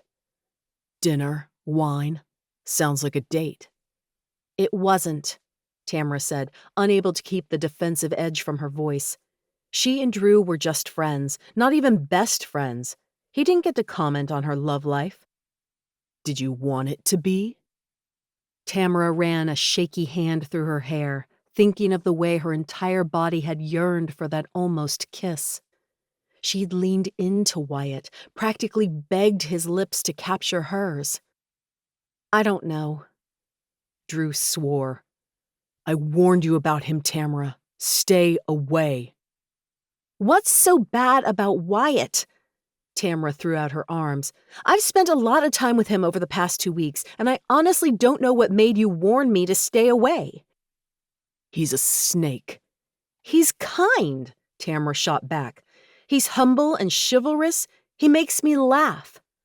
So does a cat video. That doesn't mean you should date it. We're not dating. She rose and began to pace, then stopped in front of Drew. Why shouldn't I date him? Drew's jaw twitched. I told you to trust me. I do. Well, she trusted him like 90%, maybe 80. She sank onto the couch next to Drew. Trust isn't enough. I really like Wyatt. If you honestly believe I shouldn't date him, then I need to know what he did that was so awful. Drew raised a hand and rubbed at his shoulder as though his injury from last season was bothering him again. Wyatt and I weren't exactly friends in San Antonio, he said finally. But we weren't enemies either. Not at first. We weren't really anything. We worked together on the field, but that was it. If Drew had been keeping her from Wyatt over a vague dislike with no solid basis, she was going to kill him. And that means I shouldn't date him? Drew shot her a look. Are you going to let me tell the story or not? Sorry. She pantomimed, locking her lips and throwing away the key. She wanted to hear this story so badly it had her legs trembling. Wyatt is a good guy, she repeated over and over in her head. Whatever Drew said, it wouldn't change that. Right? Wyatt dated a girl for a while, Drew said finally. Becky. The cheerleader he broke up with, Tamara said, remembering the one small article she had read on the subject. It hadn't given a lot of information, just mentioned the couple had been dating, but Becky had cheated. Drew nodded. Yeah, the cheerleaders don't usually spend a lot of time with the team outside of games and maybe a few parties. But Becky started hanging around more and more once she and Wyatt started dating. Before too long, she started coming on to me. I tried to put her off. I mean, she was Wyatt's girlfriend, but she cornered me in the locker room one day and kissed me. Wyatt walked in before I could push her away and was furious. Tamara rubbed her temples, trying to process what Drew had just told her. He thought you were having an affair with Becky? I couldn't really blame the guy. Drew blew out a breath. I tried to talk to him, but he wasn't interested in hearing it. Becky was sobbing and saying she had made a mistake, but Wyatt wouldn't listen to her. He told her they were over. It was so cold, like she meant nothing to him. He just found out his girlfriend was cheating on him, Tamara said hotly. She folded her arms, feeling her skin flush as she jumped to Wyatt's defense. That kind of thing hits you like a ton of bricks. It isn't easy to control your reaction in the heat of the moment. I should know. Shh. Drew grabbed her hand and pulled her toward him, forcing her head to rest on his chest. She resisted at first, but finally relented when his hands started playing with her hair. I'm not trying to bag on Wyatt. I felt just as bad about the whole situation as he did. But then Becky wouldn't leave me alone. Prickles of unease had Tamara feeling a little queasy. How so? She kept calling me, showing up at my house, that sort of thing. Somehow Wyatt found out. Maybe Becky told him. I think she was still trying to get him back. I don't know. But from that point forward, it seemed like Wyatt's mission in life was to ruin my career. The words sank in, and the queasy feeling in Tamara's stomach hardened into a rock. She pushed away from Drew, shaking her head. No, that doesn't sound like Wyatt. I wouldn't have believed it either if I wasn't there. Maybe we weren't friends, but I always thought he was one of the good guys. Tamara rose and began pacing again. She ran a hand through her hair, imagining the way Wyatt's deep brown eyes pulled her in and made her want to stay near him forever. She shook her head again, this time more frantically. He wouldn't ruin your career because his girlfriend was awful. Drew leaned back against the couch, watching her with his sky-blue eyes. You can't ignore the facts, Tamara. Wyatt started slacking at practice. At first, I thought he was distracted because of the breakup. Things like that sometimes mess with a guy's focus. But a few weeks passed and nothing improved. I started noticing he deliberately wasn't protecting me from getting sacked. No. Tamara put a hand to her heart, feeling it twist. Wyatt's the reason I got hurt last season. Drew rose, and there was a fire in his eyes she had glimpsed a time or two while they had been playing Eye in the Sky. He deliberately left me open, and my throwing arm got damaged as a result. Coach saw what was happening as clear as day and told Wyatt he could either be traded at the end of the season or he'd take what he knew to the press. Tamara blinked back the tears forming behind her eyes. He wouldn't do that. This has got to be some sort of crazy misunderstanding. Did you actually talk to him after you got hurt? I knew there wasn't a point. He was so angry and the damage had already been done. Red flags were waving frantically in Tamara's head, but she didn't know whether or not to trust them. Was Drew's version of events actually false, or did she just want Wyatt to be good that badly? Drew wouldn't lie to her, but sometimes perception wasn't quite the same as reality. Drew scratched the back of his head. That was a really hard time for me. You actually helped me a lot on Eye in the Sky. Hanging out with you felt so normal. Tamara snorted. Nothing about reality television is normal. You know what I mean. Drew nudged her arm, sending her a flirty grin. I wasn't sure if I'd ever play again. The uncertainty was killing me. But then I met you and we had so much fun together. Okay, they were venturing into territory Tamara didn't even want to put a toe in. So you knew the coach was blackmailing Wyatt into a trade? Drew scowled. It was a generous offer. Coach could have ended Wyatt's career, but he didn't. The Coyotes are a huge step back, and you know it. You don't know what it's like to be part of a team, Drew shot back. Coach asked me to keep quiet, so I did. Wyatt was transferred to the Coyotes, and that was that. She couldn't be falling for another guy who had fooled her into thinking he was something he wasn't. No, there's got to be more to the story. Tamara. Drew grabbed her arms, forcing her to stop pacing. His touch was gentle but firm. Think about it. Why else would Wyatt trade from a team with a shot at the championships to a team that's probably not even going to make the playoffs? Tamara had had similar thoughts when she had first found out about the trade. In some twisted way, Drew was making sense. A tear fell and she quickly brushed it away. She folded her arms and looked at the ground, not wanting to meet Drew's eyes. I really liked him. Drew pulled her to him. He was bigger even than Wyatt, and her arms barely fit around his waist. She blinked again, but all it did was make more tears fall onto Drew's shirt. He wrapped his arms around her and she closed her eyes.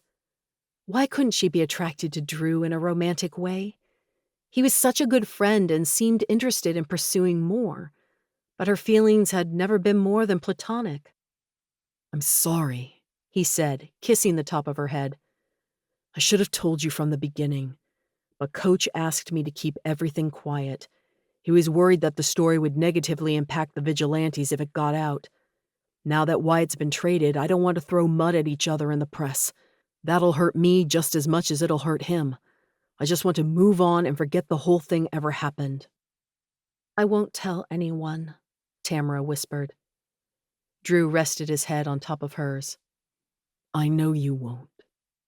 They stood there for a moment while Tamara tried to wrap her head around this new information. She'd been so wrong about Wyatt. At this rate, she'd never be able to trust her feelings. Come on, Drew pulled away. I'm taking you out on the town tonight. You need some fun. Tamara forced a smile.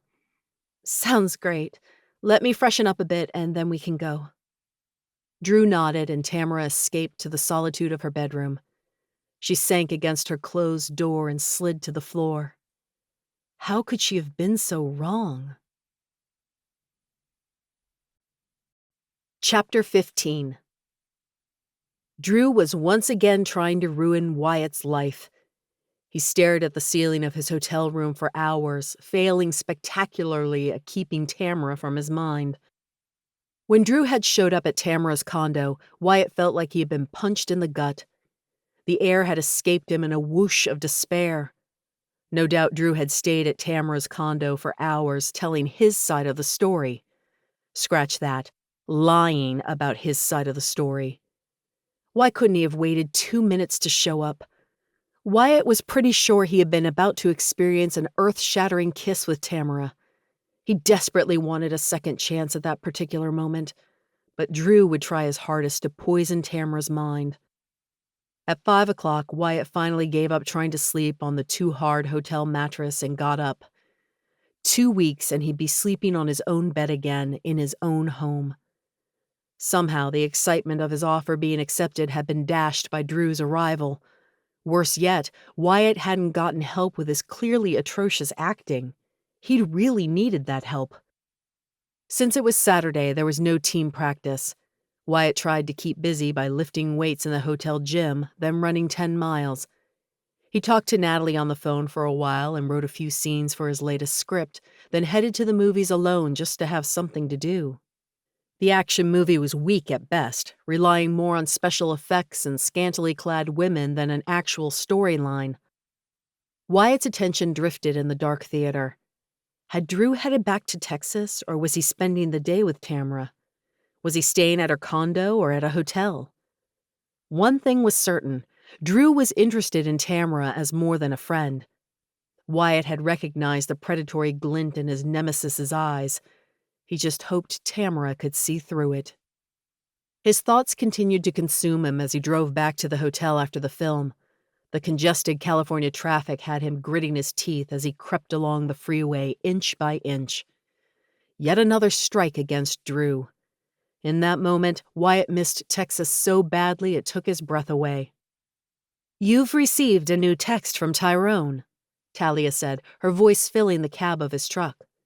"Would you like me to read it to you?" "Sure," Wyatt said, clutching at the outside interaction like a lifeline. Maybe Tyrone would invite him over to hang out. Anything would be better than this crushing loneliness. "Party at Schroeder's tonight," Talia read. "Can pick you up in 10. Ugh. Next time, Wyatt would be more careful what he wished for, because another silent evening spent alone in his hotel room sounded 1,000 times more appealing than suffering through another one of Schroeder's mindless parties. Wyatt had only attended one so far, but he had a feeling they were all the same. Lots of booze and lots of women. But failing to make an appearance would create waves in waters Wyatt would rather remain still. "Send a reply," he said. "Okay, what should I say?" Talia asked. "On my way back to the hotel now. See you in a few." "Sent," Talia said. Wyatt nodded and gripped the steering wheel, feeling his pent-up frustrations pulse through him. Until yesterday, he had still been half convinced that staying away from Tamara was the right decision. But then his conversation with Natalie had messed with his head, and he had almost kissed Tamara instead. Now he... what? Wanted to see where things went with Tamara? Wanted to officially date her? "You're an idiot," he muttered to himself as he pulled into the hotel parking lot. Drew had probably done him a favor by showing up and stopping the kiss. Wyatt recognized Tyrone's sleek silver Maserati immediately, straddling 2 parking spaces near the back of the lot.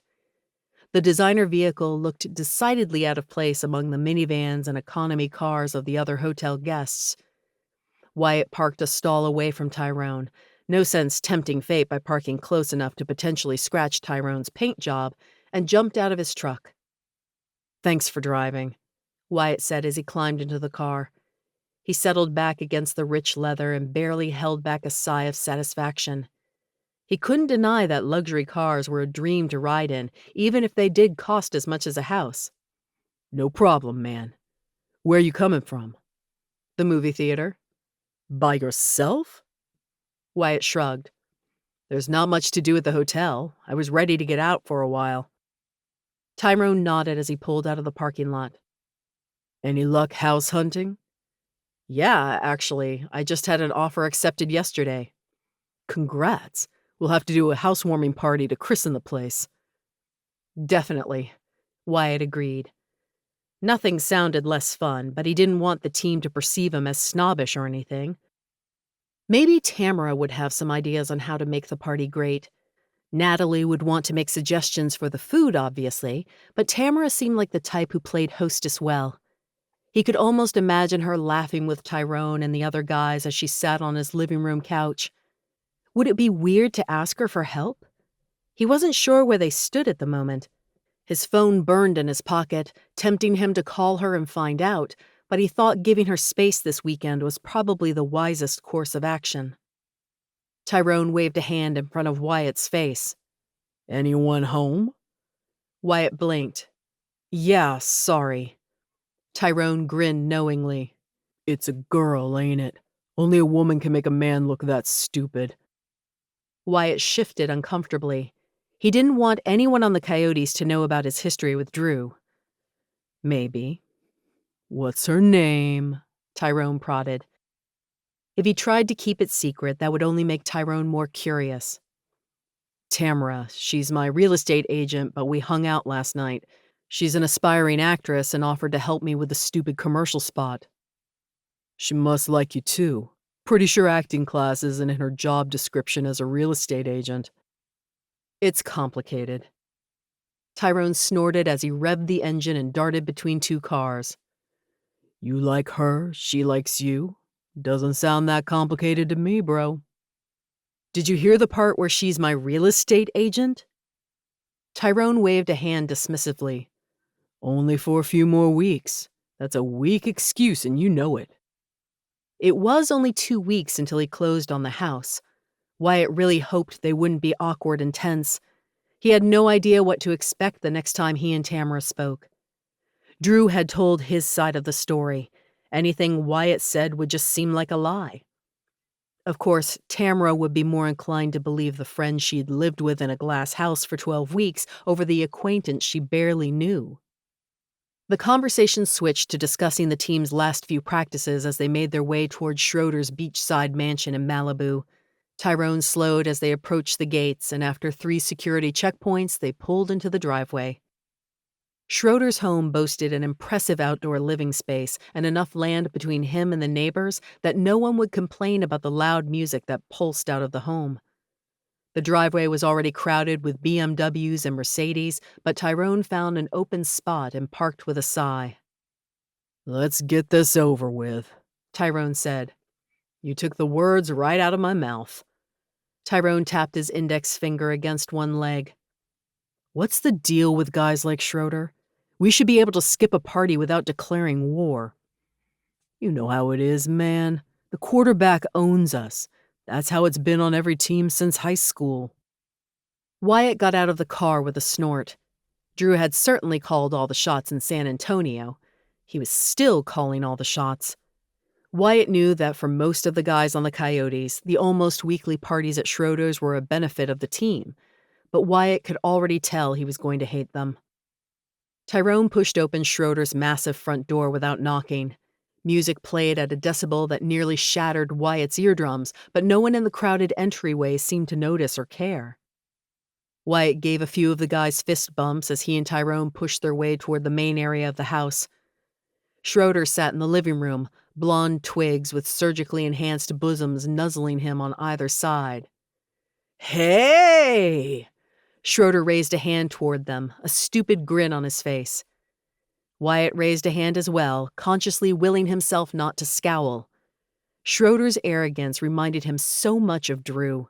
The similarities made it hard not to dislike the guy on principle.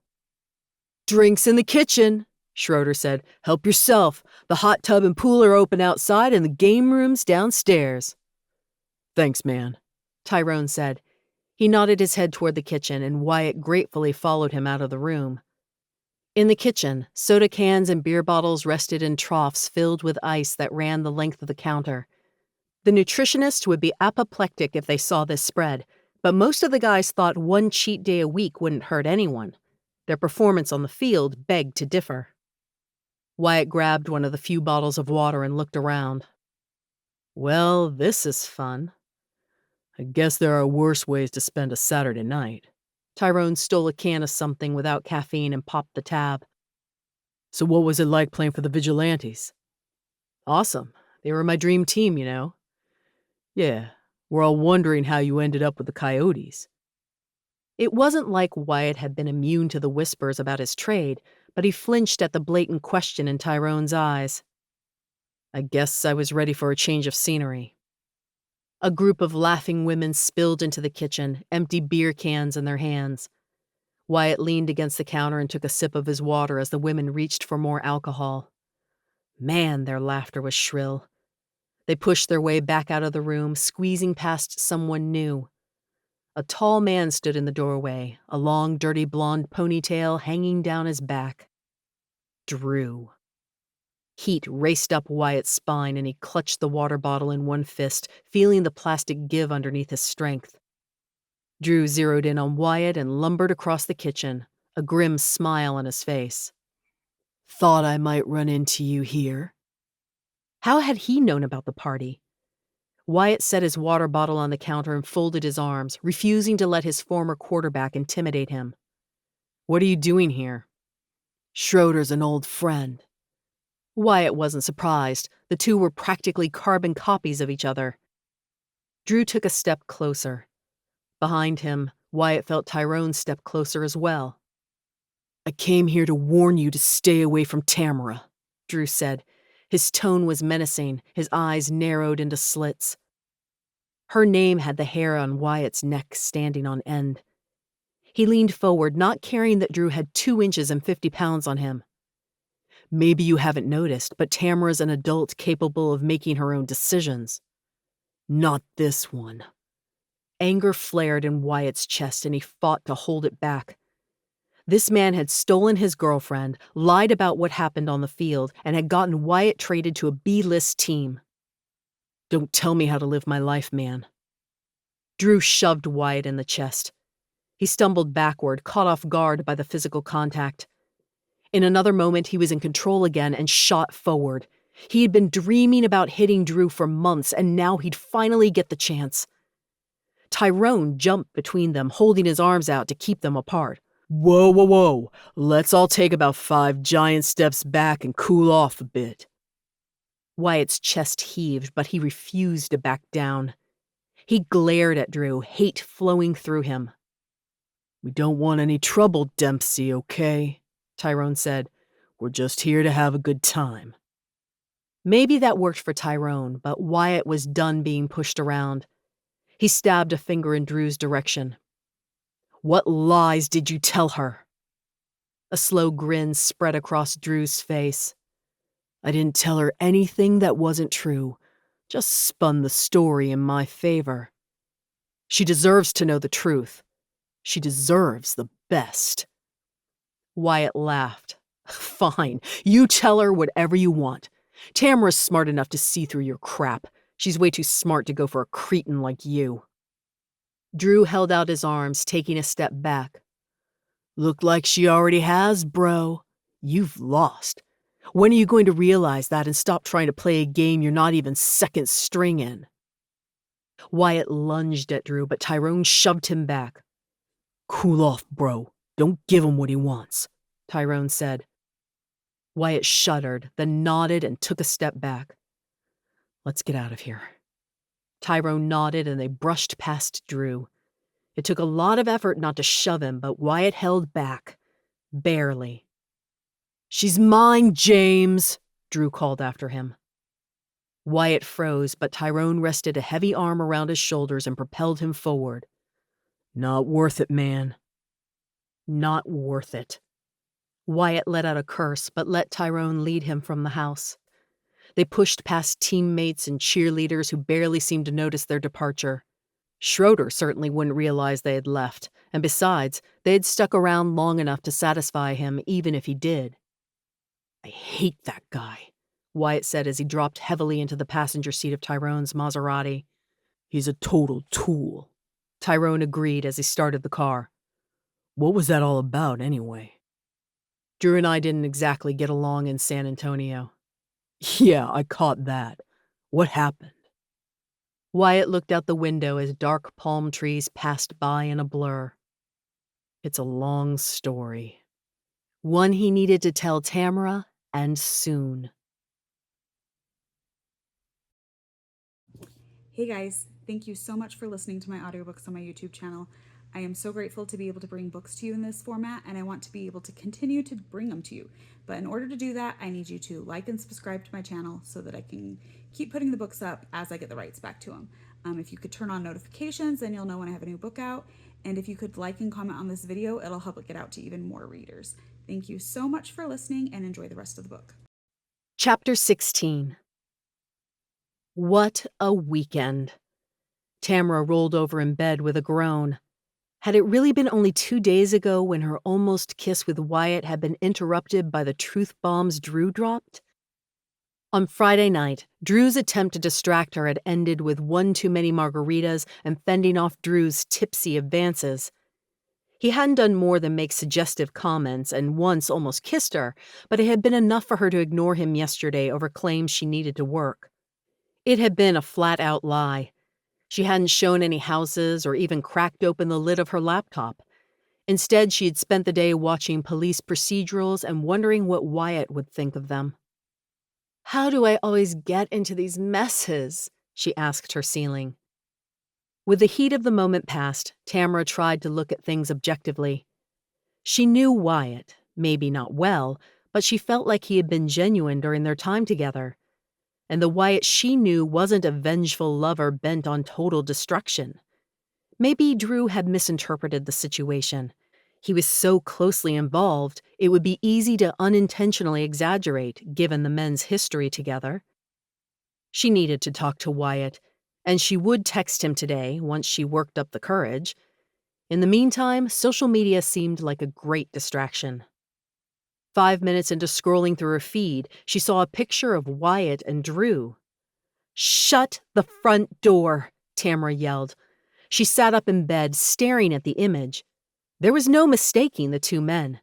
Drew's ponytail hung down his back, his massive arms practically hulking out of his gray t-shirt.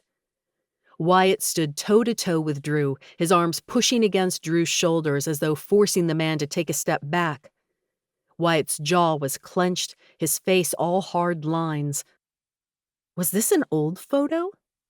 Tamara quickly scrolled up. She wasn't friends with whoever had posted the image, but Drew had been tagged. The photo had been captioned with one simple line. "Seems like not everyone's enjoying the party tonight."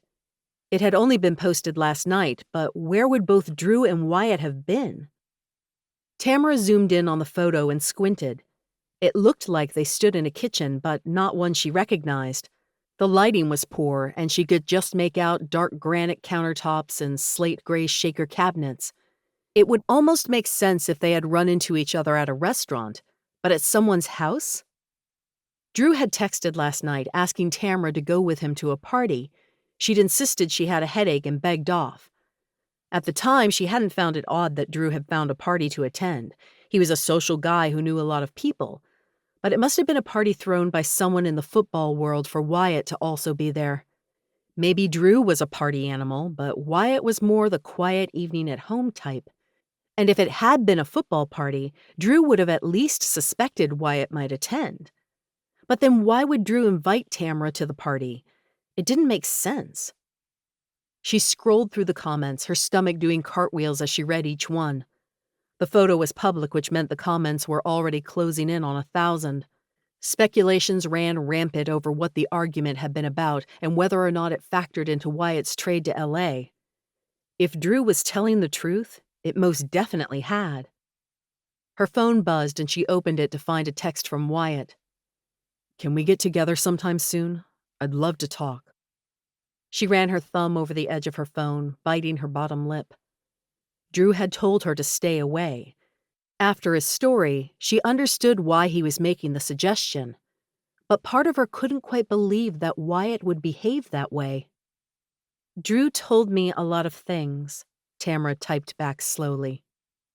"I'm sure he did, but there are two sides to every story. Don't I get a chance to tell you mine? She flopped back against her pillows, her mind whirling as her emotions battled for dominance. You can come over tonight, she finally texted back. 8 o'clock? I've got practice until then. Okay. She tapped her phone against one leg, then got out of bed with a groan.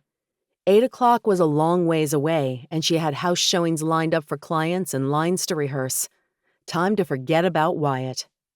Yeah, right, like that was even a possibility. The day dragged by. Tamara showed small homes desperately in need of facelifts to clients on a shoestring budget all morning.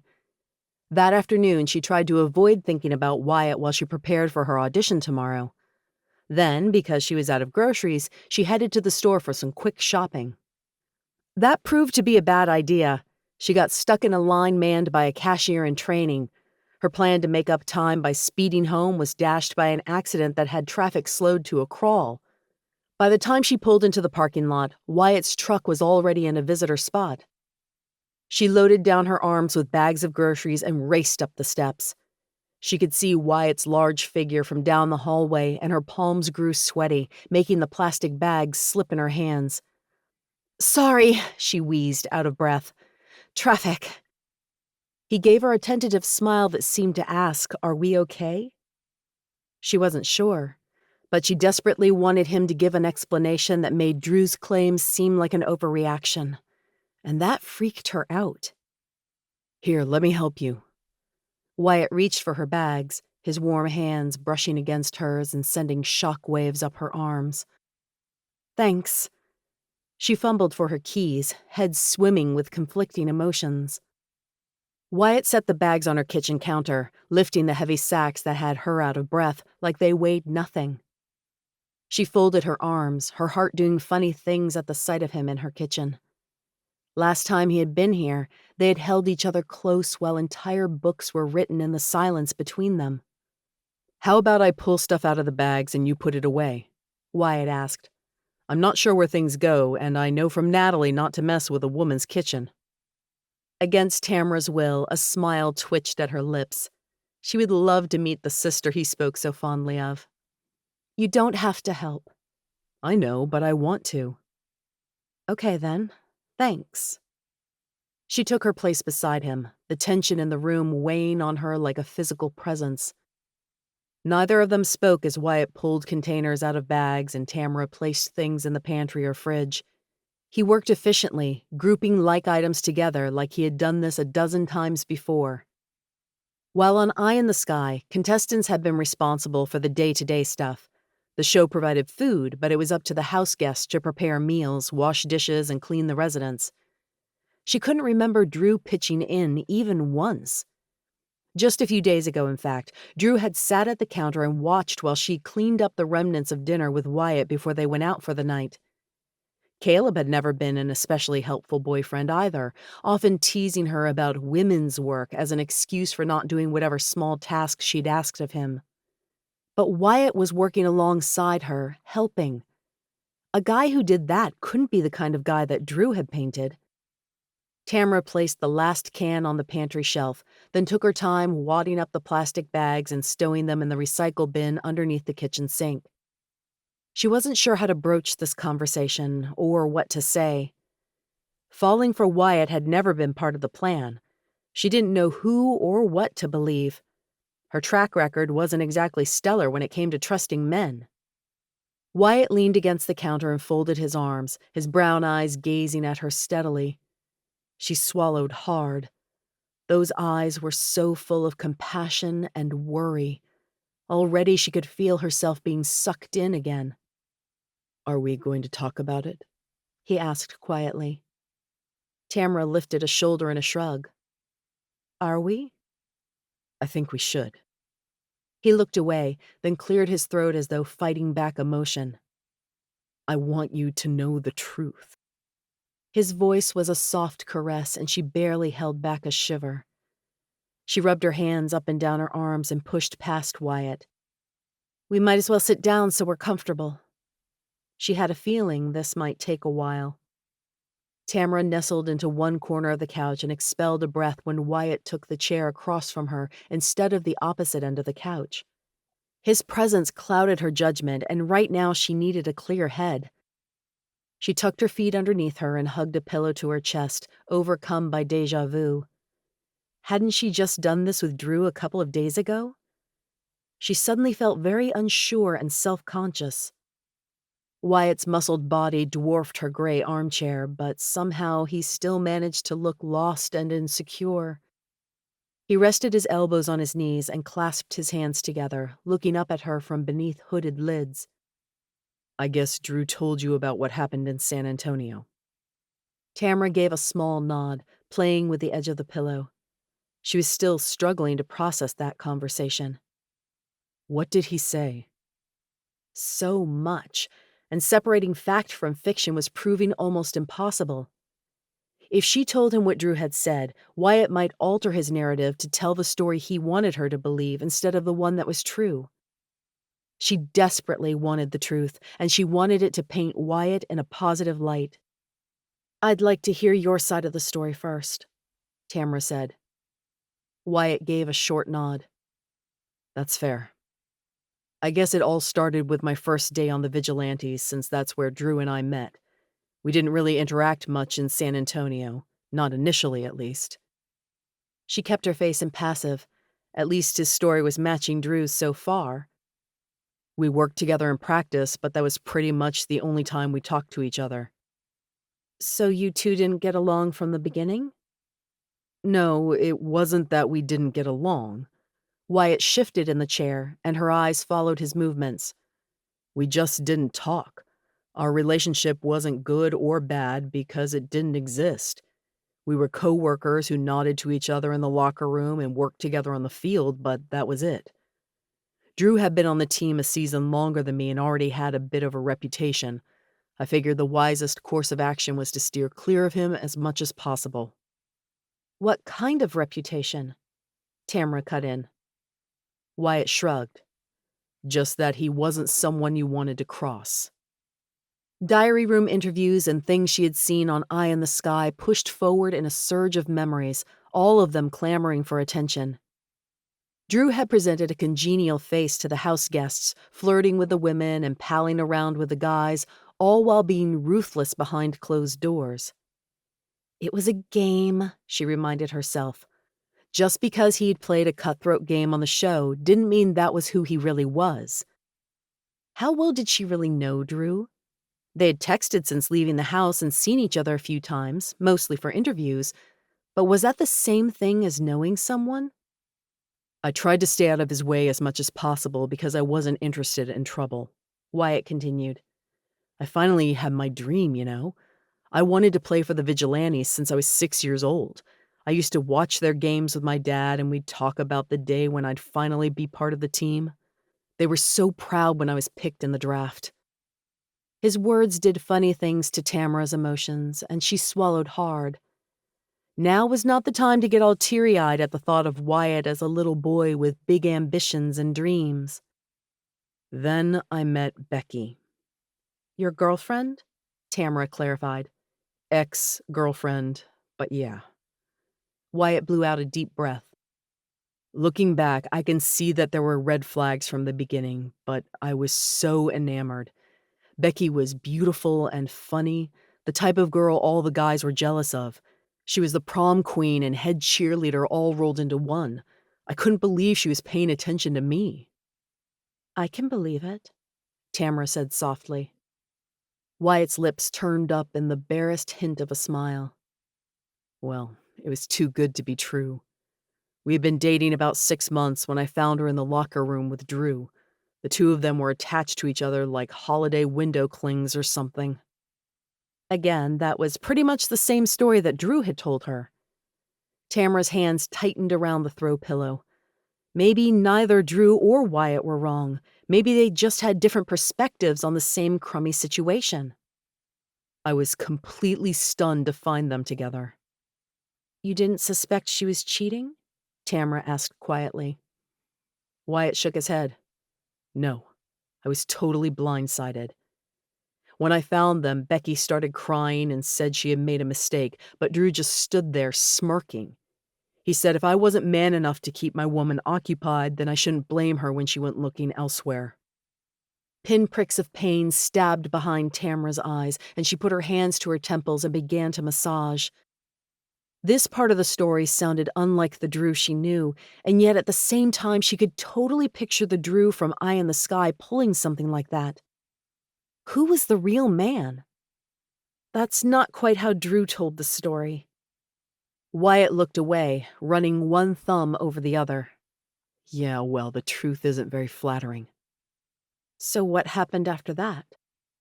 I told Becky we were over. She kept crying and insisting I give her another chance, but I was done at that point. That's when things started getting really tense. Tamara pictured the scene, Wyatt and Drew caught in the middle of an overly emotional female who clearly made bad decisions. I knew Drew and Becky were dating, but she kept showing up at my house. She was sending me emails, spamming me with texts, leaving me dozens of voicemails, you name it. She kept begging for me to take her back. When I'd ask if she was still with Drew, she'd get hysterical or defensive and refuse to answer the question. I think he knew she was still contacting me and the situation bled over into practice. Drew got really aggressive. He was constantly getting after me for not protecting him well enough, even when I was doing my best. The never-ending criticism in front of everyone on the team shot my confidence. Becky's continuous emotional attacks were getting to me too. I started having a hard time focusing in practice, and Coach took notice. That's when Drew got hurt. Tamara pulled the pillow tighter against her churning stomach. Drew hadn't talked much about his injury while on Eye in the Sky, but she had noticed how he had rolled his shoulder like it hurt after a competition, the way he favored that side. He'd mentioned he'd probably spend most of the upcoming season on the bench. I won't lie and say the injury wasn't partially my fault, Wyatt said. His eyes were pained, his lips pulled down in a frown. If I had done my job right, Drew wouldn't have gotten sacked. But I didn't make a deliberate choice to let him get hurt. One of the other team's players distracted me, and by the time I realized it was a decoy, I was too late. They took Drew down hard, ended up with a penalty. Tamara had watched the game where Drew was injured, and Wyatt's explanation made sense. The refs and commentators had all assumed what Wyatt had just told Tamara, that he had fallen for a decoy and Drew got hurt as a result of a bad game decision. But what if Drew was right and Wyatt had done it deliberately? She closed her eyes and forced herself to breathe deeply. Someone she cared about was lying, and it made her want to throw up. Maybe no one was lying. The mind was a powerful tool. It could have tricked one or both men into believing things that weren't necessarily true. Do you regret it? Tamara whispered. Drew getting hurt? She nodded. Slowly, Wyatt shook his head. I'd be lying if I didn't say that my first reaction was he got what he deserved. It had been about a month since I found him with Becky, and Drew had made my life miserable. It felt like karma's way of getting back at him. But when the team doctor told us how bad it was, I felt awful. I didn't hurt just Drew, I hurt the entire team. But these kinds of things happen on the field. I didn't think much of it until Coach called me into his office and said Drew was claiming I'd let him get hurt deliberately. Tamara stayed quiet, trying to read Wyatt's body language. His shoulders were hunched, his muscles tense and eyes large. He reached forward, grasping one of her hands between both of his. Warmth skittered up her arm, and she hated her heart for pounding at his touch. I told the coach it wasn't true. And it's not, Tamara. I swear to you, I didn't choose to let Drew get hurt. It was an accident. Football's a rough game. Sometimes the quarterback gets injured. She nodded, but didn't speak. That's when Drew brought out the video footage. We watched it over and over in the coach's office, Drew claiming I let him get injured, and me claiming it was an accident. It took a few weeks, but eventually Coach sided with Drew. I never connected with Coach, and he and Drew were tight. In the end, they gave me a choice. I could agree to a trade, or they'd go to the press with their findings. The words washed over her and she tried to process what she had just heard. Drew had helped the coach force Wyatt's trade? Her first instinct was to deny he'd ever do something like that. But similar moves on Eye in the Sky told a different story. And here we are. Wyatt let out a deep sigh. I knew there was no point in fighting to stay if the vigilantes wanted me gone. Distance from Becky hasn't been the worst thing to come of the move. I think I've finally convinced her we're over and to move on. She hasn't contacted me since I got to California. I don't know what to say, Tamara said finally. Wyatt took her hands gently in his. I know you have no reason to trust me. We barely know each other. But I'm telling you the truth, Tamara. She pulled her hand from Wyatt's and stood. I want to believe you, but if you're telling the truth, that means Drew's lying to me. Wyatt rose as well. I can't pretend to have a high opinion of Drew when I don't, but I'm not asking you to choose between us. All I'm asking is for you to give me a chance to prove to you the kind of guy I am. She was melting, her entire body involuntarily leaning toward his, longing for his arms to reach out and wrap her close. As though sensing her emotions, Wyatt's hand gently brushed her cheek, tucking a lock of hair behind her ear. I want to believe you, she whispered, but I'm a notoriously bad judge of character when it comes to guys. You remember Caleb, right? My ex-boyfriend that cheated on me with my sister? I can sit here and tell you all day that I'm not like that, but I know words are cheap and don't mean much without actions behind them. His lips pulled up in a pained smile. I hate that he hurt you so much. Her eyes filled with tears and she blinked and took a step back. After the wedding, I swore off men forever, you know. A warm chuckle filled the room and she wanted to place her hands on his chest to feel the vibrations. I swore off women, too. My relationship with Becky totally blew up in my face. She peeked up at him, her eyes searching his. Wyatt's brown eyes were all melting chocolate, turning her insides to goo. Then what are we doing here? I don't know. He held up his hands in a helpless shrug. But I sure would like to see where it goes. Let me prove to you the kind of man I am. Can you trust me that much? She closed her eyes, fear nearly paralyzing her vocal cords. But a tiny seed of hope had her nodding. Okay. His hand cupped her cheek and she leaned into it. Her legs trembled with the magnitude of that one little word which promised a commitment she'd sworn she'd never give again. Does that mean you'll still go to Universal Studios with me? Wyatt asked, his tone lighter than it had been all day. Tamara laughed, tension oozing out of her as she let her shoulders relax. Absolutely. I think it's high time I visit there. Good. Wyatt's breath wafted over her and she swayed toward him. Can I get a hug? She didn't answer, just leaned into him and wrapped her arms around his waist. Her fingers barely met on the other side, but she buried her head in his chest and relished the feel of his strong arms around her. One of his large hands ran through her short hair, and she wanted to stay in that moment forever. She'd taken a leap with Wyatt. Hopefully, she didn't find herself bloodied and broken on the other side of the mountain. Chapter 17. Wyatt closed his laptop, satisfaction rolling through him. Another script finished. That was his fifth one, although the first three had been before his pro football days. He leaned back in the uncomfortable hotel chair and stretched, groaning as his back cracked satisfyingly. His eyes ached from the dim lighting in the room, but that was okay. The next script he started would be in his new home office. While he wrote the final scenes, he couldn't help but picture Tamara playing the part of his strong yet vulnerable heroine. Since their conversation 3 days ago, they had been cautiously texting each other, mostly about the house. Today they'd meet with the inspector, and if all went as planned, he'd close on the house next week. But occasionally, Tamara would slip something more personal into her texts. An offhand mention that Drew was back in Texas, disappointment over an audition she blew, questions about his day. She hadn't completely shut him out, and that gave Wyatt hope. The bright California sunshine, fresh air, and green grass of the football stadium were a welcome change from the stuffy hotel room that was starting to feel claustrophobic. Wyatt pushed himself hard in practice and was pleasantly surprised at how well it went. He hadn't thought it possible, but the team had made some real strides in the month since he had been traded. Maybe McKinley was right, and Wyatt still had a chance at a championship before retirement. For the first time since Becky's betrayal, he let himself imagine what winning that game would feel like.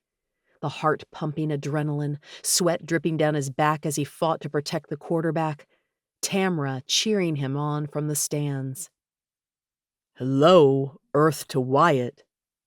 Tyrone waved a hand in front of his face and Wyatt snapped back to the present. "Sorry." He set his deodorant back in the locker and pulled on a soft t-shirt. He had another commercial shoot in a few minutes and knew wardrobe would have their own ideas about what he should wear. "You were on Planet Hot Realtor, weren't you?" Wyatt couldn't stop the smile that spread across his lips. "I'd better get out to the field, doing another commercial shoot today." Okay, don't tell me." "See you tomorrow." Wyatt grinned and shut his locker door. Tyrone shook his head in exasperation and waved Wyatt off. Outside, the field had already been transformed for the shoot.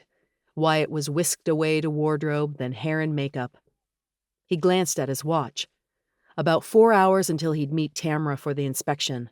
She had house showings before, so they had agreed to just meet at the house.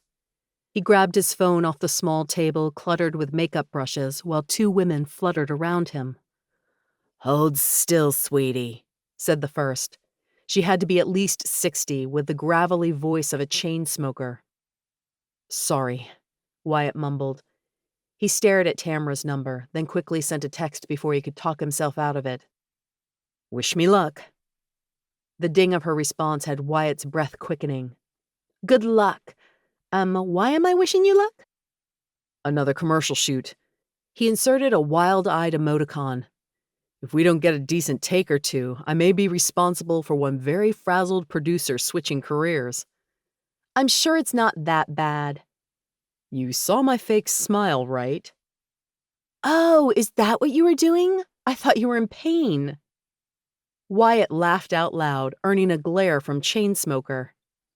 Another text appeared from Tamara. "I never really got around to giving you tips, did I?" In an instant, Wyatt was back in Tamara's living room, her soft hands pressed against his chest while his tangled in her hair. "I guess we were both a little distracted." Wink. As soon as Wyatt sent the text, he second-guessed himself. The winky face had totally been overkill. He wasn't even sure if they were in a place where flirting was allowed. The minutes ticked by and Wyatt grew more and more nervous. That winky face had definitely gone too far. He had to stop overplaying his hand with Tamara. She needed slow and steady. He was determined to give her that. Chainsmoker and her assistant finished with Wyatt, and he headed out onto the field, the familiar nausea overtaking him. "Ready for today?" the producer asked with a tight smile. "I'm going to try my best," Wyatt said. "Good." Wyatt pulled his phone out of one pocket and was just about to set it on his chair when the screen lit up with a text. "Well, try and stay focused today, hot stuff. Don't miss the home inspection or else." Wink. Maybe he hadn't screwed up as badly as he'd feared. Hot stuff. He felt his confidence shoot up a notch at the flirtatious comment. "Wyatt?" the producer said. "Sorry." Wyatt dropped the phone and headed to his mark. Someone handed him the football and the director took his place. "Action," the director called. Wyatt took a step forward, determination filling him. No way was he missing a chance to see Tamara. He wasn't about to let this shoot run long. They flew through the shots, doing fewer takes than ever before. Wyatt held on to his confidence with an iron fist, worried that one false move would send him back to becoming a bumbling idiot in front of the camera. He knew he wasn't great, nothing like Tamara had been on Eye in the Sky, but for the first time, he thought maybe he didn't suck either. "That's a wrap," the director called. Wyatt's shoulders slumped, and for the first time he became aware of how much they ached. How tense had he been? He handed over the football, and the director crossed to him. "Great job today," he said. "You really improved. What changed this time?" "I'm not sure," Wyatt lied. He knew what the difference was. Tamara. "Well, hold on to that for next time. Although I think we have enough footage for what Mr. Ryder needs. With any luck, we won't need any more takes." He held out a hand. "It was a pleasure working with you, Mr. James." "You as well," Wyatt lied. He hoped to never be in front of a camera again. Writing scripts was much more his style, but he had done it, and that wasn't a small accomplishment. Wyatt quickly changed clothes, then reclaimed his phone and checked in for notifications. A text icon flashed on the screen, and he quickly swiped it open. Hopefully, Tamara hadn't been delayed at one of her showings. But it wasn't Tamara who had texted him.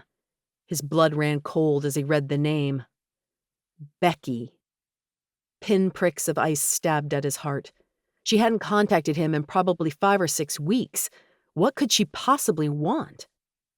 His eyes slid from the name to the message. "Can we talk? There's something I need to tell you."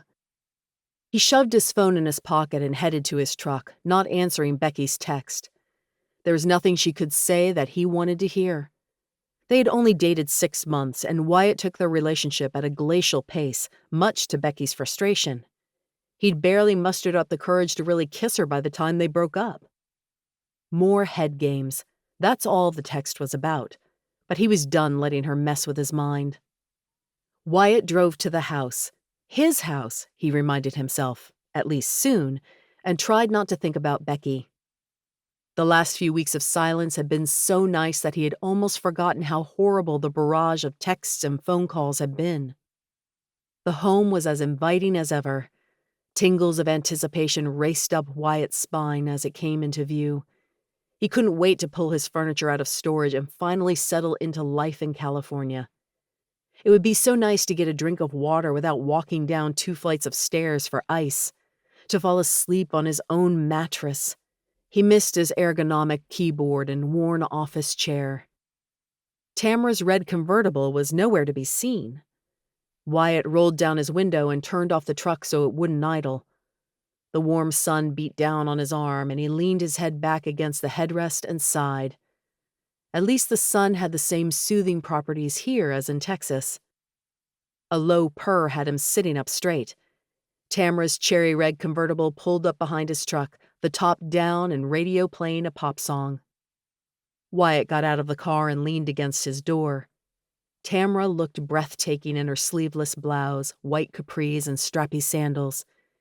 He fought the urge to pull her into his arms and instead shoved his hands in his pockets. Man, he loved how she looked in sunglasses. "Hey!"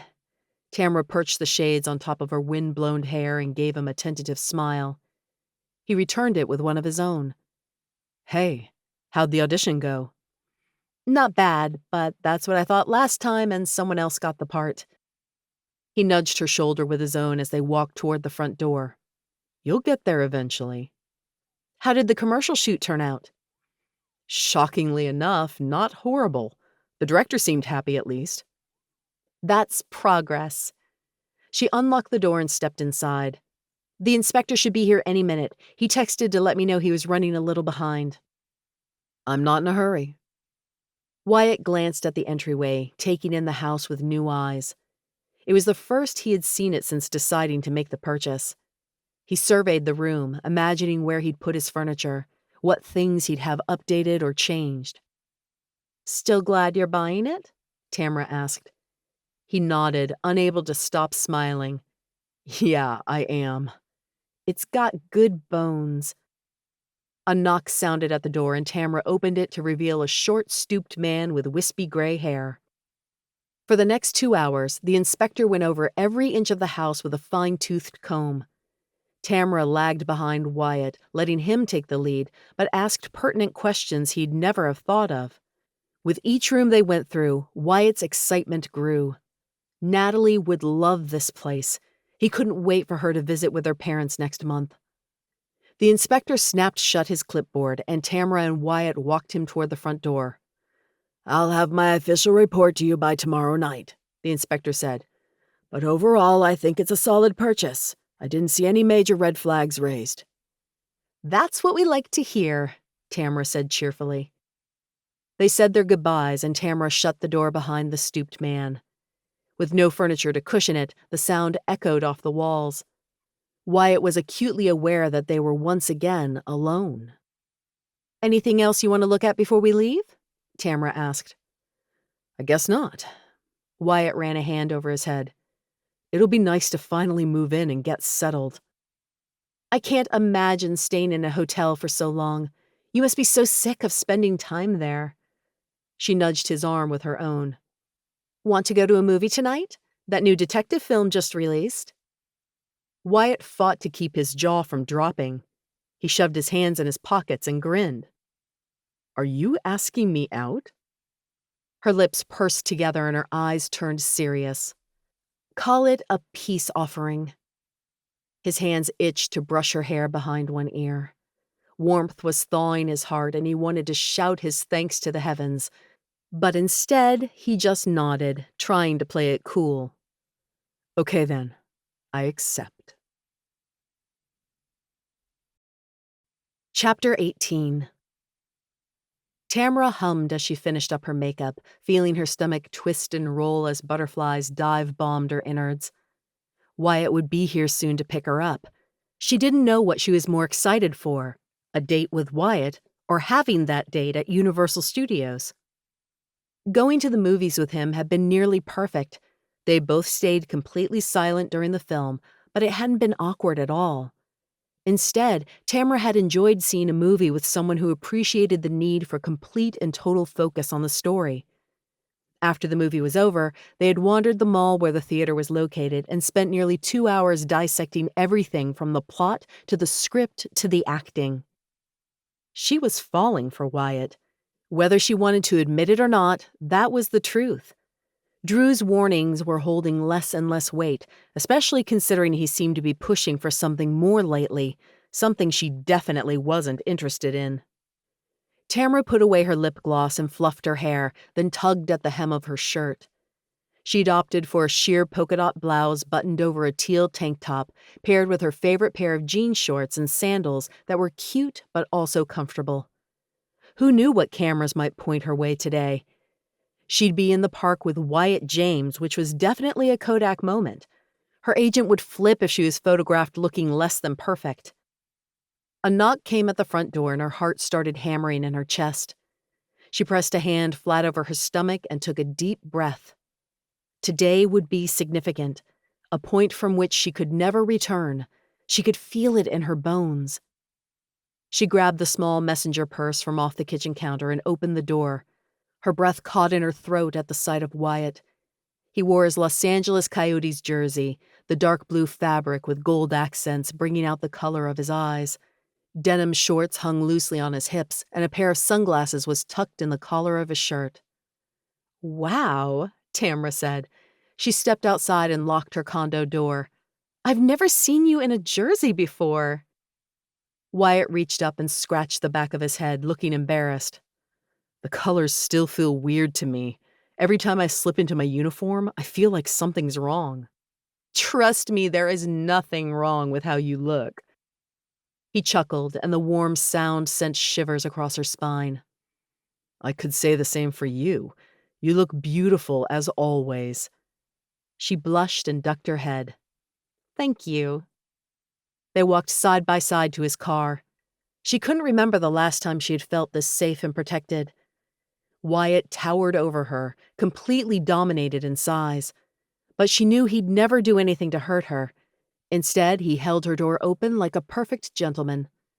Tamara stared up at the car seat, which was nearly as high as her shoulders. The lift on Wyatt's truck was insane. "Let me help you," Wyatt said, his low voice sending shivers over her entire body. Then his hands were at her waist, feather light as he lifted her into the cab of his truck like she didn't weigh a thing. Tamara settled into the seat, running a hand over the dark gray fabric. Wyatt shut his door and the engine roared to life. "Let's hope traffic isn't too bad," he said, putting the truck in gear. Tamara laughed. "You know we're in California, right? Bad traffic is inevitable here, especially around Hollywood. That place is always crowded." "Then I'll be doubly grateful to have you here to keep me company." Her entire heart warmed.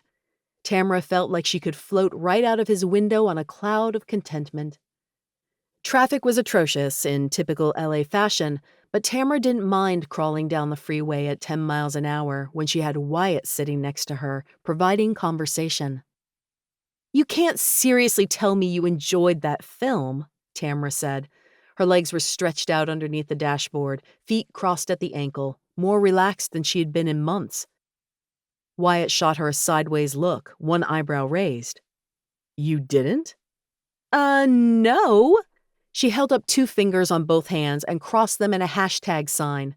Hashtag box office flop. It only flopped because the acting was so awful. Tamara rolled her eyes. The acting is kind of the point of a movie?" "No," he shot back. "Without a fantastic script, there wouldn't be a movie to act badly in." When was the last time she had bantered with a guy and enjoyed it?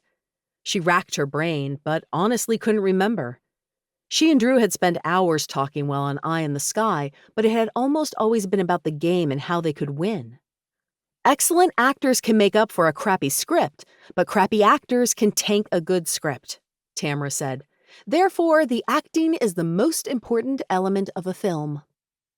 Wyatt laughed, stretching his fingers on the steering wheel. Her eyes followed his strong hands as they flexed and straightened, mesmerized by the sinews and sun-bronzed skin.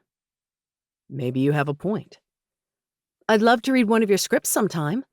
Tamara wanted a glimpse into Wyatt's mind, to see what kinds of stories he wrote, worlds he imagined, and characters he created. The tips of Wyatt's ears turned red and he cleared his throat. "They're probably not any good. Nothing like the parts you audition for." "Sure, that hemorrhoids commercial was real comedic gold." He snorted and she felt immense pride at making him laugh. "Don't mention that in your Oscars acceptance speech." She placed a hand lightly on his arm and felt his muscles tense in response. "Seriously, I want to read one of your scripts. You don't give yourself enough credit. I'm sure they're great." His eyes flicked to hers, then back to the road. "Maybe someday I'll let you read one." Warmth filled her heart at that one word. Someday. It opened up a world of possibilities she desperately wanted to explore. "Have you ever written any characters that I'd play well?" "None of those characters would do you justice." She blushed. "Don't you mean I wouldn't do justice to the character?" "No, I definitely mean the characters are too bland for you." His eyes slid her way. "Maybe in my next script, I'll write the heroine with you in mind." Was she drooling? Because seriously, Wyatt was F-I-N-E fine. Tamara's phone buzzed, startling her. She fumbled to pull it from her purse. Had she ever forgotten about her phone before? Probably not. But something about Wyatt made her want to live completely in the moment. She flicked open the screen and saw a text from Drew. "What are you doing tonight? Thought maybe you could catch a flight to San Antonio and we could hang." Was he freaking insane? She fought the urge to text him back, hashtag in your dreams. Friends didn't hop on planes to fly halfway across the country for a weekend. That was something couples did, and they would never be a couple. Drew was a great friend, but she wasn't interested in him romantically. She'd always thought his harmless flirtations were just that, but lately he was definitely acting like a man who wanted something more. Wyatt glanced over at her phone, then back at the road. "Everything okay?" "Oh, yeah." She dropped her phone back in her purse, not sure if Drew was a subject she could bring up with Wyatt just yet. "I swear I'm ready to chuck my phone into the Pacific. People I'm trying to ignore keep bugging me." "That doesn't sound like fun." "It's not." She ran a hand over the zipper on her purse. If she mentioned Drew's sudden interest, Wyatt would get defensive. The two had so much history. but having someone besides Drew to talk to about Caleb would be a relief. It's my ex, the one who's now my brother-in-law. Wyatt nodded, motioning for her to go on. Well, he keeps texting me from his honeymoon, although I guess they're back in Texas by now. She rested an arm on the window, threading her fingers through her hair. Whoa. Yeah, I know. Katie keeps sending me pictures of the fabulous time she's having. Meanwhile, he offered me the role of mistress. Wyatt's hands tightened on the steering wheel and his jaw clenched. I will never understand men like that. He seriously propositioned you? More or less, Tamara sighed. I want to tell Katie about what Caleb did, but I'm not sure how. I told him to leave me alone, so I'm hoping it's just a one-time thing. I haven't heard from him again, at least. That's a tough spot to be in. Tough? Impossible? Awful? Take your pick, because none of those adjectives were wrong. Tamara turned in her seat, making the belt stretch taut over her shoulder, and gave Wyatt her full attention. Has Becky ever done crazy things like this? He chuckled darkly, making the hairs on her arms stand on end. Not quite that crazy. But yeah, she tried pretty hard to get me back while still dating Drew. That single name hung between them, an elephant in the room they couldn't quite get past. Wyatt cleared his throat. Anyway, she sent me a text again just the other day. Seriously? Tamara asked in surprise. Wyatt nodded. I haven't texted her back. I guess I'm hoping it's a one-time thing too and that she's not gearing up to ambush me again. We're quite the pair, aren't we? Wyatt reached across the console and squeezed her hand for the briefest of moments. His touch was so light, she almost wondered if she'd imagined it. Everyone's got baggage. Tamara didn't like the somber mood that had fallen over the cab. She pointed up ahead and purposely made her voice light, eager to recapture the playfulness from earlier. Hey, we can finally see the exit. We're almost there. Only took 2 hours, Wyatt joked. He coasted off the exit, and Tamara felt her stomach tighten with excitement as they passed the sign for Universal Studios Hollywood. In the parking garage, an attendant motioned them to a preferred spot right outside the gate, which had been reserved for the team. Tamara hopped out of the truck and stared up at the park in awe. She felt Wyatt step beside her and looked up into his face. His hands were shoved deep in his pockets, the baseball cap she had grown used to seeing him wear in public gone. Today, he wasn't trying to hide. Should we go check it out? Wyatt asked. Absolutely, Tamara breathed. They quickly made their way through security, then Tamara grabbed Wyatt's hand and tugged him toward the red carpet. Come on, we have to get our picture beneath the arch. Wyatt laughed and followed her willingly toward the carpet. A photographer motioned for them to stand on the red carpet beneath the white backdrop and park sign. Closer, the photographer said. Tamara felt Wyatt's hand rest lightly on her waist. She leaned into him, heart pounding furiously as she smiled for the picture. Wyatt took a step back and cleared his throat. Ready to go inside? I think I was born ready, Tamara teased. He laughed and they made their way to the ticket carousel, then inside the park. Tamara put a hand to her chest, feeling tears prick unexpectedly at her eyes as she took in everything. Wyatt's shoulder nudged hers gently. You okay? She laughed. I'm perfect. I just can't believe I'm finally here. Most of the day is ours. In about an hour, I've got to go to the gender reveal party Brooke and Luke are doing. It's a big deal, I guess, and all the media will be there. Yeah, a baby is a big deal. You know what I mean. I'm not surprised they're doing it with the team. They're America's favorite couple, and it's a good way to get positive PR for the Coyotes. I had no idea these kinds of parties were a thing until Luke told us about it and McKinley threatened us with ladder drills if we didn't show up. But it should be pretty easy. Wyatt pulled open his map and pointed to the Minions ride. They're doing it here since it's the most kid-friendly area of the park. All we've got to do is stand there and smile. Sounds good, Tamara said. What else is on the schedule? I've got a Q&A scheduled at 2 o'clock, followed by a meet and greet. That'll take about 2 hours, probably. Sorry about that. But otherwise, we can do whatever we want. Our instructions are to have a good time, wander around the park, and interact with fans. Hey, I'm just happy you chose to take me along for the ride. Tamara glanced up at Wyatt, hardly able to believe they were finally on a date. What do you want to do? Everything. Wyatt grinned and his entire face lit up like a kid's at Christmas. I think I'm most excited for the studio tour, though. Me too, Tamara said. Good. Let's do that right after the gender reveal, then. Tamara pointed in the direction of the Minions ride. We probably have time to go on the ride before the party. Let's do it, Wyatt said. The park was crowded, but their front-of-the-line passes significantly cut down the wait time. Wyatt waved to the excited kids waiting in line and stopped for a few pictures and autographs before an employee finally ushered them onto the ride. Tamara's heart swelled as she watched Wyatt interact with the fans. He was so genuine and caring. It only made her fall for him harder.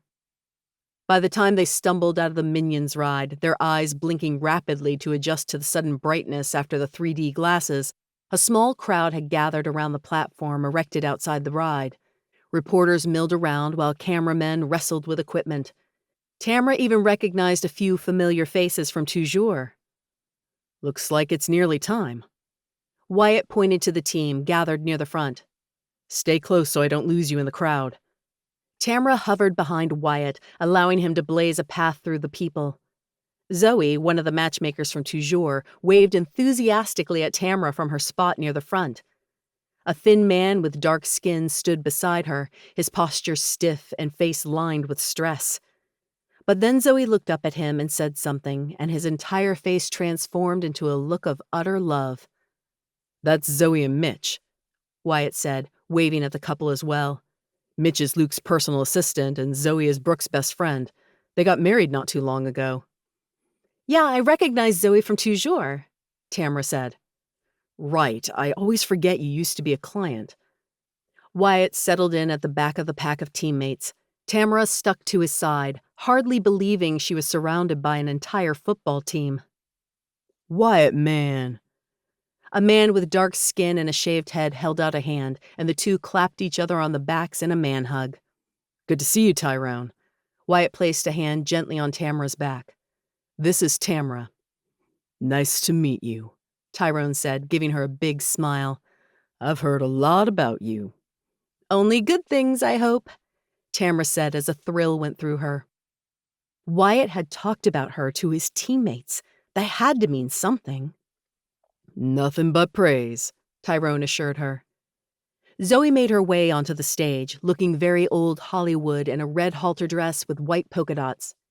Hey, everyone, she said. We're all so excited to find out what Brooke and Luke's bun in the oven is. Hoots filled the crowd from the direction of what Zoe assumed were Brooke and Luke's friends and family.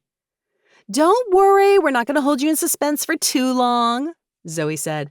Pull out your cameras, everyone, and put your hands together for Brooke and Luke. Brooke and Luke walked onto the platform, practically glowing with happiness. Brooke wore a floral Empire waist garden dress, and Luke looked impeccable as always in a suit and tie.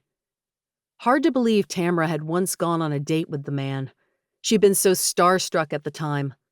Little had she known that date would propel her into a world where she'd meet a lot more celebrities, become friends with a few of them, maybe even fall in love with a dashing football player who made her knees go weak.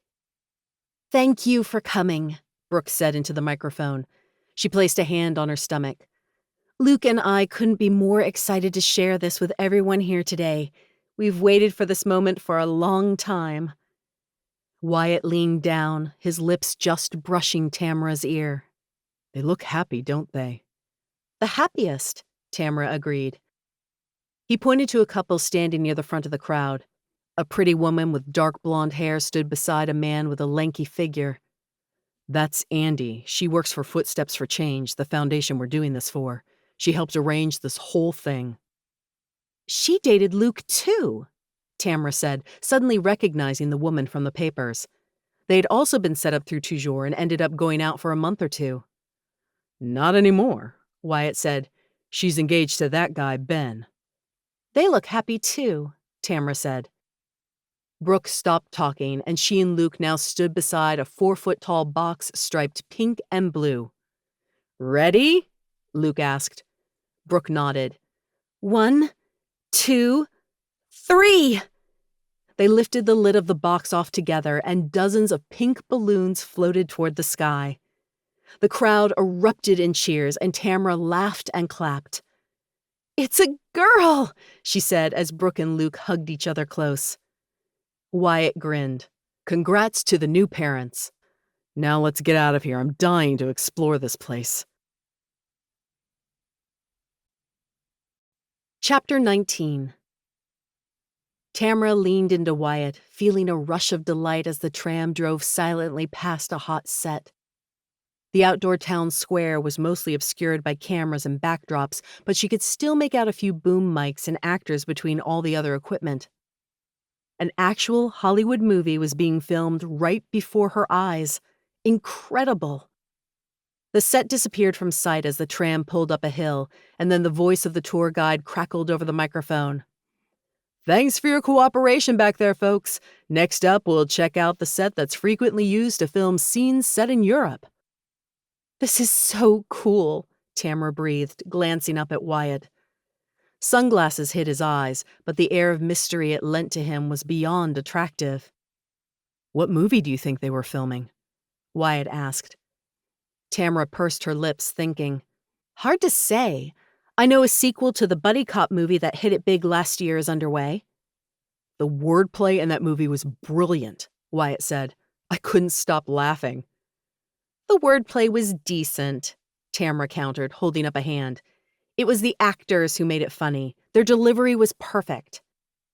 Wyatt stretched his arm around the back of her seat, his hand hovering mere inches from her shoulder. "I think we need to watch that movie again, this time together, to gather ammunition for our future arguments."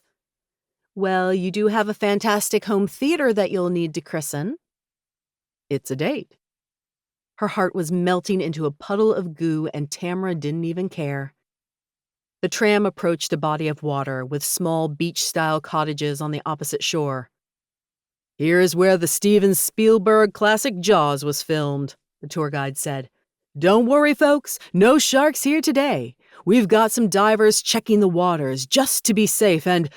oh dear." Tamara laughed as she watched a single shark fin appear above the water, just behind the robotic diver. "Sir, get out of the water!" the tour guide said urgently. "Sir!" Wyatt laughed, bringing a hand to his mouth and hollering, "Get out of the water!" The kids in the car behind them took up the call as the shark fin drew ever closer to the diver. "Oh no," the tour guide said. "Kids, look away, I don't want you to... oh dear!" The diver disappeared beneath the surface in a sea of bubbles while the water became tinged with red. "I'm sure he's fine," the tour guide said as the tram began moving again. "Probably just playing dead. There's nothing to worry about."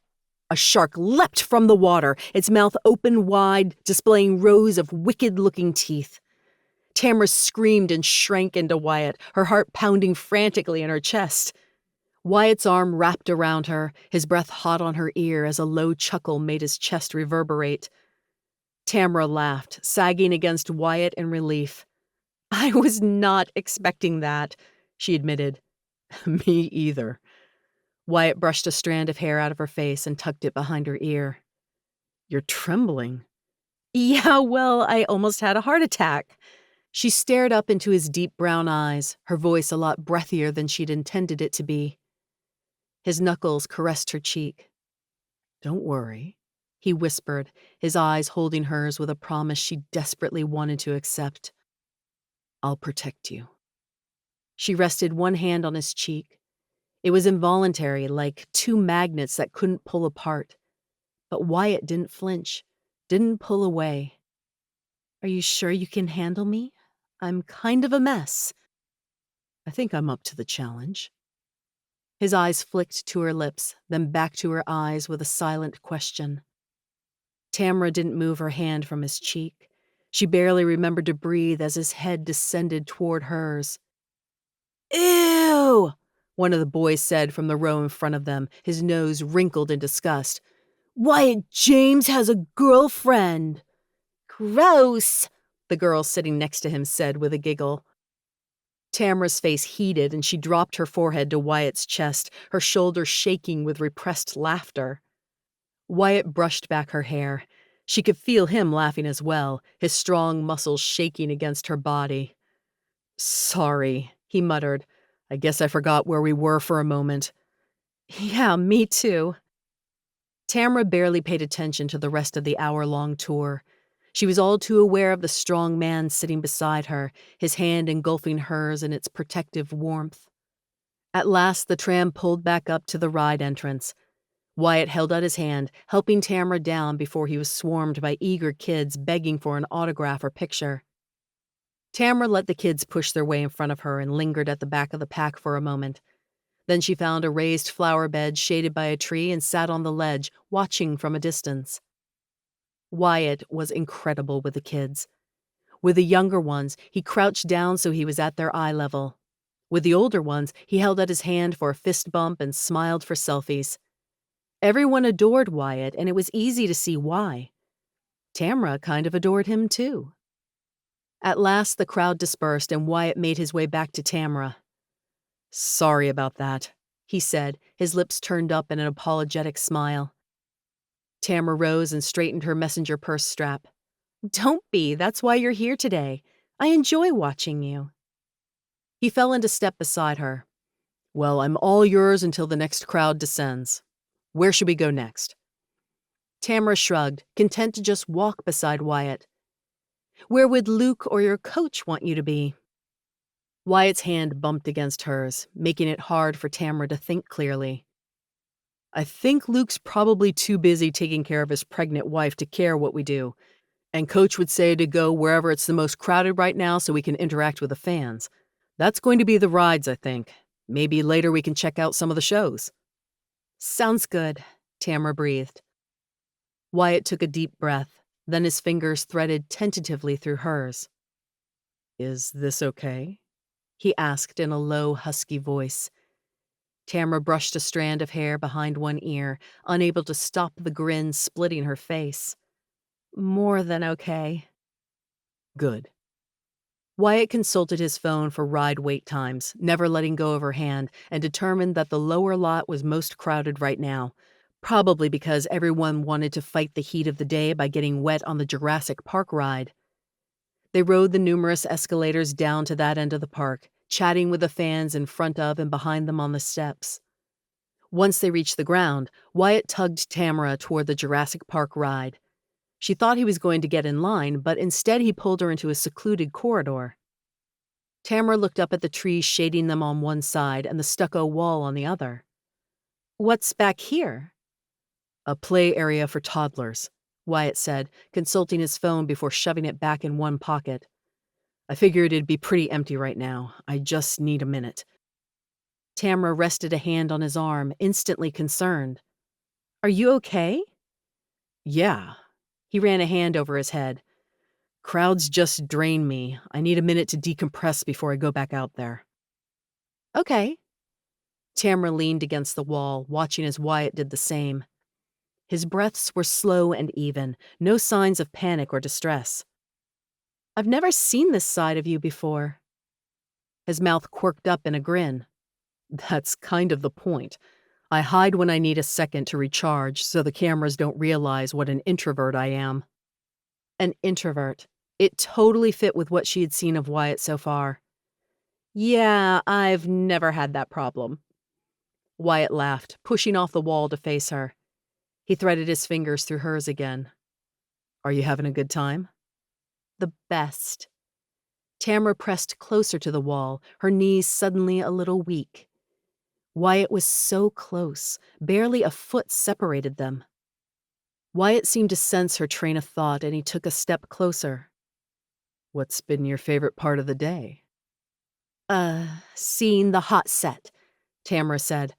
Her thoughts were scattering as her spine tingled, and she didn't even care. Wyatt ran a hand through her hair, and she shivered. My favorite part was definitely when the sharks scared you to death. Tamara laughed, lightly punching him in the chest. You would enjoy that part. His hand captured hers and held it against his chest.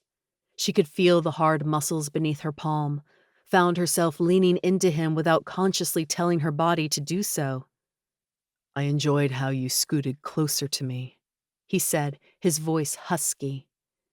"Yeah, well, you have a very protective presence," Tamara said, her voice much breathier than she meant it to be. Wyatt's eyes flicked to her lips and his head lowered. Tamara raised up on tiptoes, threading her hands together behind the back of his neck and urging him the last few centimeters. She wanted this, ached for it. This time, no one interrupted. Wyatt's lips brushed against hers once, a feather-like kiss that had her insides trembling. Tamara let her fingers run over the short stubble of hair on his head, loving how soft it felt beneath her fingertips. Then they were kissing again, and this time it most definitely wasn't soft or gentle. Tamara leaned against the wall for support, and then Wyatt's hands were at her waist, lifting her into his arms and drawing her closer. She let her feet leave the ground as his jaw worked against hers. She'd never understood what people meant when they said they saw fireworks during a kiss. Now she totally got it. Wyatt groaned, tightening his hand as she opened her mouth, allowing him to deepen the kiss. This is what love was supposed to feel like. As Wyatt's lips expertly moved against hers, she knew it wasn't just his skill that had her seeing fireworks. It was a deeper, emotional connection, something she'd never before experienced.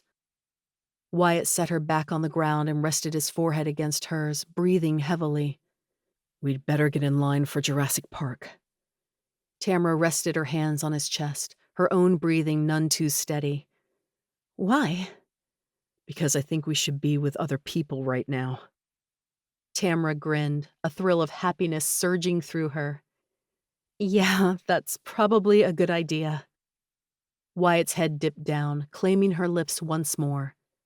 Tamara was just starting to enjoy herself when he pulled and tugged her toward the crowd streaming by their little alcove. "Come on."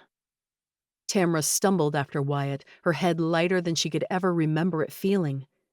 She brought her free hand to her cheek. It was impossible to stop grinning. Wyatt James had kissed her. Wyatt freaking James. And she thought that maybe, just maybe, she might not be falling in love with him, because she might be already there. He pulled her into the crowd where they were swallowed up by the stream of people heading toward the ride entrance. It didn't take long for the kids mixed with the tourists to recognize Wyatt. Soon he was signing autographs and posing for pictures once more. Tamara kept her distance, content to watch Wyatt from afar. Her fingers kept straying to her lips as though reminding her that the kisses had been real. What had happened to swearing off men forever? She laughed. That was definitely out the window. She wanted to be with Wyatt. A woman appeared at the edge of the crowd, her swollen belly pushing against the blue fabric of her sundress. Blonde curls cascaded down her back, but her face was swollen and red from the heat. She hobbled forward and Tamara cocked her head to one side. Something about the woman looked familiar, but she couldn't quite place it. "Wyatt," the woman called, raising a hand. Wyatt glanced around, clearly trying to locate the voice. His eyes found Tamara's, and she pointed to the pregnant woman in the sundress. She was a fan and hoping for an autograph, just like everyone else in the park. Wyatt followed the direction of Tamara's finger, and his gaze landed on the woman. His entire face went ashen, the color draining right out of it. Tamara rose, concern making her blood pump harder. Sorry, guys," Wyatt said, holding up his hand to the crowd around him. "That's all I have time for right now." A chorus of groans met this announcement. Tamara walked toward Wyatt, her steps quick. He hadn't told any of his fans no all day. The woman folded her arms and smirked, waiting for Wyatt to reach her. Tamara was almost to them as well. She could just hear Wyatt's soft words. "Becky," he said, "what are you doing here?" Becky. The ex. Tamara quickened her pace, feeling snakes of tension coil and leap in her stomach. "What do you think I'm doing here?" Becky's tone was full of venom.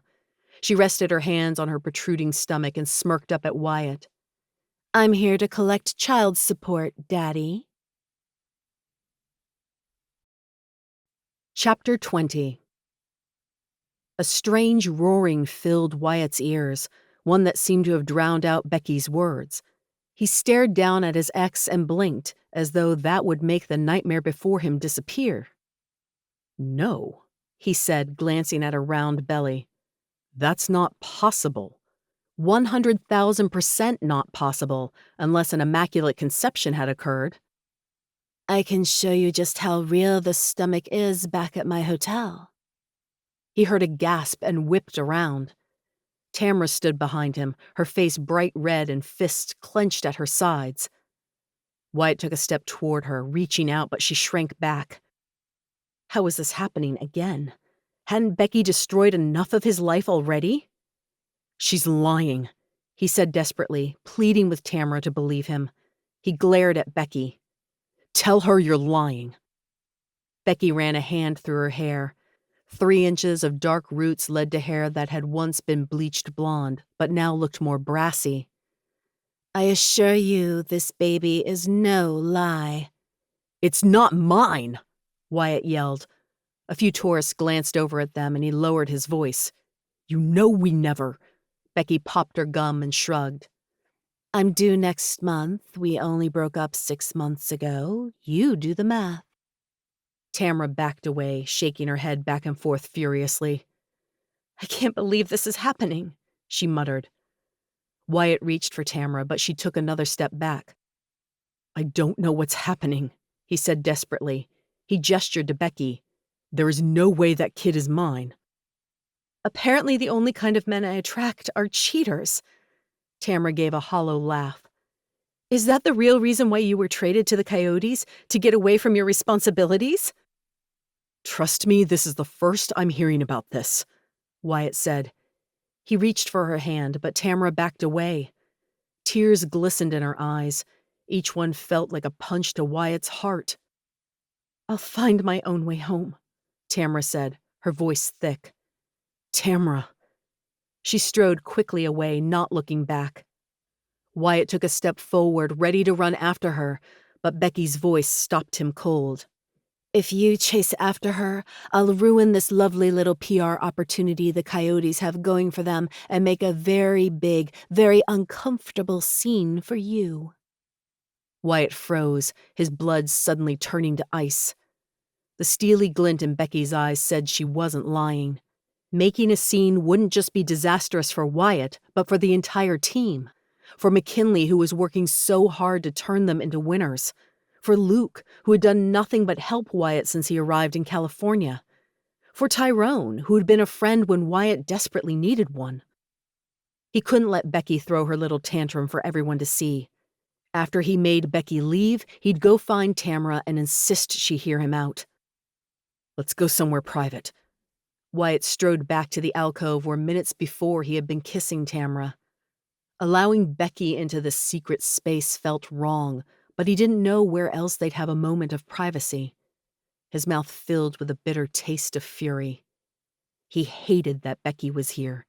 Hated that he was now using the private alcove with so many pleasant memories for such an unpleasant moment. Wyatt folded his arms and glared at his ex, trying to avoid staring at her stomach. "Start talking. We both know that baby isn't mine." She glared and smoothed her hands over her rounded stomach. "You are too much of a choir boy for that, true, which is why I know you'll help me now." It felt like thinking through mud, but slowly the puzzle pieces began to fall into place, presenting a very hazy picture. "It's Drew's, isn't it?" Becky's heavily made-up eyes lowered and she took a step forward. "It doesn't have to be his. We were good together, Wyatt." She reached up, threading her fingers through his hair and leaning in. He turned his head and her lips landed on his cheek. "You think I'm what? Going to take you back and raise the kid as my own?" Wyatt asked incredulously. She folded her arms and the angry glint told him he was walking a very dangerous tightrope, one that might very soon snap. I want to get back together. I could move here to California. She let out a hollow laugh. It's not like I can cheer this season. They've already fired me from the Vigilantes. I'm sure Drew had something to do with that. Why aren't you in Texas telling him all this? Becky's face hardened and more of the pieces clicked into place. She'd already gone to Drew. He'd turned her away. You've always wanted a family. Her hands snaked their way up Wyatt's chest, around his neck, caressing and trapping. No one would ever have to know the truth. We could buy a little house and settle down. Me and the baby could travel with you to away games and cheer you on from the stands. The media would love it. Think how much that publicity would help the Coyotes. Wyatt pushed her hands away, fury making it hard to think rationally. He had to handle this in a way that would minimize any damage Becky might try and cause. Stop. This is insane. Tears welled in Becky's green eyes. Back when they were dating, Wyatt had always caved to her demands at the first hint of crying. But not anymore. She wrapped her arms around her stomach and stared up at him with luminescent eyes. You loved me once. You can love me again. Wyatt shook his head. I'm sorry, Becky. That's over. Laughter floated over from the Jurassic Park ride and Wyatt flinched. If this conversation was somehow made public, it could ruin the reputation he had somehow kept intact despite Drew's best efforts, despite all the sacrifices and compromises Wyatt had made. Would Tamara really leave the park without him? Did she really believe the lies Becky was telling? Please, Wyatt. Becky threw herself at him, pressing her body close. He felt the bulge of her stomach and his own churned with acid. The evidence of her infidelity burned. No, he said forcefully. Why are you here, Becky? Her eyes hardened. He knew in that moment the games were over and the real Becky had showed up to play. I need money. Wyatt snorted. He shouldn't be surprised that this was what her visit was about. Fame and fortune had been more important to her than anything else. It had taken a while to realize that was probably why she had cheated on him with Drew. The quarterback was the star of the team, after all. Then go talk to your baby daddy. No one knows he's the baby daddy except you, me, and the coach. Wyatt shifted from foot to foot as he realized she was right. The team had, of course, known that things were tense between Wyatt and Becky, that they had broken up. But Drew's involvement in the whole thing had been kept under wraps. Coach had said the situation would only divide the team, and Wyatt had reluctantly agreed. But everyone knows you and I were together, Becky continued, rubbing her stomach with both hands. If I went to the press, everyone would assume this baby is yours. A stone fell in Wyatt's stomach, and he suddenly was having a hard time breathing.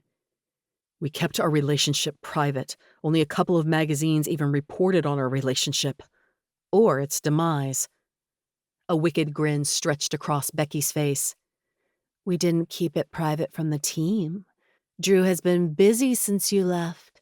She lifted a shoulder in a delicate shrug. He hasn't said anything about me, of course, but he's let a few hints drop here and there about the kind of guy you really are. They're all on his side. If I tell them this baby is yours and you won't take responsibility, they'll back me up in the press. Wyatt's vision was going hazy around the corners as he struggled to breathe. What are you saying? I want $500,000 for my silence. Wire me the money and I won't sell an expose to some tabloid for that amount. Wyatt choked, leaning forward. You can't be serious. Trust me, I am. I just got fired. I have no medical insurance, no education, and no idea how I'm going to support myself now that I can't cheer. I have 18 years of expenses ahead of me, not to mention college and eventually a wedding for this baby. Then ask Drew to pay. Why was she doing this? Why was Tamara taking Becky's word over his? No one would believe me if I said Drew was the father, Becky said. No one knows we were together. I have nothing to threaten him with. Get a paternity test. Make him pay child support. That takes time. Her eyes hardened.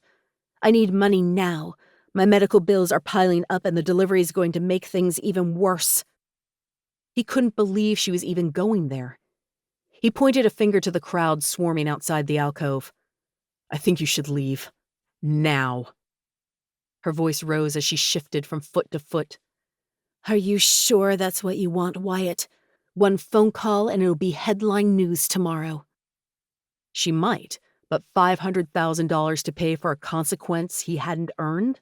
No way. Then I'll demand a paternity test. "Your reputation will be shredded before we ever get the results.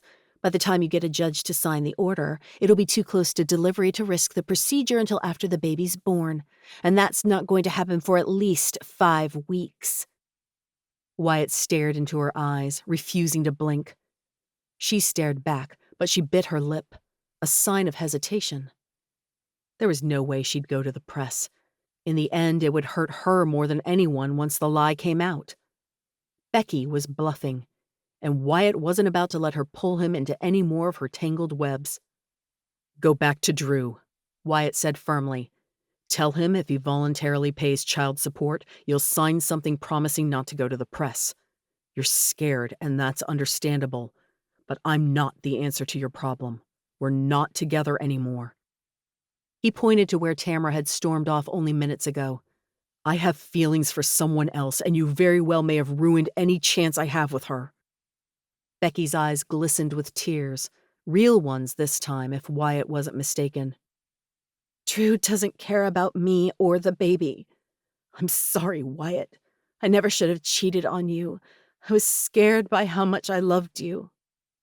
She held up a hand, motioning to herself. "You can have any girl in the world. Why would you want me? I was so insecure.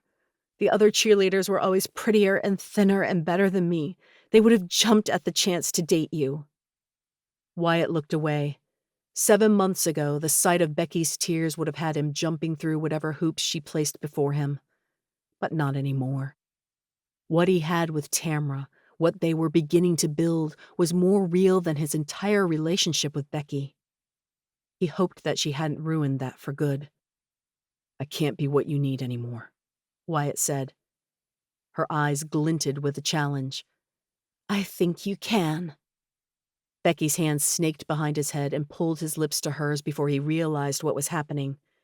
Her kiss was hard and Wyatt wrenched himself away, furious. He stared at Becky, his chest heaving as he bit back the words he wanted to hurl at her. Becky's eyes darkened and she folded her arms defensively. "So that's it then?" He ran a hand through his hair in disbelief. Had that seriously just happened? "Please go." She shoved an angry finger in his face. "You'll regret this, Wyatt James." Then she disappeared into the crowd outside the alcove. Wyatt slumped against the wall, letting his head fall back. His mind reeled at what had just happened. Becky was pregnant with Drew's child. Drew, who was also Tamara's best friend. Tamara, who thought Wyatt was abandoning his pregnant ex-girlfriend. Wyatt fumbled for his phone and placed a call to Tamara. A lump welled up in his throat, but he swallowed it back. The phone rang and rang. Just when he was certain she wouldn't pick up, a click sounded on the other end of the line. Wyatt pushed away from the wall. "Tamara, please don't call me anymore, Wyatt." "She was lying," he said desperately. "We never even slept together. It's Drew's baby, Tamara, not mine." A hollow laugh filled the line, and he felt as though his heart was being squeezed into dust. "Don't even go there with me." Her voice rose until she was practically shouting. "I've put up with a lot of back and forth with you and Drew, but I can't believe you would even go there now." "So that's it?" Wyatt demanded. "All the time we spent together means nothing to you? Drew's word wins out in the end?" "I knew I was a bad judge of character." Tamara's voice wobbled, sending another dagger into his heart. "I just didn't realize how bad until now. Goodbye, Wyatt." And the line went dead. Chapter 21. Tamara's shoulders sagged in relief as the driver she had called on a rideshare app pulled up in front of her condo. She quickly wiped her tears and thanked him before climbing out of the vehicle. So much for a fun-filled day at Universal Studios. What a disaster. Wyatt's ex-girlfriend was pregnant, and he was trying to say the baby was Drew's. She felt numb, as though her body refused to feel any more as a defense mechanism. She didn't know who to believe. Wyatt seemed like a good guy, one she'd maybe even loved. But she had lived with Drew for 12 weeks. He wouldn't abandon his pregnant mistress. Would he? Tamara trudged up the stairs to her condo. Confusion hung over her like a fog. Maybe she had been too hasty in leaving the park. Didn't Wyatt at least deserve the opportunity to tell his side of the story? But she was so tired of sides, sick to death of the he said, she said situations. They always ended with Tamara trying to pick out fact from fiction. Right now, all she wanted to do was crawl into bed and cry herself to sleep. She paused at the top of the stairs, surprised to see someone standing in front of her door. A girl with long brown hair, the same color of Tamara's, was examining her nails. She wore shorts that could be classified as microscopic and held an oversized bag in the crook of one arm. Well, so much for hitting rock bottom. Apparently, there were still a few feet left to fall. Tamara took a step backward, ready to run down the stairs. What was her sister doing here? She so couldn't deal with this right now. But the step creaked beneath her feet and Katie turned around. "Tamara?" she called. Tamara closed her eyes and cursed. Stupid stairs. Stupid noise that gave her away to her stupid sister. She didn't have the emotional bandwidth to deal with one more betrayal tonight. If Katie was here to tell her she was pregnant... Katie put a hand on one hip. "I can see you hiding." So much for escaping. Tamara sighed and walked up the last few stairs, mentally preparing for battle. "Katie, what are you doing here?" "I came to see you, silly." Katie held out her arms and Tamara reluctantly went into them for a brittle hug. "Where have you been?" Katie asked as Tamara unlocked her front door. "I've been waiting here for almost an hour." No comment on Tamara's splotchy, tear-stained face. No concern for her well-being. "I was out." Katie rolled her eyes. "Yeah, I figured out that much." She followed Tamara inside and tossed her purse on the couch, then sank down beside it. "You okay? It looks like you've been crying." Tamara paused, then set her own purse on the counter. Katie hadn't asked if she was okay in a few years at least. What was her game? "I'm fine." "You don't look fine." Tamara ignored the comment. Instead, she grabbed a bottle of wine from the fridge and poured herself a glass. She could already tell that this conversation was going to require extra help. She poured a glass for Katie as well. She was a happy drunk, and that might work in Tamara's favor tonight. "This is a surprise. California's pretty far from Texas." "Oh, you know." Katie accepted the glass of wine, avoiding Tamara's gaze. "Everyday life is such a bore after the Bahamas. We decided to take a weekend trip, sort of an extended honeymoon." Yeah, Tamara wasn't touching that topic of conversation with a 10-foot pole. She took a sip of her wine instead. "Caleb went for a run," she continued. "He wanted to come by and say hi, but I told him I needed some time with just me and my sister." Tamara couldn't help it. She snorted and set her wine glass on the coffee table. Katie's mouth turned down in a pout. "You don't have to be rude." "Me?" Tamara shook her head in disbelief. "You stole my boyfriend, made me the maid of honor at your wedding, and now you're flying halfway across the country to rub it in my face? What's going on?"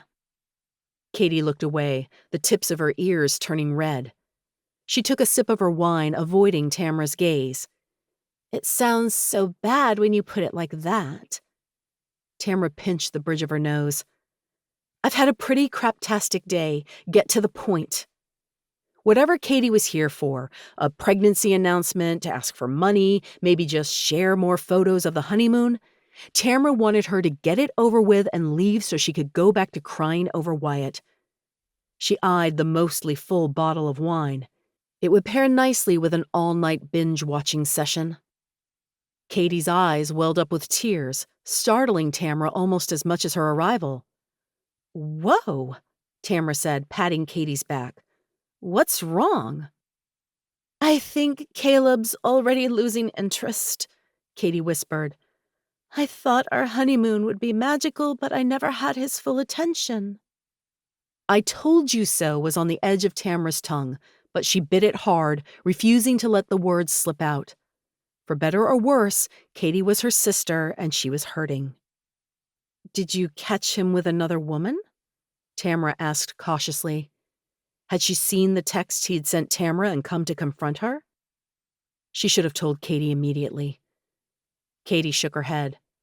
"No, nothing that obvious. But his eyes would follow other women on the beach, or he'd make flirtatious comments to the waitress at dinner, or I'd be talking to him and he'd be on his phone. Just little things, but they have me worried. He's really good at hiding stuff, you know?" Yeah, Tamara did know, because he had hid his relationship with Katie for a year. How was Tamara supposed to handle this? This is so not what she had envisioned doing tonight. She and Wyatt were supposed to be cuddled close against the cooling night air, standing in line for the Simpsons ride and talking to fans. She grabbed her wine glass and took a sip. "I can't help but wonder," Katie shot Tamara a sideways glance. "Well, he cheated once, you know. Maybe he'll do it again."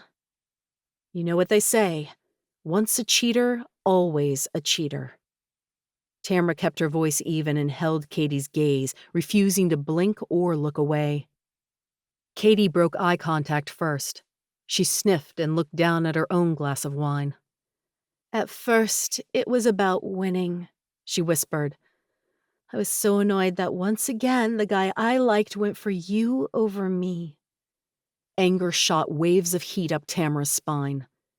"When he asked for my number, I came to you and said I wouldn't go out with him if you didn't want me to. You laughed and said you could have a guy 10 times hotter than him and that I could take his call or not take his call because it didn't matter to you." Katie laughed darkly. "And what was I supposed to do, Tamara? Confess how big of a crush I had on Caleb and beg you to let me have a shot?" "I would have let you." Tamara threw up her hands. "But you never told me, Katie, and then you stabbed me in the back in the worst possible way. I wouldn't treat my worst enemy the way you've treated me. We're supposed to be sisters." "I know." Katie's words were thick with suppressed emotion. "And I know I shouldn't have come here either, but I didn't know where else to go." Tamara folded her arms tightly across her stomach. It ached with the pain of this conversation, and she wished she could reverse the clock and wish Katie back to Texas. "Do you love him?" Katie's eyes widened, and Tamara caught the sparkle of tears. "What?" "It's a simple question. Do you love him?" "I—" Katie's shoulders slumped. "Maybe. I don't know." She hadn't known if she was in love, but she had married him anyway just to hurt Tamara. Another stab of betrayal. "I was so caught up in everything, you know," Katie continued. "Someone had finally chosen me over you. It felt, well, it felt amazing, to be honest. But I didn't mean to hurt you. I'm so sorry, Tamara." Tamara blinked, not sure she wanted to hear Katie's apology, not sure she was ready to accept it. But she did know one thing. She couldn't hurt Katie the way she'd been hurt. Slowly, Tamara opened her phone to the text from Caleb and handed it to Katie. Katie's eyes scanned the text as the color drained from her face. "I should have told you immediately," Tamara said. "But I don't know, shocked, I guess. You were on your honeymoon, for heaven's sake. It wasn't like I expected him to reach out." Katie rose, grabbing her purse. "So it's still you he wants." Tamara rose as well. "He doesn't know what he wants. That's the problem. He's not good enough for you, Katie. Both of us deserve someone better." The phone buzzed and Katie gasped. She threw the phone at Tamara and headed toward the door. "Katie!" Tamara grabbed the phone, quickly reading the text. Katie didn't want me to come with her to see you. Maybe we can meet up tonight after she's asleep. Tamara closed her eyes, silently cursing Caleb. A month, Katie yelled. We've barely been married a month and he's already going back to you. I told him to be faithful. Tamara brandished her phone like a weapon. It's all right here in black and white. Just read the stupid text. It doesn't matter. Katie threw open the door. Thanks for nothing. Tamara stared, her hands curling into fists as her bruised and battered heart took yet another hit. You've got to be kidding me. What do you want me to say, Tamara? My husband would still rather be with you. So much for apologizing. Tamara blinked back, the angry tears forming in her eyes. I have tried so hard to be a good sister. I let you plan my dream wedding and didn't say a word. I let you marry my groom and smiled for the camera. I caught your bridal bouquet and didn't make a scene. Yeah, you've been a freaking saint. Katie pointed at the cell phone. If you didn't tell me about the texts, what else are you hiding? Tamara threw up her hands and shook her head in disbelief. I'm done here. That makes two of us then. Have a nice life. Katie slammed the door behind her, rattling the frame so hard that a clock fell off the wall and crashed to the floor. The protective glass cracked, sending spiderwebs all across the face. Tamara dropped to the floor and stared at the clock, no longer able to hold back the tears. Her phone buzzed again, skittering across the hardwood floors. Tamara set the clock on the ground and crawled over to her phone, picking it up to find another text from Caleb. Still keep your spare key behind the loose brick? No. Tamara had moved it not long after she and Caleb broke up. She texted him back with shaking fingers. I showed Katie the texts. A string of curses soon came through. Tamara deleted the texts with shaking fingers, then blocked the number. What a mess. Chapter 22. Dragging himself to practice the next day took a concerted effort. Wyatt texted Tamara 3 times while getting ready, and again on the drive, but she never responded. He was just pulling into the stadium parking lot when his phone rang. He pulled to a jerky stop in a parking space and fumbled to answer it, his heart momentarily lifting until he saw Natalie's name on the caller ID. He leaned his head back against the headrest, then answered the call, doing his best to keep his voice light. Hey, sis. Anything you want to tell me about, big brother? Wyatt blinked, surprised by her accusatory tone of voice. I don't think so. Because the article I'm staring at right now says I'm going to be an aunt. Are you freaking kidding me? You chose Becky to be the mother of your progeny? You're an idiot. Whoa. Wyatt sat up and put the phone on speaker, then opened up his web browser. Becky is pregnant, but the baby isn't mine. It's just not possible, okay? Natalie's heavy breathing echoed across through the line. It would have made Wyatt smile if he wasn't so upset. He could imagine how she looked right now, sprawled across her bed, staring at the ceiling as her sandy blonde hair splayed around her. You swear it? I swear. You know me better than that. I thought I did, but the article, I don't know, it messed with my head. Wyatt paused, finding the article in question. He massaged his eyes, that sick feeling back in his gut. The photographer had caught Becky kissing him, and the angle made it look like Wyatt was responding. Unbelievable, he muttered. What's going on? Mom and Dad are going to flip out when they see this. Becky is insane. That's what's going on. Wyatt sighed deeply, closing the web browser in disgust. Tamara would see that article if she hadn't already. It was inevitable with how much time she spent online. The stupid article was probably why she wasn't answering his texts.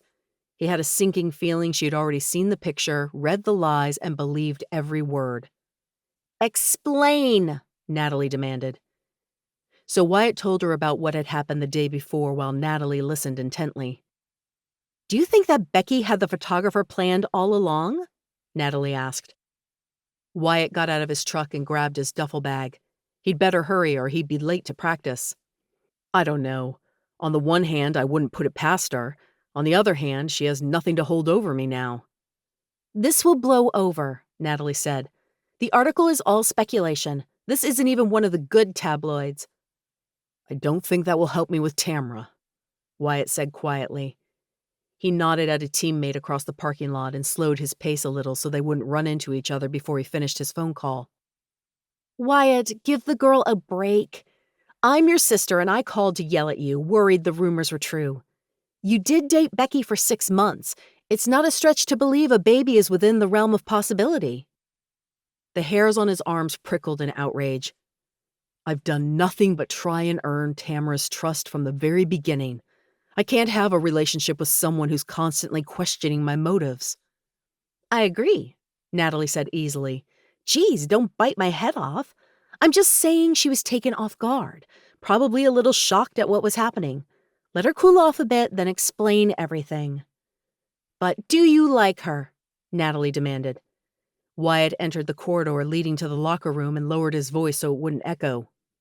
What do you mean? Of course I like her. I mean, do you like her? Does she make your tummy get butterflies? Do you get all hot and bothered when she's in the room? Wyatt rolled his eyes, but couldn't deny the quiver he felt at the mere mention of Tamara. Is she the last thing you think about before falling asleep and the first thing you think about when you wake up? Natalie continued. Wyatt lifted his duffel bag higher on his shoulder, suddenly feeling very uncomfortable. I'll take your silence as a yes. I watched Eye in the Sky, Wyatt. I think Tamara's the real deal. So give her a chance, okay? A chance. He felt like he had already given Tamara so many, and the thought of putting his heart on the line one more time was agonizing. Wyatt glanced up at the locker room door. I've got to go, Natalie. I'm at practice. Think about what I said, Natalie said, then hung up without saying goodbye. Practice was exactly what Wyatt needed. He put all his energy into the drills, even earning a compliment from McKinley on his hard work. And all the while, Natalie's words swirled in his head. Was Tamara's reaction only natural? She had been betrayed in the worst possible way by her boyfriend and sister, was close friends with Drew, who was a pathological liar and cheat. That would mess with anyone's head. As he walked back to the locker room after practice, he knew he would put his heart on the line one last time for Tamara. He had to talk to her. She deserved the truth, even if she slammed the door in his face. And he needed to know he'd tried. Wyatt quickly got dressed after a shower while Tyrone gave him a side eye. You okay, man? Tyrone asked. Wyatt blew out a breath. Nothing I can't handle. I saw the article, Tyrone ventured carefully. Tough break. That's a lot to take in. Wyatt shut his locker with more force than strictly necessary. The kid's not mine, but I know who the father is, and I don't think he'll be eager to come forward and set the story straight. Now Tamara won't talk to me. He ran a hand over his head, agitated. Things were going really well yesterday. She seems really nice, Tyrone said. Smoking hot, too, which doesn't hurt any. Unfortunately, she also has a lot of baggage and hang-ups, and Becky showing up yesterday didn't help at all. Tamara won't take my texts or phone calls. Tyrone shrugged. We're all a little screwed up deep down, right? If you like her, go explain. Even if she still calls it quits, at least you'll know you tried. Wyatt nodded, grabbing his bag. He'd made up his mind before this conversation even began. I've got to go. Good luck, Tyrone called as Wyatt raced from the locker room. He was halfway down the corridor when Luke stepped out of his office and the two nearly collided. Wyatt skidded to a halt, barely managing to avoid bowling Luke over. Sorry about that, Wyatt said, breathing hard. Luke laughed, clapping him on the back. In a hurry? Kind of. I won't keep you then, but I just saw the final cuts of all 3 commercials and I'm really excited to air them. Season tickets are going to explode once they hit the air. Luke walked away, calling over his shoulder. Great job, Wyatt. Thanks, Wyatt said. His commercials hadn't sucked? Maybe the universe was finally working in his favor, and maybe his luck would hold for one more conversation. Wyatt climbed in his truck and drove as fast as traffic would allow to Tamara's condo. He pulled into the parking lot, surprised to see Tamara placing a suitcase in the trunk of an unfamiliar car. He screeched into a parking spot and jumped out of the cab of his truck. "Tamara!" She shut the trunk and looked up, surprise crossing her features for the briefest moment before her expression turned carefully blank. He jogged across the parking lot and stopped a few feet away. "I'm sorry," he said. She folded her arms. "I saw the articles." It was hard not to curse. Wyatt put a fist to his mouth and took a deep breath. "Becky kissed me. If that photographer had taken a photo a second later, it would have shown me pushing her away." Tamara let out a bitter laugh and shook her head. "Typical. I'm telling the truth." Tears filled her eyes, and she blinked quickly.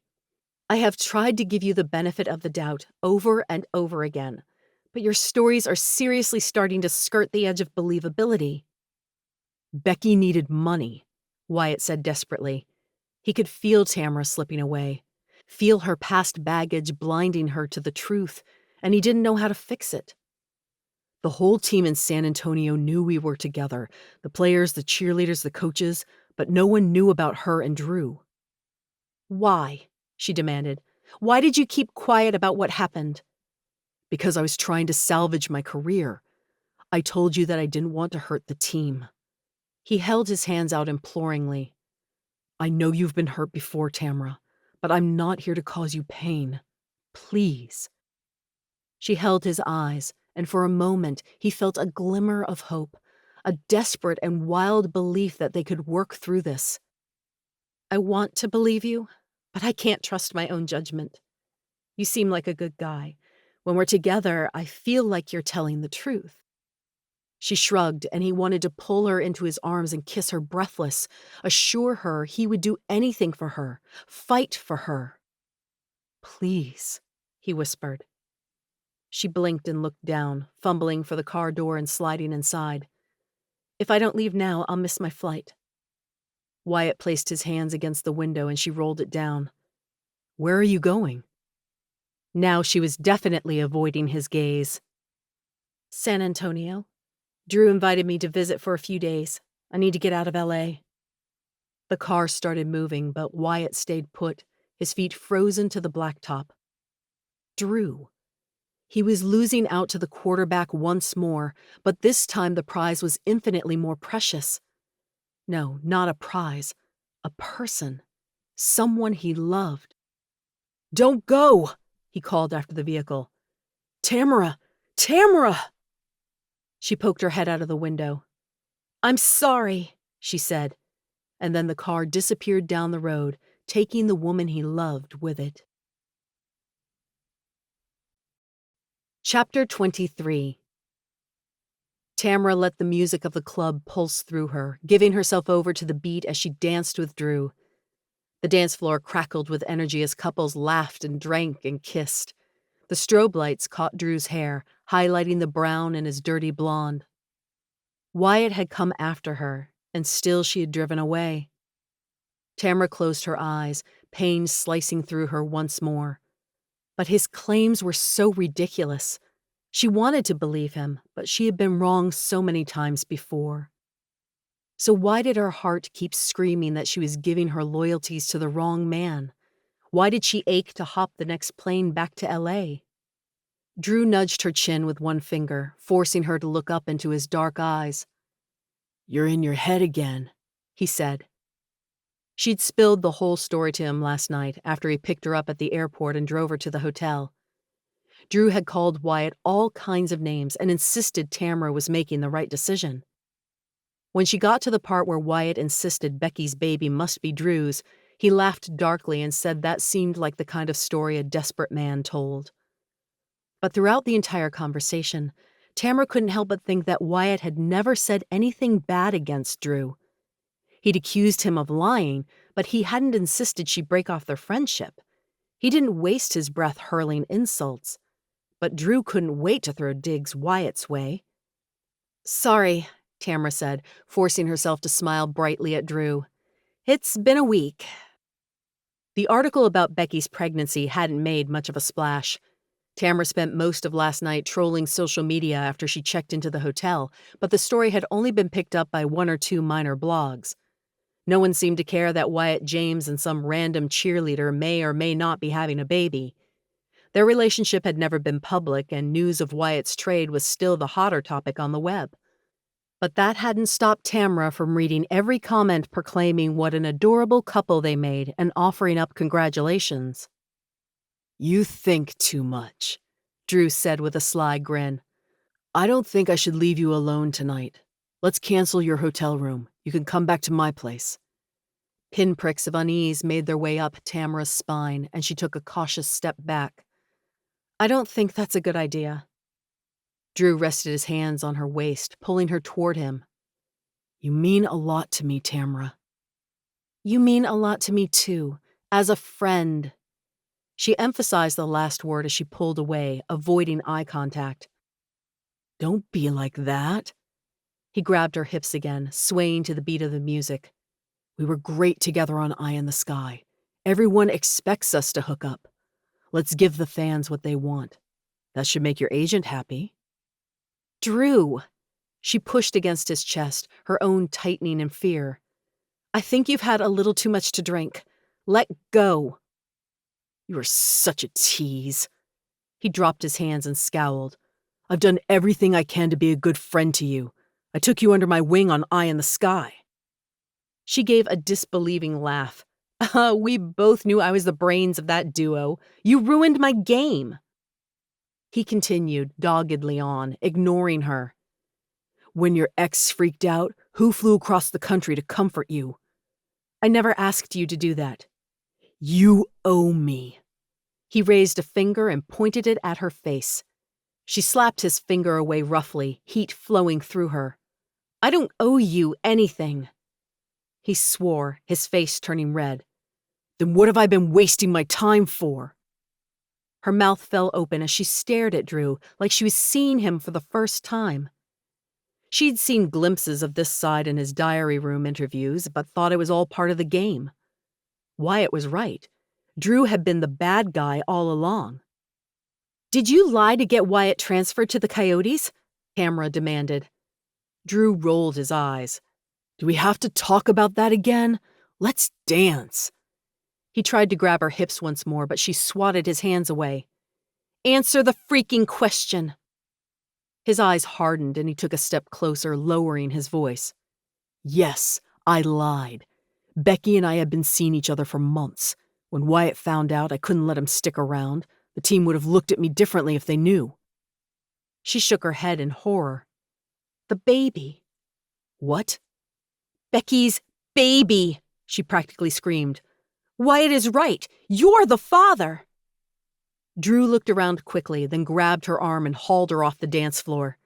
She yanked her arm from his grasp, but followed him out of the club and into the cool night air. "You are so naive," Drew sneered, his lips turning up in disgust. "Of course the baby's mine, but I'm not about to let a kid ruin my career." "I can't believe what I'm hearing." She ran a shaky hand through her hair. "You tried to ruin Wyatt's life. He's been the good guy all along. I was an idiot not to see it sooner." "You and me belong together," Drew shot back. "Everyone sees it. Why do you keep fighting the inevitable?" "Oh, no." She held up her hands and walked backward. "We're done, Drew." His face darkened and he grabbed her arm. "I never wanted Becky. She was just a fling." "Let go," Tamara said, feeling her palms grow clammy. She tugged, but Drew held on tight. "When I met you on Eye in the Sky, I realized you were a girl I actually enjoyed talking to, not just someone to mess around with in the bedroom. I want you so bad." Tamara let out a shaky laugh, still trying to pull away. "And you thought the correct way to win me over was to ignore your responsibilities and abandon the mother of your child? To let a good guy get harassed by the press? To try and ruin his career for something he didn't do?" "Tamara." Drew's grip relaxed and his eyes grew soft in the moonlight, the puppy dog look he'd used on Eye in the Sky to manipulate others into doing what he wanted them to. "I'm sorry. I only lied because I was afraid of losing you." She yanked her arm away and scrambled backward. "Well, congratulations, Drew. You definitely lost me." "Tamara," Drew called. She hurried back into the club and ducked into a hidden alcove. With trembling hands, she pulled her phone from her clutch and requested a ride through an app. A few moments later, Drew stormed past. Tamara shrank into the shadows, holding her breath until he was out of sight again. Tears filled her eyes and her legs began to tremble. She sank into a couch and dropped her head into her hands. Wyatt had asked her to trust him, but she had left instead. What a horrible, awful mistake. In the moment, it had felt wrong, but she'd ignored her gut and plowed forward. How would he ever forgive her? A few minutes later, she ducked out of the club and into the car waiting for her. "Where to?" the driver asked. Tamara stared at him bleakly. "What?" He gave her a puzzled frown. "You've got somewhere you want to go, right?" She sniffed and wiped under her eyes. The hotel was only 10 minutes away, but crying alone in a dark room didn't hold much appeal. She wanted someone to hold her and say everything would be all right, to assure her she wasn't irreparably broken and could fix her damaged relationship with Wyatt. She wanted her sister. The realization stunned her into giving the driver Katie's address. Soon he was dropping her off in front of a cute bungalow of whitewashed brick. Tamara thanked him and walked slowly up the front steps. She stared at the door for a long time. Once upon a time, she and Katie had shared everything. They'd competed, yes, but they had shared their joys and heartaches too. They'd been each other's best friends. All that had changed when Tamara started dating Caleb. She took a deep breath, then knocked. A few moments later, the door opened. Katie's hair was disheveled as though she had been asleep. Mascara was smudged under her eyes, and she wore a ratty camisole and basketball shorts. "Tamara," she rubbed her eyes as though not quite believing them. "What are you doing here?" "I guess I just needed my sister." Tamara's voice broke on the last word. Would Katie tell her to go away and never come back? "Can I come in?" Sure." Katie opened the door wider and motioned her inside. Tamara entered, relief flowing through her. The living room was dark, but Katie flipped on a light. It looked much the same as it had the last time Tamara had been there, barely more than a month ago. They had spent 5 frustrating hours putting personalized wrappers on miniature candy bars as part of the wedding favors. White couches were still arranged around a barnwood coffee table. The television still sat on a hutch that Tamara had helped Katie refinish shortly before Caleb ruined everything. "What are you doing in town?" Katie asked, grabbing a glass from the kitchen cupboard and turning on the faucet. "I was visiting Drew." Tamara took a seat on the couch and accepted the glass of water Katie handed her. "You look awful," Katie said, but there was an edge of satisfaction in her voice that stung. "What happened?" Tears filled Tamara's eyes again, and she shook her head quickly. "Please, can we not pick at each other tonight? I just need my sister." Katie folded her arms. "I'm sitting right here." "I'm sorry," Tamara choked out. She wiped under her eyes. "I should have told you about the texts immediately." Katie looked down, playing with the hem of her shirt. "I probably wouldn't have believed you unless I saw the evidence for myself." "I should have realized how overshadowed you felt," Tamara plowed on. "I should have listened to what you weren't saying as much as what you were all those times." Katie's eyes softened and she scooted to the edge of the couch. "I'm sorry, too," she whispered, her eyes luminescent. "I should have told Caleb to take a hike the first time he made a move, but I was so flattered. And now, oh, Tamara, I've made such a mess of things. Can you ever forgive me?" "Of course," Tamara said. She held open her arms and Katie fell into them, the two of them crying and hugging. Tamara closed her eyes, relishing the realization that she had her little sister back. "I never should have come to LA," Katie said. "I suck at apologizing. I swear I didn't plan on storming out in a rage." Tamara laughed. I should have been kinder when you showed up. I knew how hard it was for you to say you were sorry. I'm done competing with you, Katie sniffed, wiping under both eyes. I just want us to be friends, because I really, really need a friend right now. Me too, Tamara said. She looked around the dark bungalow. Is Caleb still asleep? Katie's eyes darkened and she shook her head. He's doing the music for a wedding tonight. I don't expect him home for another few hours at least. So Katie had given him another chance. He was still living here, for better or worse, and Tamara was still going to have to deal with him at least sometimes. I know what you're thinking, Katie said, her voice tight. I should have kicked him out, but he's my husband. Tamara reached out and clasped Katie's hands in both of hers. I support whatever decision you make. Katie's lips turned up in a smile and she gave Tamara another hug. Thank you. Now, tell me what's really going on. You're a total mess. For the next hour, Tamara spilled out everything that had happened over the past month. When she finally told the whole story, Katie shook her head in disbelief. Wow, she said. I know. Honestly, I'm not surprised. Drew was kind of a creep on Eye in the Sky. I never really understood why the two of you were friends. Tamara's mouth dropped open. And you're just now telling me this? Katie held up her hands. I'm sorry, okay, but I thought you'd bite my head off if I said anything at the wedding. Things were already so tense.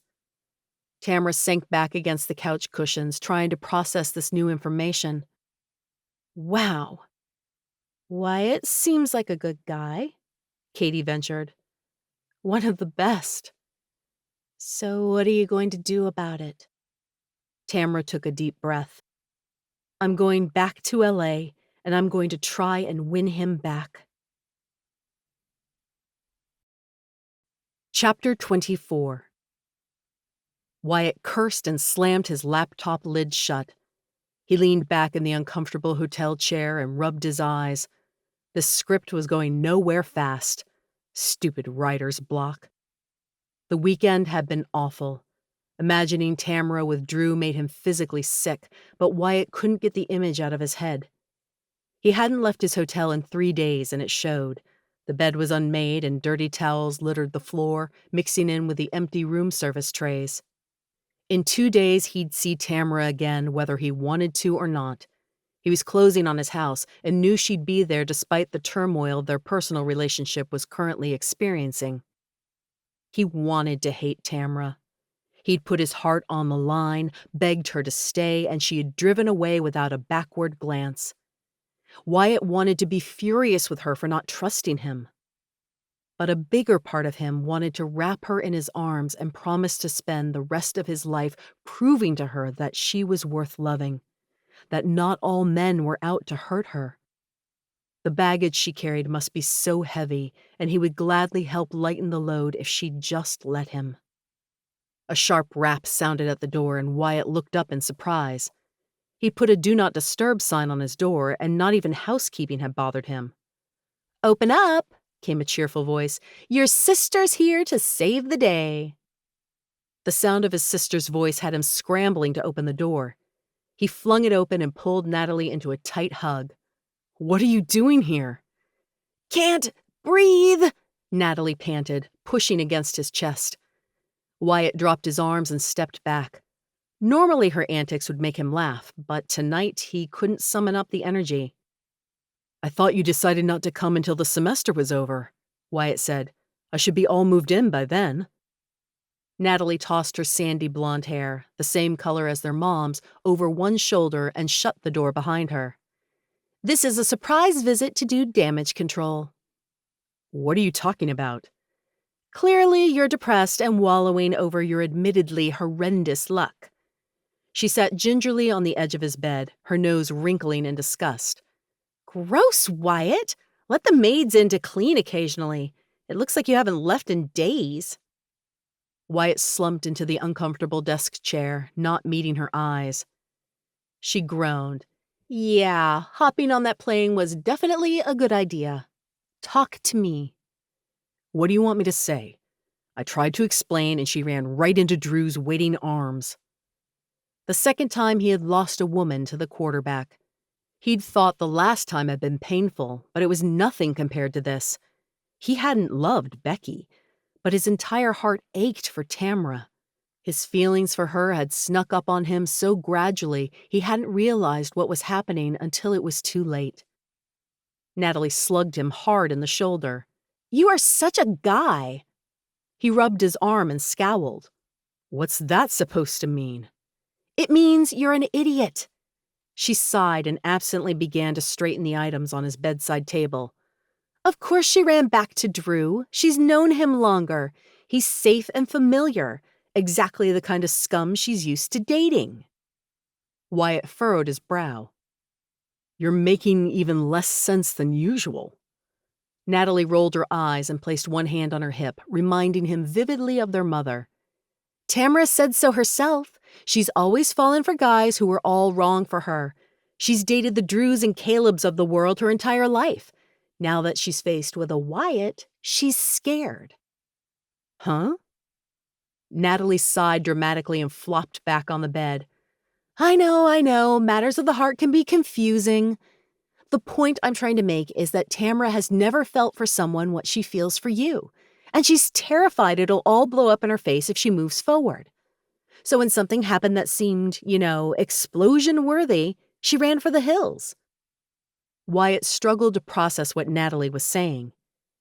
"You're saying she freaked out and left because she did believe me? She knew all along I was telling the truth?" "Maybe. You'll have to talk to Tamara to find out for sure." Natalie lifted one shoulder in a delicate shrug. "What I'm saying is that I've never seen you this way over a girl." That's because he had never been in love before. The weeks following Becky's betrayal had been difficult, but more because of the situation than because he wanted her back. Wyatt rubbed his jaw, considering Natalie's words. He certainly hadn't felt like his heart had been ripped out of his chest and stomped on with Becky, that was for sure. It hadn't hurt to breathe, to imagine a life without her. "So what do I do about all this?" Wyatt said cautiously. "Tamara is in San Antonio with Drew right now. They've got history together." "History we both know was built on manipulation and lies. Did you even pay attention to the show? He totally destroyed her game." "Yeah, but it was a game." "It showed his true colors," Natalie countered. "So I'm supposed to, what, declare my undying love to her? Wave a magic wand and somehow make her forget all the lies and accusations she's heard against me?" "Seriously, do I have to do all the work for you?" Natalie tossed her hair over one shoulder, a sure sign of annoyance. "Tamara needs to be reminded of who you really are. She needs to be shown the real Wyatt, the one she fell for, outside of all the rumors and speculations and evil quarterbacks trying to ruin your life." "Sure, because that will be so easy to show her." "You know, Tamara." Natalie's eyes softened and she leaned her chin in her hands, holding Wyatt's gaze. "Not the girl on Eye in the Sky, or the woman who sells houses, or even the actress who goes on auditions with Hollywood agents. You know her, and that's what you have to show her, that both of you have been real with each other.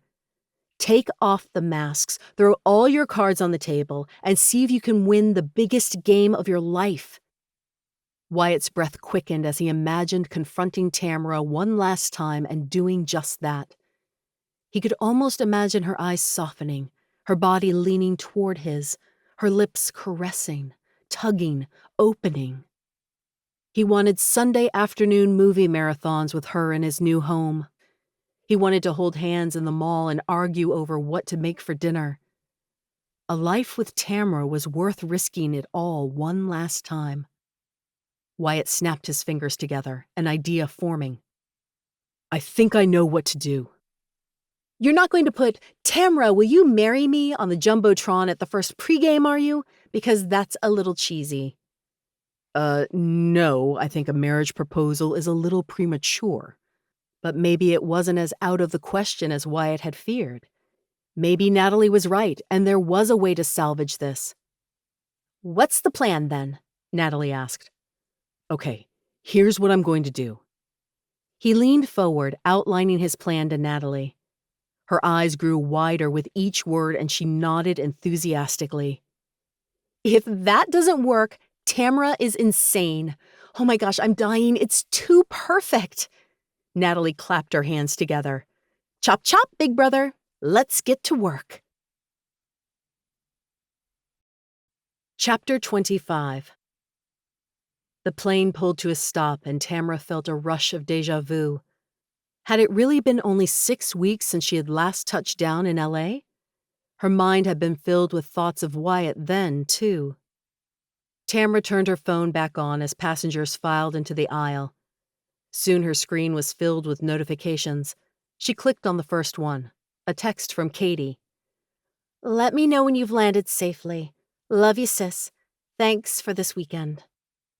Tamara's broken heart put another piece of itself back together, and she quickly texted Katie back.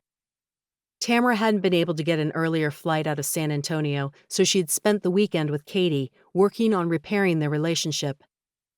Tamara had only seen Caleb once. Their conversation had been awkward and uncomfortable, but Tamara had tried to keep things distant while still being polite for Katie's sake. The twinge of betrayal was still there. It would take a while to fade completely, if ever, but as she spoke to Caleb, Tamara realized that it had lessened to a dull ache. The weekend had been healing in so many ways. Whatever happened with Wyatt, Tamara would be okay. As much as it hurt to think about failing in her mission to win him back, Tamara knew it was time to start trusting herself. She knew it wasn't a change that would happen overnight, but she was also confident that in a year she'd look back at this moment and be proud of the progress she'd made. She flicked over to the next text and saw it was from Herschel, her agent. Audition at 4 p.m. today, he'd written, followed by an address. Tamara glanced at her watch and gasped. It was already after 2 p.m. Her fingers flew over the screen as she texted Herschel back. I've been on a plane and just barely got this. I'm not sure I can make the audition. She moved into the center aisle and was nearly off the plane when her phone rang again. Do whatever you need to and make the audition. They really want you for the part. I haven't even had time to read over the script. You do great at cold readings. Trust me, this is one you don't want to miss. Tamara chewed on her lip, then finally texted him back one letter. K. It would be tight. No time to rush back to her condo and change clothes. She'd have to head to the audition straight from the airport. As Tamara waited in baggage claim for her suitcase, she sighed. What was the point? In the past month and a half, she had been on 4 auditions and only received 1 callback. She thought of Wyatt, his wide grin turning her insides to goo as he insisted that one day she'd make it. When Tamara's suitcase came around on the carousel, she took a deep breath and grabbed it, then headed to grab a ride. What was that saying?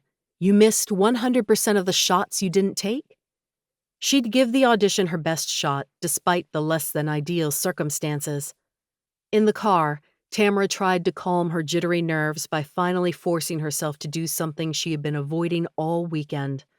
Text Wyatt. I'm sorry. You were right. I should have trusted you all along. She stared at the words on the screen, feeling her heart somewhere in her throat as her entire body tingled with anticipation and worry. The words were so inadequate, but she didn't know how much more she wanted to say in a text. But calling him up would take more courage than she currently possessed. Hearing his voice would undo her already strained composure. She took a deep breath and pushed send. A few minutes later, her phone dinged. What happened? Wyatt asked. She should have put on her big girl panties and just called him. It was so hard to tell the tone in a text. I'd rather tell you in person. Can you come over for dinner tonight? I have a lot of groveling to do. One nail made its way into her mouth as she held her breath, waiting for his response. She didn't have a plan B if he refused to come over. Maybe she'd show up at his hotel and refuse to leave until he heard her out? That seemed a little stalkerish. At least they'd see each other at the house closing no matter what. Finally, the text came. Okay. One word. Not exactly an enthusiastic acceptance of her invitation, but she'd take what she could get. 7 o'clock? She asked. I've got an audition, but should be back by then. See you then. She closed her phone and leaned her head back against the seat. Get through a blind audition, figure out what to make for dinner, then tell Wyatt she had been wrong and beg for forgiveness from the love of her life. Easy peasy. The car pulled up to the address and Tamara's brow furrowed in confusion. The Coyotes stadium loomed above her, the lights aimed at the field just visible above the bleachers. Are you sure this is the right address? Tamara asked. Yeah, the driver said. Okay, thanks. Tamara got out of the car and walked into the stadium on trembling legs. Maybe Wyatt hadn't exaggerated about his poor performance in the commercials, and Luke had decided to bring in some actresses instead. So Tamara was going to, what? Dress up in a cheer skirt and shell top, then wave some pom-poms for the camera? They must have dozens of actual cheerleaders to pick from who would do fine in front of the camera. Die-hard fans would spot an actress from a mile away. The stadium corridors were empty, and Tamara's heels echoed with each step. Metal doors were pulled down over the concession stand openings. Thick fabric coverings hid the food carts. It was strange to be here without the crush of fans and the distant roar of a cheering crowd. Kind of eerie. A woman appeared underneath one of the concrete gates leading up to the stands. She was tall but thin, with long sandy blonde hair and a pretty smile. As Tamara got closer, she realized the woman looked young enough to still be in college. Hi, the woman said brightly, extending a hand. Hi, Tamara said, shaking the hand cautiously. You must be Tamara. The woman laughed. What am I saying? Of course you are. I recognize you from Eye in the Sky. I'm a huge fan of that show. Anyway, come this way, please. The audition is right through here. Tamara let the woman tug her through the gate. She kept chattering, not seeming to expect Tamara to do more than listen. They wove their way through the cushioned chairs next to the sideline. Here we are, the woman said. Tamara still didn't know her name. Tamara raised an eyebrow, glancing at the pristine field of lush green grass. The audition is on the field? That's right, the woman said cheerfully. She pulled a stapled packet from the folder she carried and handed it to Tamara. If you'll just head out to the field, we can start. Tamara took the script, looking around for a casting director or another actor. Anyone who didn't look like an intern. I don't know if my agent told you, but I haven't had time to read through the script. The woman waved a hand through the air. Not a problem. I'll be right over there. She pointed to a bench so far away, Tamara wondered how she'd be able to hear the audition. Tamara could project her voice pretty far, but that still seemed like an odd place to watch from. Okay. Tamara flipped through the script, not really seeing the words. Who's reading the other part? He'll be out in a minute. You can get started without him. The woman headed toward her faraway bench, apparently done answering questions. Okay, then, Tamara muttered as she walked onto the field. She slipped out of her heels and left them on the sideline, acutely aware of the punctures they'd make in the field. Soft, cool grass tickled her feet as she stopped and shaded her eyes, trying to see the woman despite the glare from the afternoon sun. Is this okay? The woman held up her hand in an okay sign. Perfect! So you don't want me to wait for the other guy? Nope, the woman called. Start reading. He'll be here soon enough. This was definitely the weirdest audition Tamara had ever been to. She focused on the page and silently read the first stage direction. A beautiful woman steps onto the football field. Her posture is defensive, arms folded and eyes cautious. She's scared to give the hero the power to hurt her again. Tamara cleared her throat and began reading. What are you doing here, Wyatt? Her voice stumbled over the word and she looked up from the paper quickly.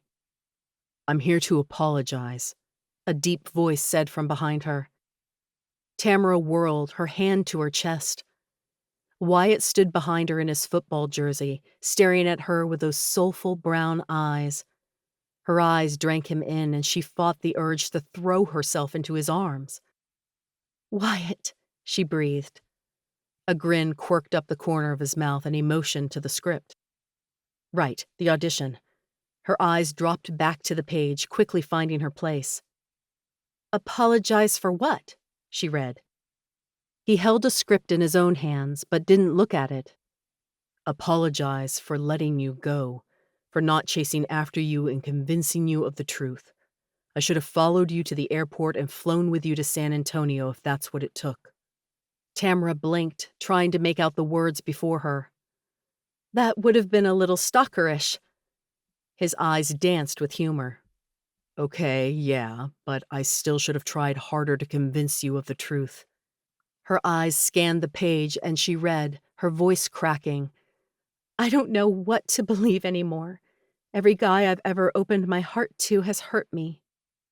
Wyatt took a step forward. Every hair on Tamara's body stood at attention and it was suddenly very hard to breathe. I know, he said, his voice a gentle caress. And I understand why you ran.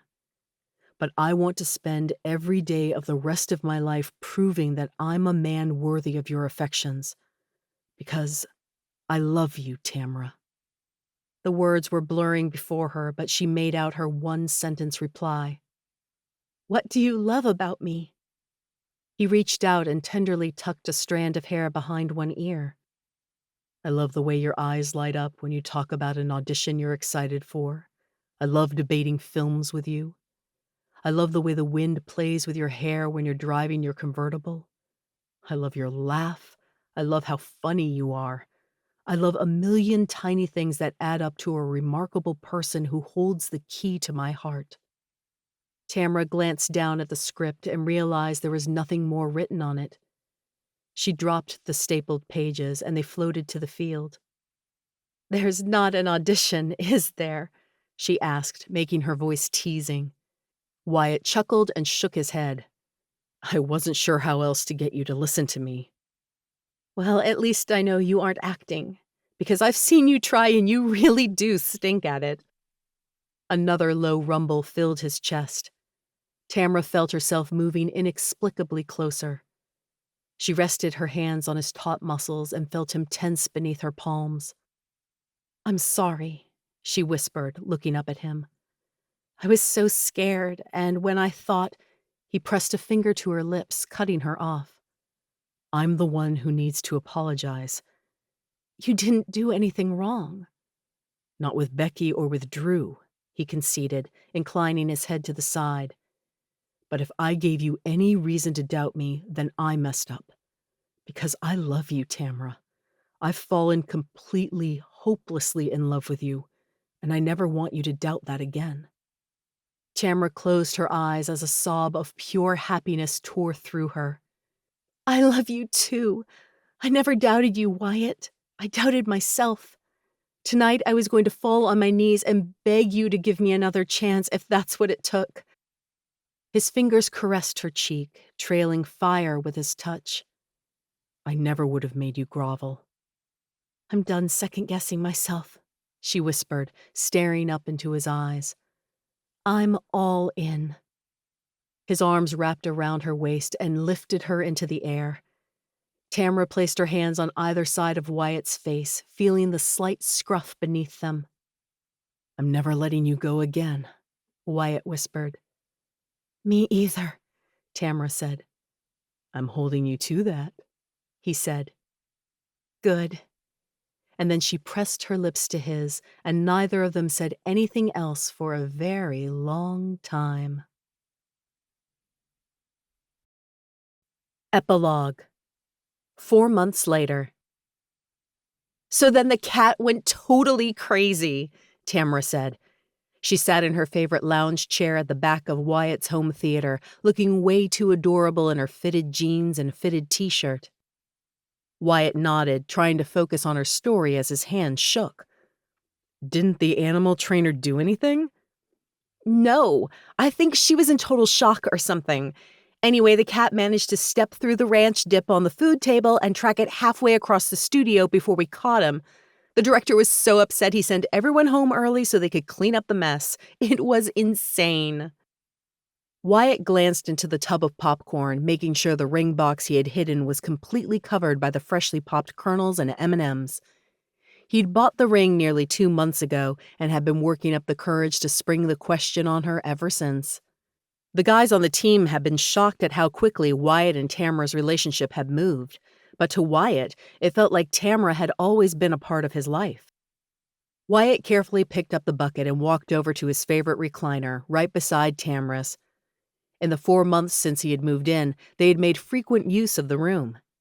After a spirited debate that ended in a very pleasant kissing session, they decided to start with the classic silent movies from the 30s and moved forward in time to where they currently were, the 90s, the age of romantic comedies, as Tamara liked to call it. "I'm glad you're liking your new job so much," Wyatt said. The film was an independent project with a first-time director, but Tamara had been cast in the lead role. Wyatt had no doubt she'd slay it. "So much better than selling houses." Tamara glanced around the theater room and grinned. "No offense. Anyway, how was your day?" "Practice was great," Wyatt said. He handed her the tub of popcorn, struggling to keep the motion casual. His heart was going to beat out of his chest if he wasn't careful. "So you really think you might make it to the finals this season, huh?" "I think we have a good shot." The team had made remarkable progress over the summer, and their first game was next week. "That's great, Wyatt. I'm so happy for you." She picked up an M&M from the popcorn and grinned. "Ooh, you put M&Ms in it. Excellent." "I know the way you like it," Wyatt said, struggling to keep his voice steady. Her hand dug into the popcorn and he held his breath. But she didn't find the ring box. "I like M&Ms in my popcorn, but you don't." She leaned over and gave him a kiss on his cheek, sending his heart racing. "Thanks, babe. Did you hear back on the script you submitted yet?" "Nothing yet," Wyatt said. He'd finally sent one to a director he was distantly acquainted with in Hollywood at Tamara's suggestion. Wyatt wasn't holding his breath. He knew the likelihood of selling the first script he ever pitched was minuscule. But he also knew that the thought of retiring from football no longer made him break out in a cold sweat. He'd enjoy his football career however long it lasted, and when the time to retire finally came, he'd pursue screenwriting full-time. "He's insane if he doesn't option it," Tamara said. Wyatt kissed her on the head, feeling so much love for this woman sitting beside him that his heart felt like it might burst with happiness. He glanced again at the popcorn tub and reached for the remote. "Should we start the movie?" "Sure. What are we watching this time?" "Runaway Bride," Wyatt said. Natalie had finally convinced him it was the perfect film for tonight. "Awesome." Tamara snuggled into him as the opening credits started. Wyatt tried his best to pay attention to the movie, but he kept eyeing the popcorn, monitoring how low the tub was getting. Maybe he should have placed it closer to the top because this weight was going to kill him if the nerves didn't do it first. Tamara was completely engrossed in the movie. She uncovered the ring box, and for a moment, Wyatt's heart stopped beating as he waited for her to discover it. But her eyes never strayed from the screen, and she grabbed a handful of popcorn, missing the ring box by centimeters. As Ike made his romantic proposal to Maggie, Wyatt watched Tamara's eyes grow luminescent with tears. She reached into the popcorn, and her hand finally hit the ring box. "What on earth?" She glanced down, her attention pulled away from the movie for the first time since it started, and held up the ring box. This was it. Wyatt paused the movie and took the box gently from her hand, dropping to one knee. "Tamara Hadley," he said quietly, flipping the box open. His hands shook, but he kept his voice steady. "Oh my gosh," Tamara whispered, staring at him with wide eyes. "I didn't write a script for this one," he said. She laughed, and the sound was nearly as unsteady as his hands. His heart squeezed like it had been wrapped in a warm hug. "But I don't need a script to tell me I love you with my entire soul," Wyatt said. A dozen different sentences swirled through his mind, but none of them seemed adequate for this moment. He gulped, losing himself in her hazel eyes. Finally, he settled on the truth in its simplest form. I can't imagine spending the rest of my life with anyone else. Will you marry me?" "Yes!" Tamara shrieked. "I was beginning to think you'd never ask. Yes, you crazy man!" Wyatt pulled the ring from the box and slipped it onto her finger, then pulled her close and kissed her soundly. Later, he'd tell her about how long ago he had bought the ring, how he had taken to carrying it around in his pocket, hoping for the perfect moment to ask her to be his. But right now, he wanted to savor this moment. Tamara Hadley was going to be his wife. He brought her hands to his lips, the sight of his diamond ring on her left hand filling him with immense pride and happiness. Tamara laughed, wrapping her arms around Wyatt's neck and pulling him close. "I love you," she whispered. He groaned, pulling her more tightly against him. "I love you too," he said, and then he kissed her.